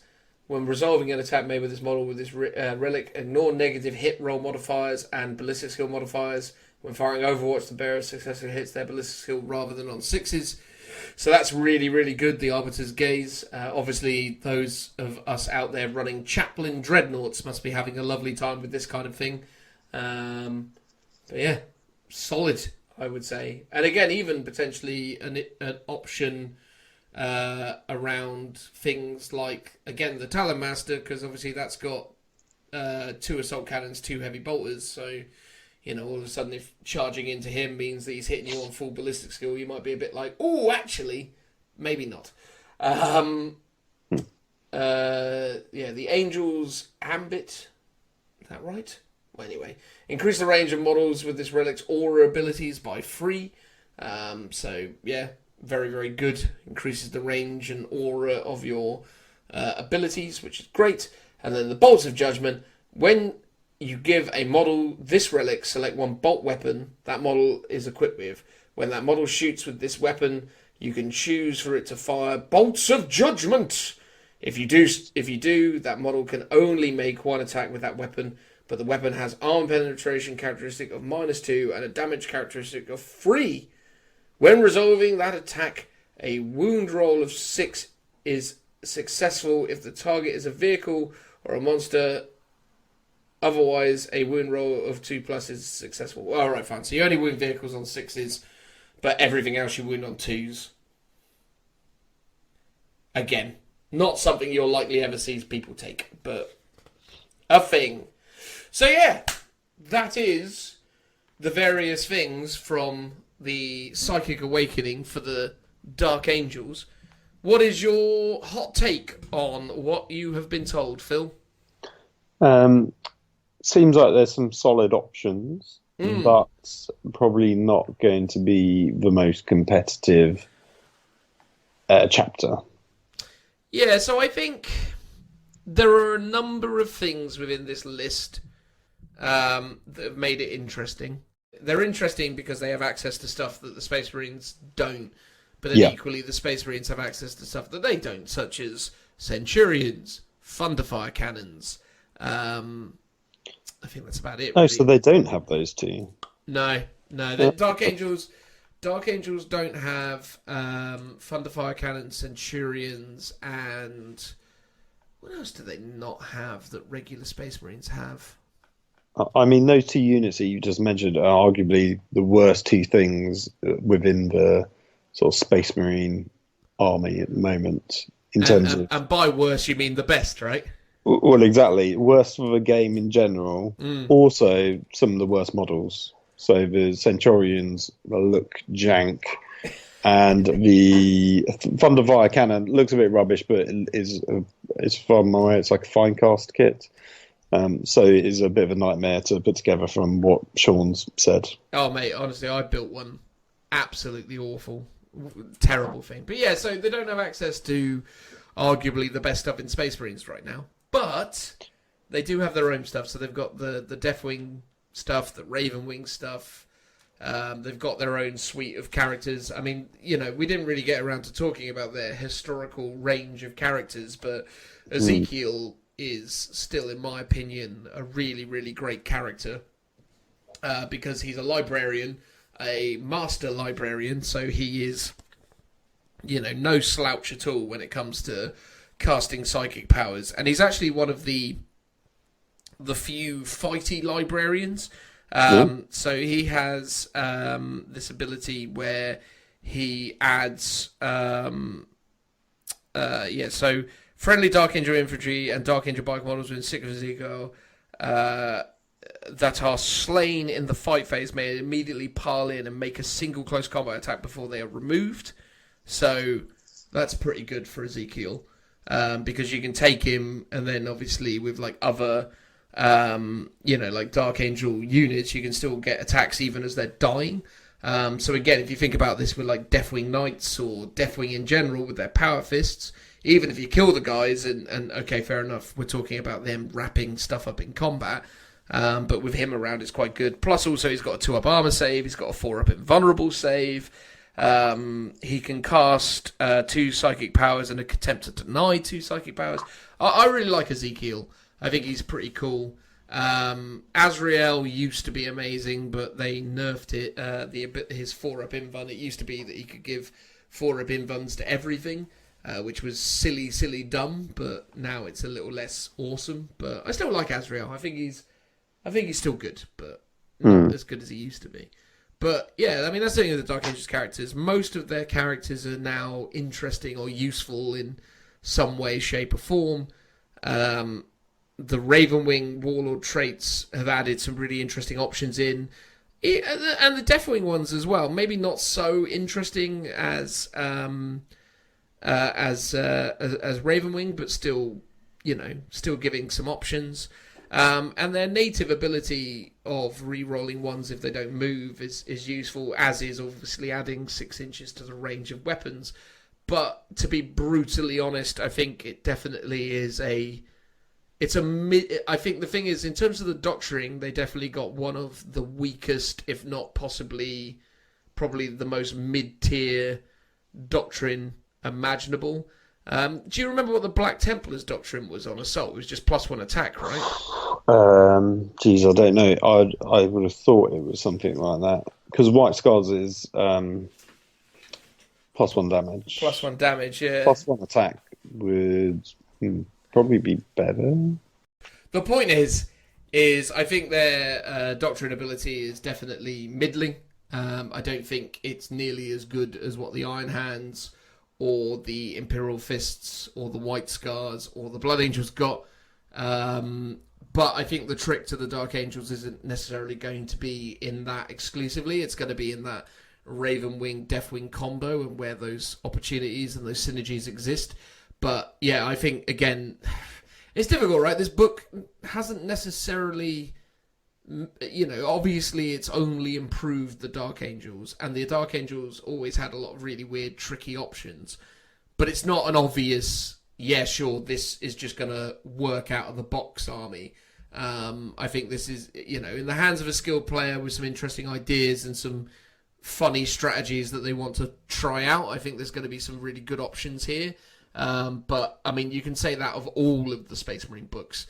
This is not going to dethrone Iron Hands anytime soon.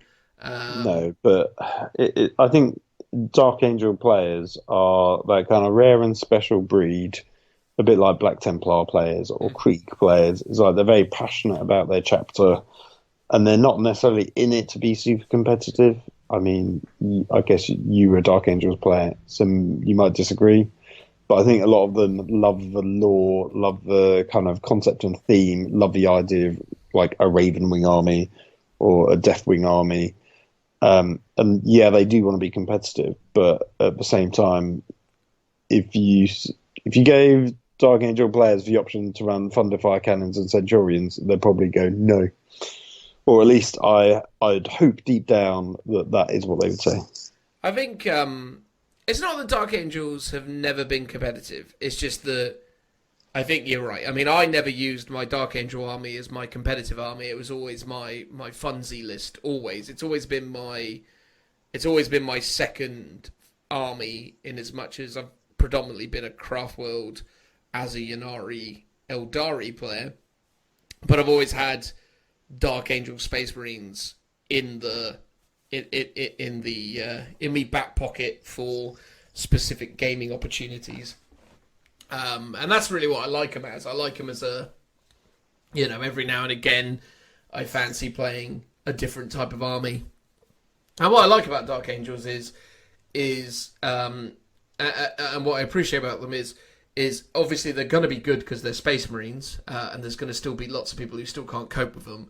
But at least they're not busted and mad good, because at least if you turn up with a Dark Angels army for some casual gaming or some less serious gaming, I don't think anyone's going to necessarily tut at you across the table, unlike they might do with regular Space Marines. But yeah, I mean, who cares if people tut you though, right? But I mean, at the same time, it is interesting, and again, they're a relatively self-contained codex, which is to say that you only need the Dark Angels book and now this Psychic Awakening book, which is obviously very different from Space Marines, because obviously if it's Space Marines, you need the Space Marine book, you need the relevant supplement, and then you need the last Psychic Awakening, the Faith and Fury, so as you get the added bonuses for your amped up chaplains or whatever other stuff you get, and then obviously you add in the whole kind of elements of Vigilus Defiant. But then Dark Angels were in Vigilus Defiant as well, I suppose. So they're not massively more streamlined than regular Marines, but small victories, I suppose. But yeah, look, I mean, on the whole, I'm actually quite interested in the list. I mean, we are, because, God bless him, Richie consistently likes to remind us that time ago we agreed to do this 1,000-point Marine challenge, and obviously that's something that you're focused on now, Phil, with your Minotaurs, and I'm definitely, after this upcoming weekend is concluded and I've played the Bournemouth Grand Tournament / Beachhead Brawl, I'm looking forward to cracking on and getting this Dark Angel army done. So yeah, should be good.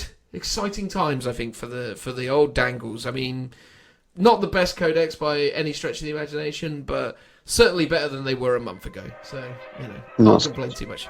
Progress. Exactly. And progress is important. And on the topic of progress, we should most likely progress now to whatever it is that comes next. Thank you very much, everybody. Fingers on buzzers, everyone, because it's time for the end of the show quiz. Hello, everyone, and welcome back to it's not so much regular now, the semi-regular Lookout Sir 40k quiz. Regularly regular, you could say. Yeah, well, we had the big one at Christmas. We went all out for the quiz of the year.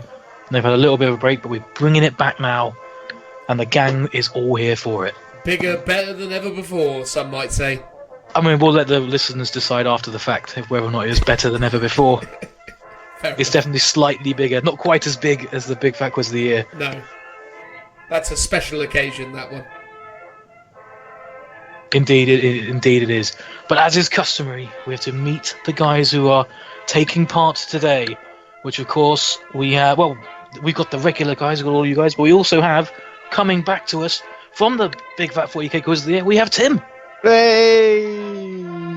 Hello. How are you feeling, Tim? I'm quite excited. I'm actually quite excited to be here again.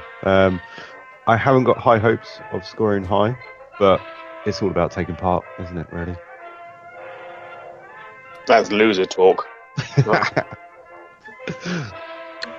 I mean, those are strong words from Joe, who is the reigning champion at present. I am. Is he the reigning champion of the end of the show quiz, or the reigning champion of the Big Fat Quiz of the Year? Because I suppose the two was technically different types of format. I mean, the scoring system's a bit like LVO. I mean, basically, because he won the Big Fat Quiz of the Year, he is the reigning champion. Ah, fair enough. Although there have been instances where the winner of the LVO is not then, by extension, the winner of the ITC. In this count, it is. Oh, Because I say so. Yeah. Have you actually built your red gobbo? Not yet. If I'm totally honest, he's still on the back seat of my car. I'm glad he's not on eBay. Well, I was going to say, eBay was definitely my first option. But, You've got to build them, spray them gold, and turn them into the Big Fat Quiz of the Year trophy. For this year's version. Exactly. so my victory gift is actually work, is what you're saying, for me to give away to someone else. Well, no, it is work for you to have a trophy, and then, you give it away only if you lose. So it's Exactly. good encouragement for you to win. And then whoever wins it next year has to paint another colour on it. Ah, there you go. And over the years, he will evolve. Lots of layers. Exactly. Like one of those living yeasts that people exchange with each other. I have one of those. Oh, do you? There you go, Yeah, see? I have a sourdough Yes. starter. What is that? Because it just sounds like some kind of disease. Well, living yeast isn't quite the. I mean, I think it's sort of technically accurate. It's rather so when you make bread, usually if you do it the easy way, you get your flour and your water and you buy some yeast in a packet, and you sprinkle that in and then you knead it, etc., and it makes the bread rise. However, if you make sourdough the traditional way, like one does, you have basically a starter, which is a constantly living set of cultures of what makes the bread, what makes the dough ferment over time, and you just keep it alive, basically feeding it flour and water every couple of weeks, just to keep it alive. And every time I bake, I get a little bit out, and that's kickstarts the bread. There you are. I think I had one of those when I was a teenager. I had a cup of tea once, right? I don't think I drank it all, and I left it on my windowsill, Right. and then it grew life. Is that similar? That's mould. Yeah, that's very much mold, Joe. Well, that's what you're Don't kind for of the love of describing. God, make bread out of that. It sounds like you've got a jar of mold that you're just. It's not mold. It's like a kind of the bacteria cultures are constantly alive, because that's how you make cheese, how you make beer. It's all about fermentation, and you keep it alive. So when you want to make bread, you already have some available. But It's a bit more involved form of making bread, but it makes delicious bread. mold is alive. Mold is alive. Right. Is this going to be a question on the quiz? Or can you- This is not a question on the quiz. I mean, but is Although mold it could- alive? I don't know now. It must be. I mean, it's got to have some form of, life amongst it, because it's growing before your very eyes, right? Well, I know it's what like saved us all with penicillin or something, because of they used it to make penicillin or something. It was in an episode of Sliders. Right. That's all I remember. Sliders? Good God, Well, that's a reference. Yeah. But there you go. But the point is Joe's mouldy cup has nothing to do with your living yeast creation, as it were. Anyway, how did we even get onto this? It was something said about so the quiz. Let's get on with it. Yeah, let's Yeah, all right, yeah, good work, Phil. Yeah. Now we shall test the buzzers. So, starting up, let's start off with Tim, our guest. Please test your buzzer for us, Tim. Okay.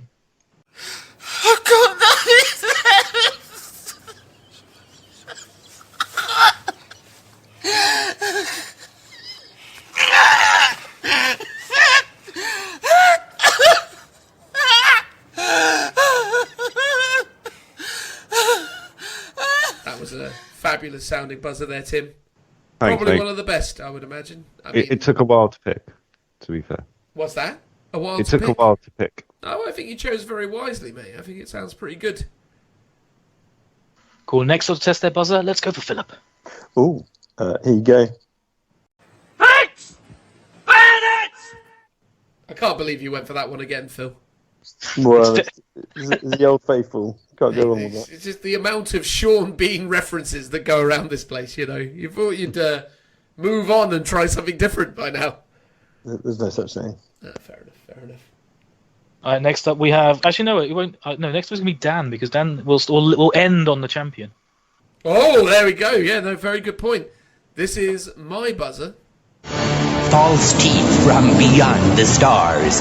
They came from outer your mouth. Pretty good, I'd say. Well, just for the listeners at home, everyone else actually did test their buzzer worked. Oh, sorry.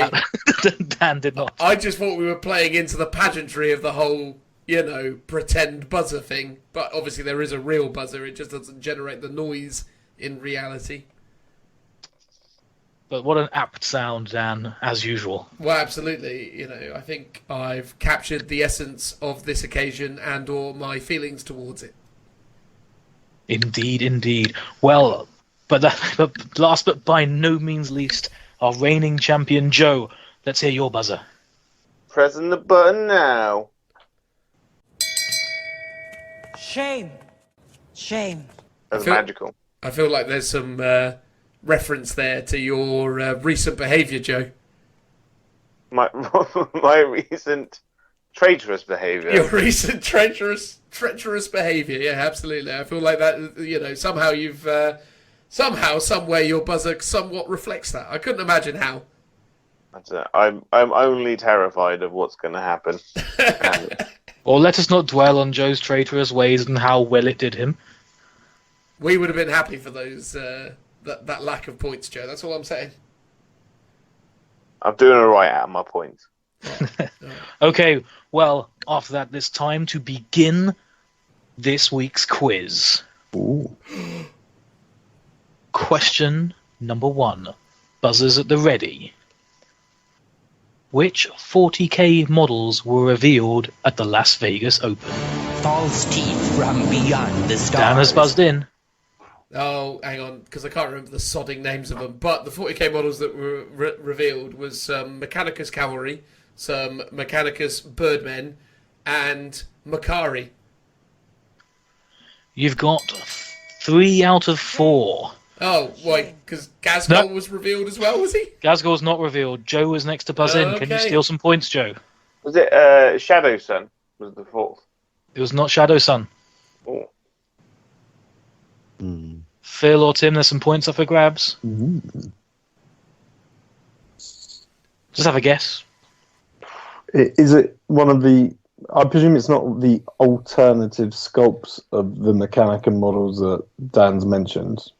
No, it's not. A It's completely not. different thing. Ooh. I don't know. I'm drawing a blank. Okay, Yeah, in that case, I'll give fine. 2 points to Dan. Actually, I'll only give him 1 because you didn't get all of them. No, it's fair enough. That's fair enough. points down. One is reasonable. The correct answers, as per the answer sheet, it was the Admech winged things, the Admech horsey things, Makari and his sidekick, plus a Zote or Zoat. Oh, yeah, the Zote! How could I forget the Zote? I couldn't remember. I don't. If someone's probably going to tell me I've pronounced that terribly, but No, Zote. Zote is the right thing. the big Yeah. dragon lizard thing. Moving on to question number 2, starting with a theme. Who won LVO and the ITC of 2019? False teeth from beyond the First to buzz in stars. was Dan. I wasn't expecting you to say 2019, unless of course it is the 2019. Well, I mean, season. the one that the season that ended is the 2019 season. Oh, so it was Richard Siegler. That's correct. It was Richard Siegler. Another point to Dan there. Check me out with my incredible knowledge, everybody. Question number 3. What was that? Just someone dropped something on the floor in the background. Question number 3, everyone. Again, staying on a theme, so hopefully this isn't just giving Dan points.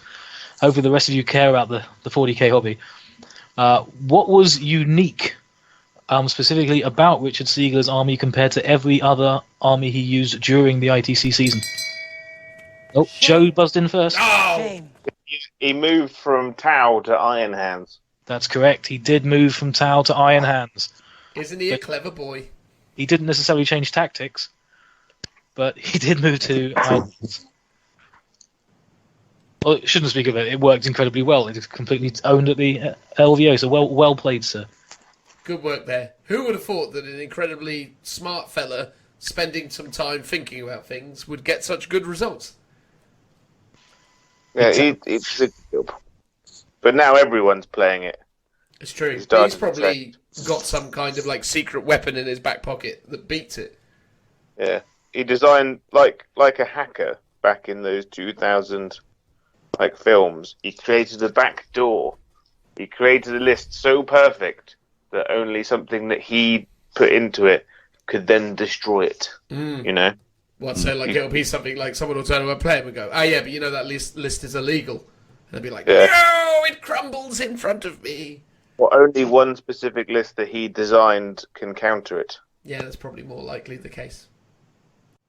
It's a pretty big, long game, but let's see if it works out for him. I mean, he started the long game by winning LVO and the ITC, so it's a good start. Yeah, pretty reasonable beginnings. Okay, next LVO-themed question. Well, no, actually, no, sticking on Richard Siegler. So, during the ITC 2019 season, he entered 11 major tournaments.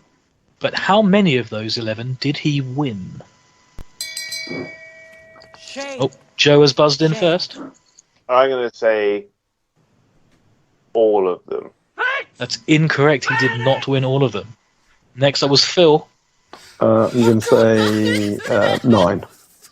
He did not win 9. Tim, you're next. I was going to say 8. It's not 8. Last of is Dan. Do you want to take a guess? 4. Not only are you closest by simply proximity because everyone else went really high, but you're also closest in general. The answer was 5. He only won 5 of the majors he entered. Ah. And for a bonus points, I'll reset the buzzers. Can you name any of the events other than LVO that he won? Joe has buzzed in first. So he won SoulCal. He did not win SoCal. Oh. Yeah. Next up was Phil. Adepticon? He did not win Adepticon. Siegler. Tim, Dan, do you want to take a punt? No. The London Grand Tournament. Did not win the London Grand Tournament. Fair Go on, enough. Tim, have a punt. Think of any big 40k tournament. The only one that came to mind was Adepticon, but that's Okay, what I said. So no bonus points went that round, but the answers were LVO. Well, LVO doesn't count. That's the one we wouldn't count. Yeah. He also won Nova. He Oh, won yes. Warzone Atlanta. He won the Armageddon Series Master City 40k Major. And I mean, I would have given you a lot of points if you knew this one. The other major he won was the $10,000 Pro Tabletop Atlanta Open powered by Skillshot. Wow. There you Wow. go. So he got $10,000 for that, did he? I mean, in theory, I didn't look into the specifics. It could have been the total prize. Oh, I think 10,000. it was him and Nick Nanavati in the final for that one. Oh. Yeah. It was a big Well one. done them. So resetting the buzzers, and after our first round there, mostly around LVO, we have Dan with 3 points in the lead. Boom! Joe in second place with 1 point, and Tim and Phil close behind him on the starting grid. Yes. Still all Yes! to play for. Still all to play for, guys. Okay, round 2. When does a stratagem cost 0 CP? When does a stratagem cost 0 CP? When you use a stratagem, does it cost 2 CP? Sorry, does it cost 0 CP? Phil has buzzed in. When you basically use a stratagem that regains you CP.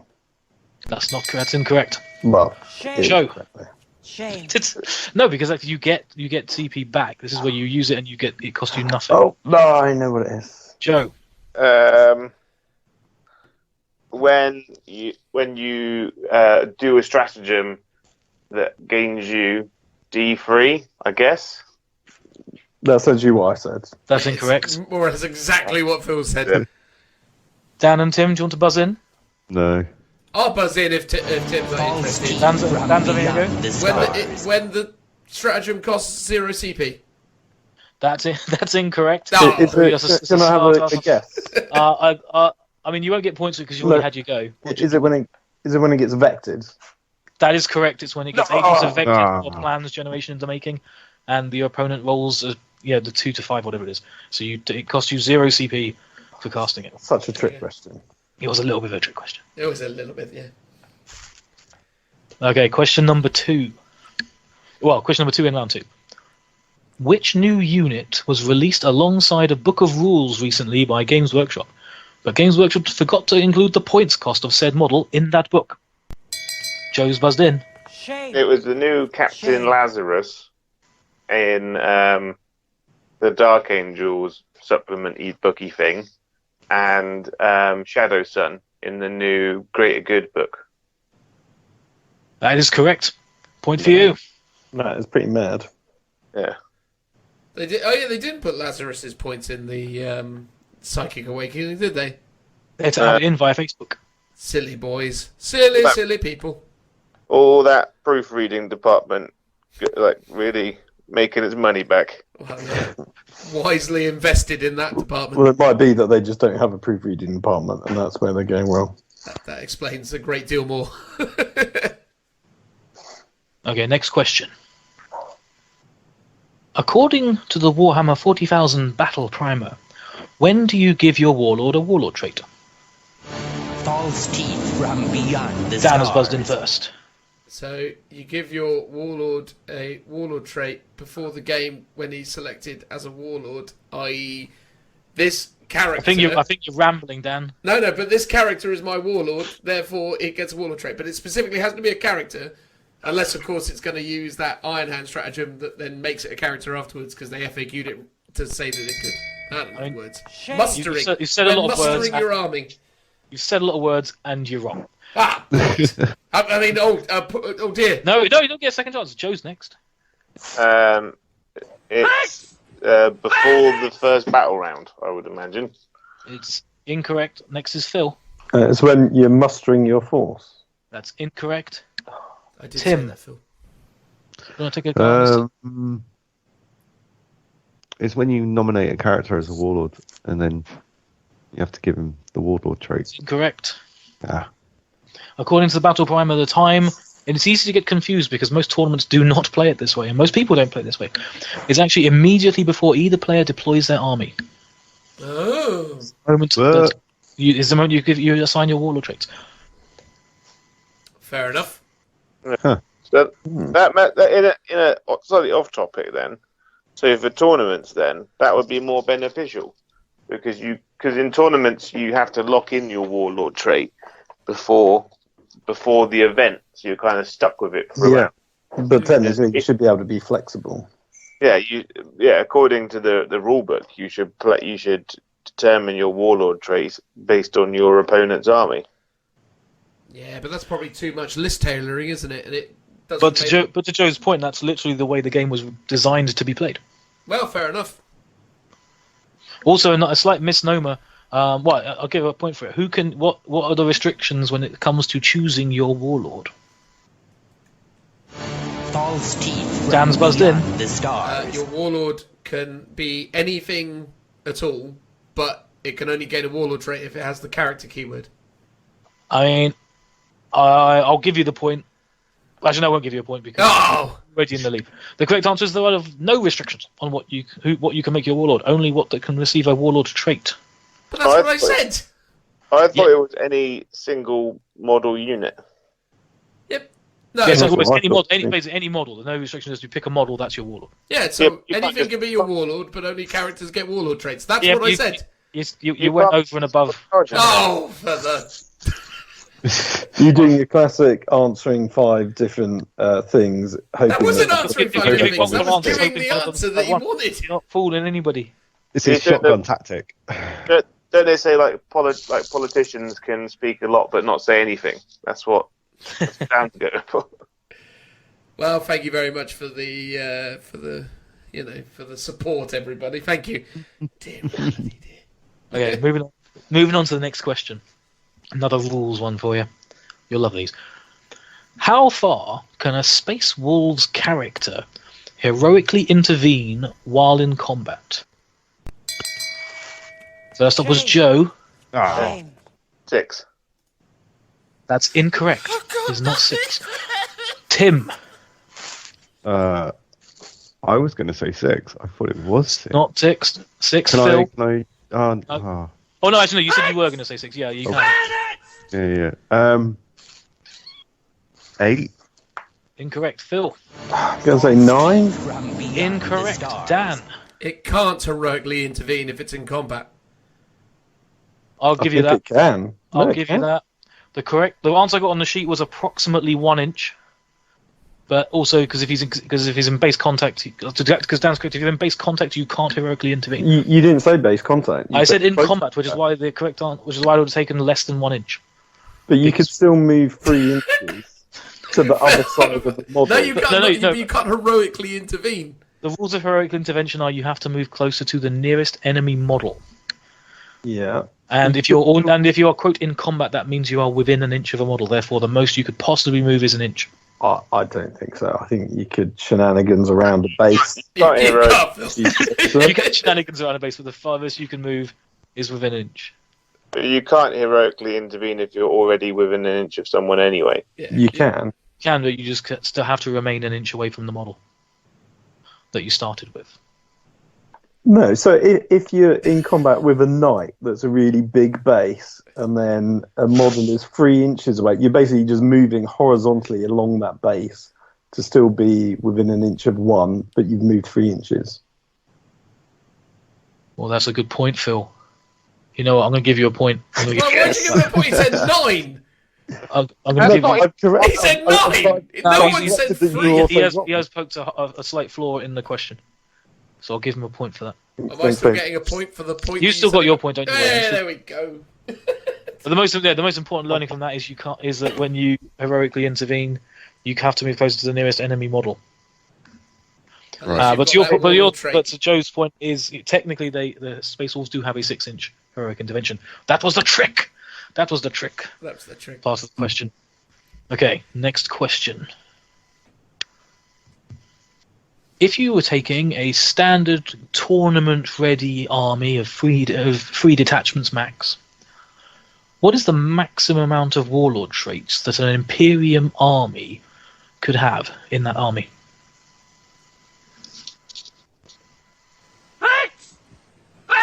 Phil has buzzed in. Three. I'm just saying, when you say the number, you also have to say what they are. 3. One for 3, okay? I'm going to say 3, so you can have, let's say, I'll say 3. So first attachment, let's say Space Marines. You can then pay an extra CP to give it an additional warlord traits. Then you can have a freebie Inquisitor. Shame. And you can pay a CP to give that warlord trait as well. You're wrong, it's not 3. Oh, it's going to be something. Joe buzzed in next. How many do you think it is, Joe? 18. 18? What? 18 warlord traits? He lost his mind. No. Yes, God. No. Yeah, he's probably closer than you think. I think he's actually he's undercooked it by 1, but he's technically close. I think Dan's right. I have uncooked it by 1. I mean, well, if you have undercooked it, the whole question's wrong. Say for instance, by some madness, you playing like a 5,000 point game. No. You'd have 3 detachments. Yeah, even in 3 detachments though, because you could do 3 brigades. You could do 3 brigades, Okay. have 3 captains as the HQs, then 3 chaplains, and then 3 lieutenants. But I've actually cocked it up because How are you giving them all warlord traits? Space Marine, the Space Marine heroes of the Imperium is 1 CP. You can only use it once. No, you can do it multiple times. Yeah, because it's a before game stratagem. You can use it as many times as you want. Then you can have 3 standard bearers, 3 apothecaries, 3 champions. 3 champions. But I got it wrong because if you take 3 Thunderfire cannons, you can give each one of those Tech Marines. Oh yeah, you could have done the Tech Marines, and you could have still had the. No, that stratagem is Inquisitor. once per battle. You're wrong. All right, fair enough. You can't use, no, that stratagem is once per battle. That's Okay, nonsense. so you have 1 Apothecary, 1 Chaplain, 1 Standard Bearer, 1. You make them the super. You have 10 seconds to give a different answer, Joe. Alright then. 3, 6, 9, 12. No. Because you can. The hero in the making stratagem is once per battle. You can't use it multiple times. Oh. So it's not 9. I'm sorry to let you know. And if I'm wrong, let me know in the comments below. Tim and Dan, would you like to guess? No. Oh, come on, Tim. You've got to try at least to answer one. Just give a number, mate. Pick a number. Well, no, I was going to say 6, but there's no way like I can justify how to do it with an Imperium army. You're guessing 6. What about Dan?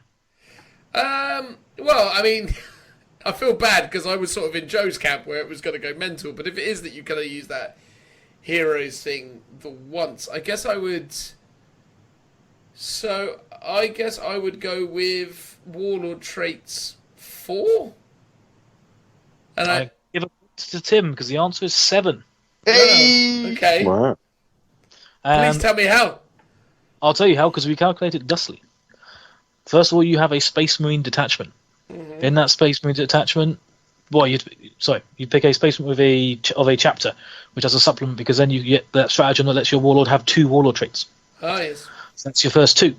You then have your Space Marine hero in the making one, which gives you an additional Warlord trait for a character. So there's your 3. Mm-hmm. Next up, you take an Imperial Knight detachment, where you can use the Exalted Court to have 2 more Warlord traits. So at 5, you then take either the Militarum Tempestus or the Sisters of Battle, which equally have their own version of the hero in the making stratagem, which enables you to take an additional Warlord trait, and then finally the Inquisitor, topping it off at 7. Well, I never. I mean, I got kind of close. I mean, you did. I mean, you didn't get close enough because Tim got the point. No, I know. Well done, Tim. Well done, To Tim. think he didn't want to answer. I know. Always He's on the doubting my board. ability. All right, next up. Yeah, Tim is on the board.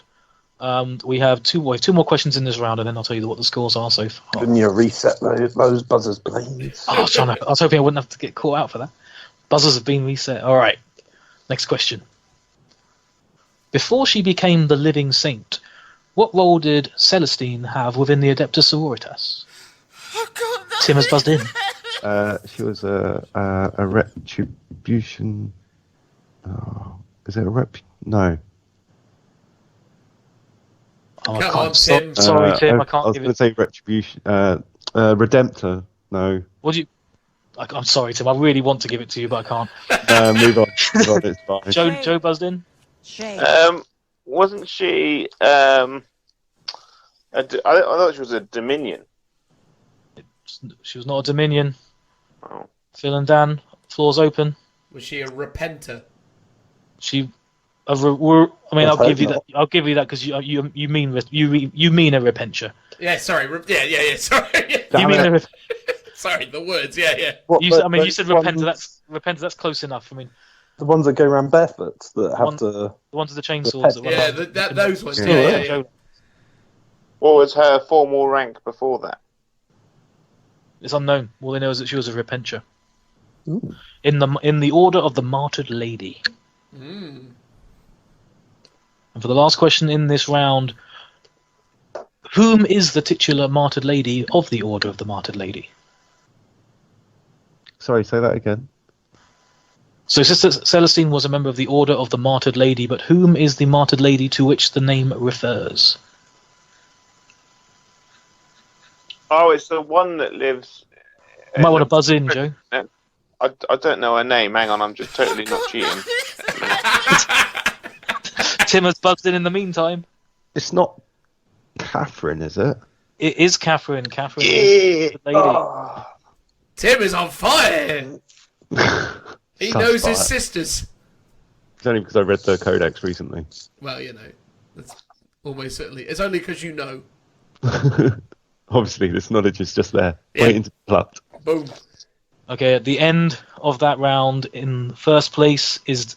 Well, no, in third place with 1 point is Phil. In joint second with 2 points are Joe and Tim.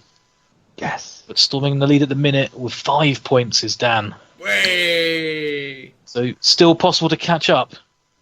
But you've got to... And it's entirely possible because the next question is a law. But a law okay, fine. Dan's got no chance. I'm out. Law. Okay, for this final round, it's the Who Said That round. Oh. Ooh. Oh. And using the power of Google text-to-speech, I will play a quote, an anonymized voice quote from the Warhammer 40,000 universe. You just have to tell me who said it, or in question 1, what it is actually from. Okay. Or that word. So this first one is semi a test, but also there's a point if you get it. I just need to get my phone working to do this. We'll see how this goes. All right, here we go. What is this? Oh wait, I messed it up. Try again. It's Richie. What is this? Subject. For those that defy the Imperium, only the Emperor can judge your crimes. Only in death can you receive the Emperor's judgment.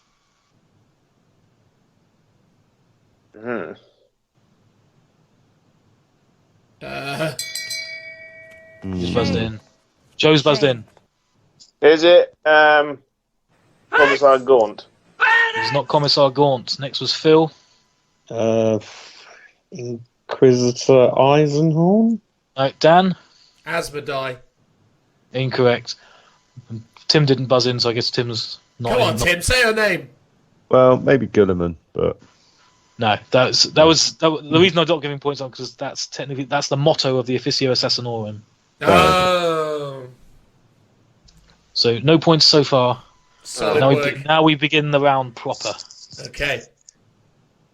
I feel like this is going to be a low-scoring round. And we'll see. I mean, I'm hoping that it's not completely low scoring. I'm sure it'll be great, mate. Don't worry. Okay, buzzers have been reset. Who said this? And this is a who said it with this one, I'm sure of it. Humies is all weak scum that deserve to get stomped. Except for One-Eye Eric. He knows how to fight. False teeth from beyond Dan has the buzzed in. stars. That would be Gazkol Fracker.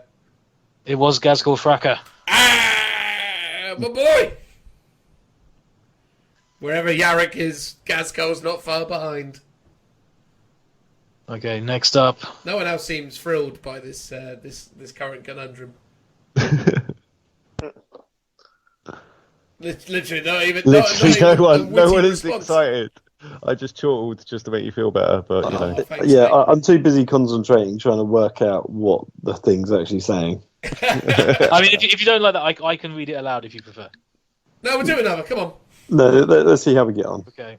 So this next one is a conversation between two people. You need to let me know who they are. No plan survives contact with the enemy. Then you're not making the right plans. And for additional context, that was no plan survives contact with the enemy, and then the retort, then you're not making the right plans.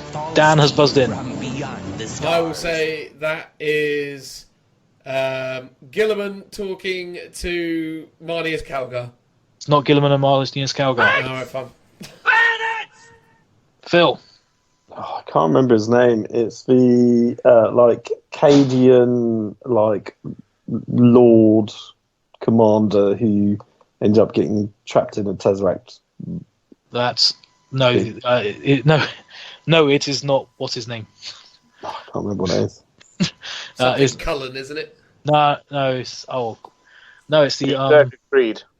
That's it, Creed. Creed, yeah, that was it. It's not. I'm going to reset the buzzers because I actually just realised it's actually not the 41st millennium. This is from the 31st millennium.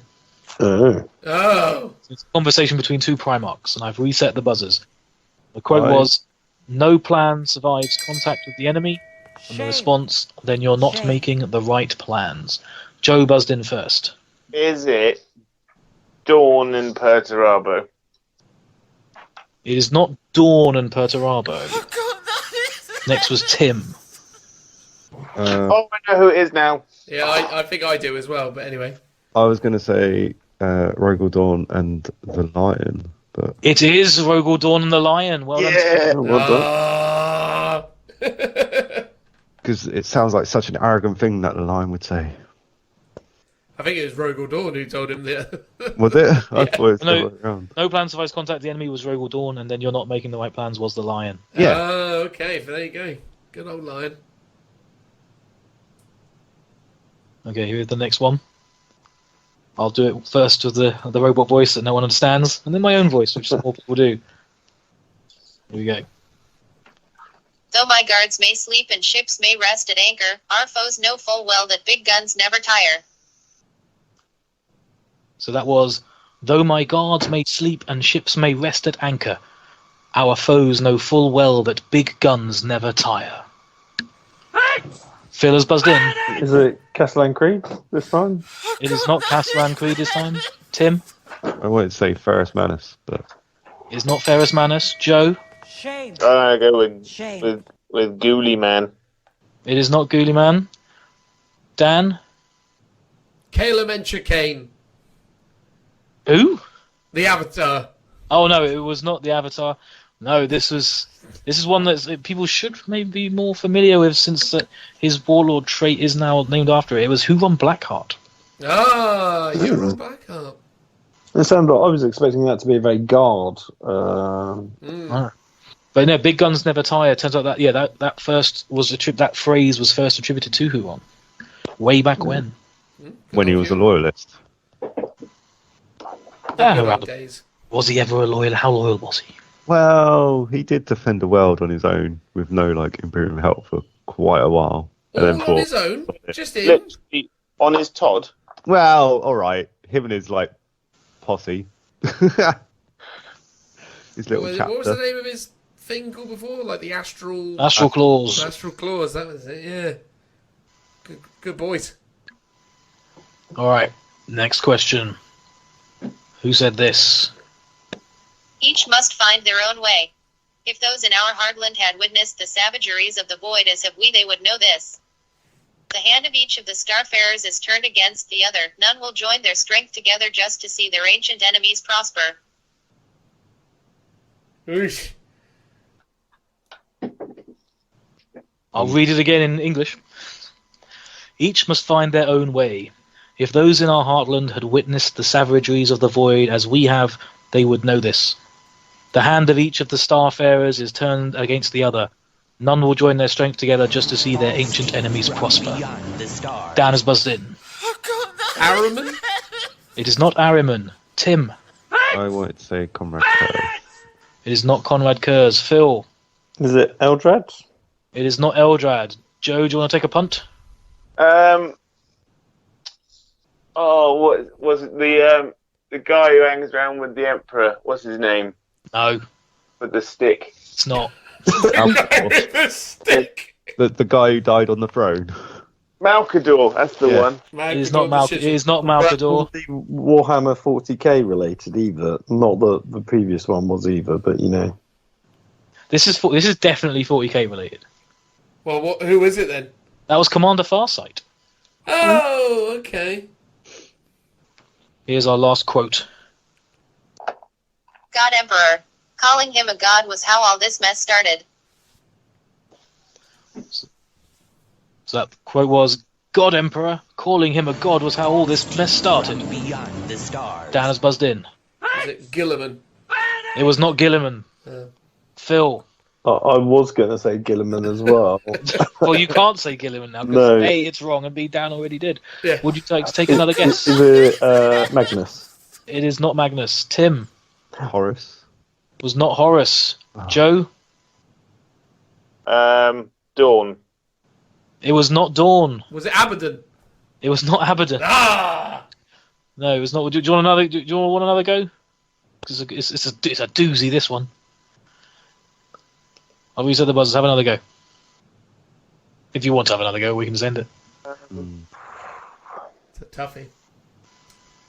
Was it Sigismund? It was not Sigismund. I'll just keep saying other people. I don't know. I'll give you. Okay, you can have a hint. It was. Oh, Could I someone's say- buzzed. Someone's buzzed. Tim is going for it. I was going to say Angron. It's not Angron.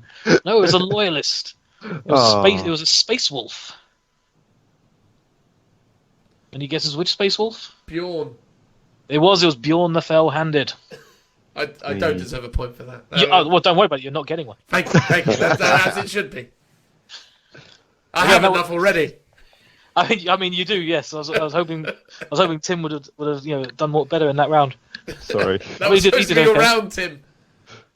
But at the end of that round and the end of this week's quiz, in last place sadly is Philip, trailing with 1 point. You got off the starting block, so that's good. Well done. In third place with 2 points, former reigning champion, Joe. I will be the champion until the Royal Rumble. I mean, it's a new season, new points. The points are on the board. You may be best in faction for the best of the Joes. In the Joe faction, you are top, but you are not top of the overall. But most importantly, second place was Tim. Well done, Tim. Hey, well done, Tim. Second place, 3 points. But first winner of the Lookout Sir 40k quiz of 2020 is Dan with 6 points. Yeah, I'm so great. Woo! Don't you think so, guys? Hey, guys, don't you think? No. Congrats, mate. It means a lot, everybody. Thank you very much, Rich, for a wonderful quiz and giving me this opportunity to, say some words at the end and communicate how much this dearly means to me. It's a special moment right here. Thank you. Thank you all for playing along at home. Do let us know in the comments what you thought of the new rounds. We probably won't bring one. I think there's one we won't bring back next time. But no, like, subscribe, follow us on the social channels. Do get in touch with us, and see you next time if they allow me back. We're always happy back, Rich. Let's move on to whatever it is that comes next. Transitional noise. Woo! So that concludes episode 40 of the Lookout Sir 40k podcast. Thank you very much for listening, everybody. We hope you've enjoyed this episode and the subsequent episodes that have brought us to this point. Personally speaking, I think it was a pretty good one, although I can never tell for sure. Phil, you were mostly there for the whole thing. What did you think?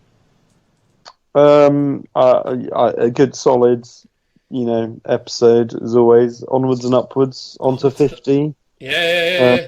Although saying that, I did realise I made a mistake when we were talking about warlord traits and stuff. When I was talking about the White Scars, able to take 2 warlord traits, so they could do on a 2-up when they go into combat. They could do a mortal wound, because I was like, you take 2 warlord traits that both have the same effect. And that's because they're both the same White Scar warlord trait, so you wouldn't be able to do that. Well, fair enough, Phil. Fair enough. That's very well remembered. That must have haunted you. Well, it did. I was like, dear God, it's the generic White Scars warlord trait from the Space Marine book that also just happens to be in the White Scar supplement. So it's like, that isn't a thing. Well, it's very good that you haunted. Yeah. Haven't been able to sleep about it. Really? That bad? Yeah, that bad, yeah. Crikey. Well, there we go. Well, Rich and Tim are still with us as well. How was that for you, Rich? You enjoy it? It was cracking. I particularly enjoyed all the bits that I wasn't there for. Well, indeed. Well, hopefully you will enjoy those. I mean, I'll enjoy listening to them. I like listening to the podcast. Yeah, unlike Joe. Although, to be fair, I do skip the bits that I'm in, so I can... see, because I'm in all of it, I don't have to. Because I'm there. You're not always in all of it. You're not in the me and Phil talking about Dark Angels bit. Will you listen to that, Joe? I do need material to help me fall asleep at night.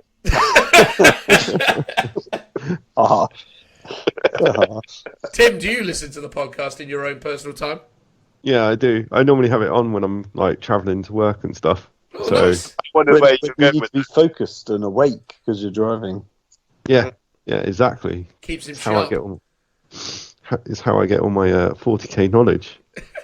'Cause there's no way I can keep up with it all with the rate that GW are pumping out stuff. Mate, neither can we, though. That's the problem, If you were using us as a sole source of knowledge, I really, really regret it. Because we're far from keeping on the pace, I would say. But, well, that's a full-time job in itself. But Oh, mate, honestly, the rate of releases they've been smashing it out at this year, it's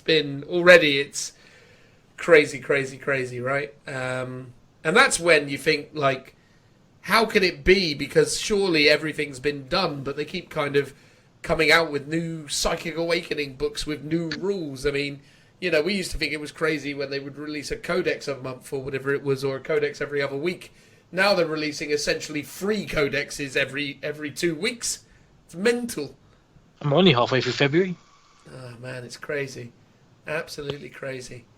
But there you go. Anyone got any exciting hobby things on the horizon? I suppose the majority of us here, not including Tim, boo-hoo Tim, we're going to be going off to the team tournament, aren't we, in April time? That's going to be exciting. Yep.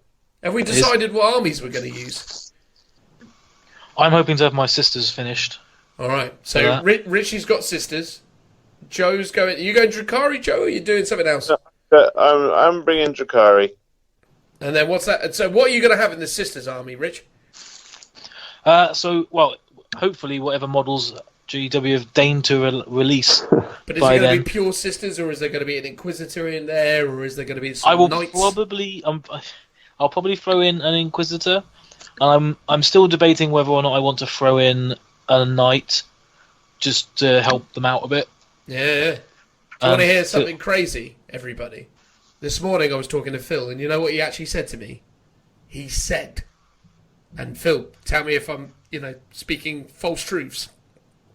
He said he was going to actually run 1750 points of Minotaurs at the team tournament. Well, what? I was saying I want to, and I think it'll be a good motivation. It sounds like you're backtracking already. Oh no, I think it's possible that I can do it, but it will be tight because I think I could easily get 1,000 points painted We do up. need a Marine player. I don't think we need one. But come on, Phil, you can be our Marine player. Yeah, I mean, if I aim for that, it will be a good motivation for me to just crack on and paint it all up. Do it, Phil. Do it. I don't know though, because isn't your Marines list just all Inceptors? A good 800 points is, yeah. Jesus, how many are you running? 3 squads of 6. Wow. Well, currently I've got 3 squads of 3 built and ready to be painted, which I'll be doing probably tomorrow. There aren't too many orc armies who would want to see that coming at them across the table, though, are there? Well, my plan is to do 2 squads with the bolters and 1 squad with the plasma. Are you running them as... What are you running them as?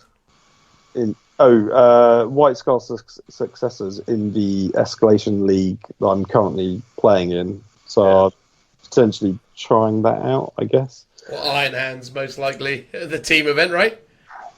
No, they'd be rubbish as Iron Hands. Yeah, true. I think there's a lot of utility in terms of just chucking them up the board, advancing, shooting, charging into combat, sort of trying to keep them alive by keeping them in combat, and then falling back, shooting, and then charging again.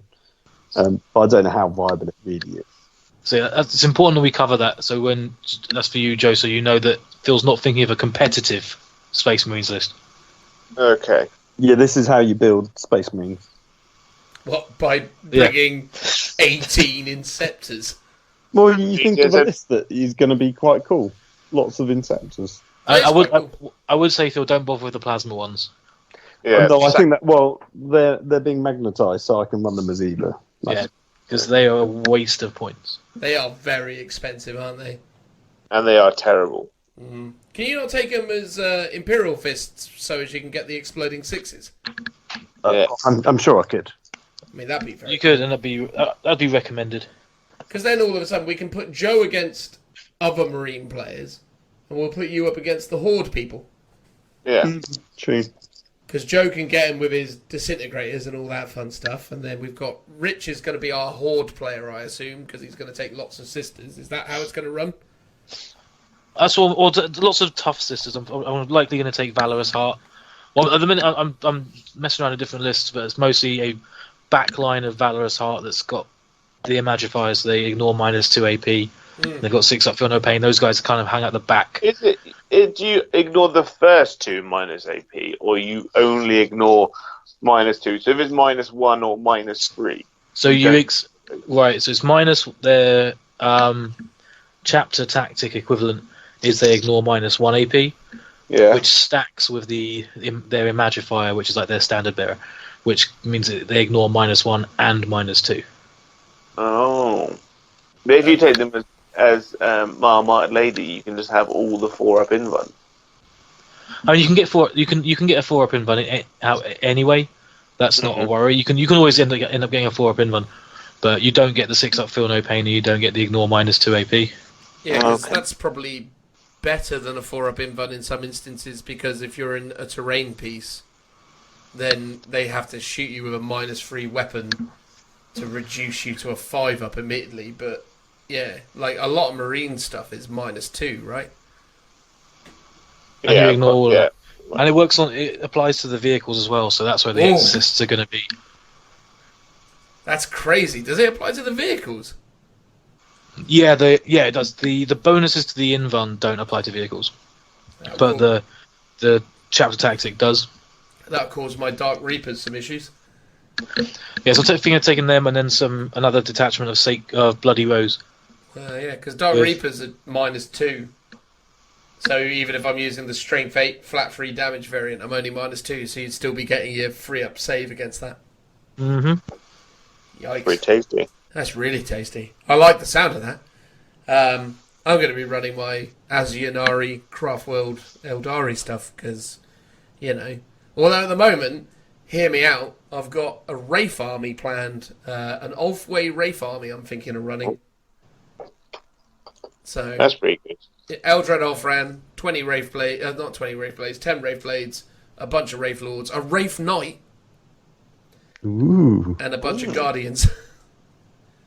That'd actually be quite nice to see across the table, because you don't see it that often. So not anymore, no. I was thinking, Wraith Knight with the Sun Cannon as well. Wow. Yeah, going weird. But that thing is -3 flat 2 damage, 2d6 shots. Well, that's quite tasty, especially in the marine heavy game that we play. Yeah, indeed. So being able to, splat all of those Primaris Marines at range is always a good thing. Hitting on freeze. Hitting on freeze, yeah. Because it ignores the penalties for moving and shooting heavy weapons, I believe. Yeah. Because it's a big, scary knight. Nice. And it's going to have 2 star cannons on it as well. For the lols. Yeah. So then it gets a 5-up invuln from the shield. And then it's going to have 6-up feel no pain from Ulfway. And then it's going to have guns. So yeah, that's the thinking. That's the theory. A Wraith Knight. I like it. And a Wraith Seer. I'm going to have a Wraith Seer in there as well. Yeah. So there you go. Fun and frolics. All right, guys. Well, anyway, thank you very much for checking out episode 40, as we already said. It's greatly appreciated that so many of you out there are enjoying the show. But as always, if you would like to tell us what you think we could be doing better, or what you would like to see us talking about in the future, you can, of course, reach out to us on our various social media platforms, but predominantly Instagram is a good option, although Facebook works as well. I tend to keep an eye on things that go with Facebook, although we don't really post on Facebook, do we, Rich? I mean, we post the podcast goes live on Facebook. Yeah. But we're a little bit more frequent with our... We're a little more active on the old Instagram. Yeah, that tends to be where we're at our most active. But yeah, please consider subscribing, and potentially give us a 5-star review on the old, platforms where these sorts of things occur, because those reviews help us be discovered by more people and continue to spread the beautiful message of Look Out Sir to more and more fine 40k fellows and or ladies. But with that said, guys, I'm going to conclude this episode. Thank you very much for listening. Bye-bye, everybody. Bye-bye. Bye-bye. Bye-bye. Bye-bye. Bye, everyone. Bye. Bye. Cheerio.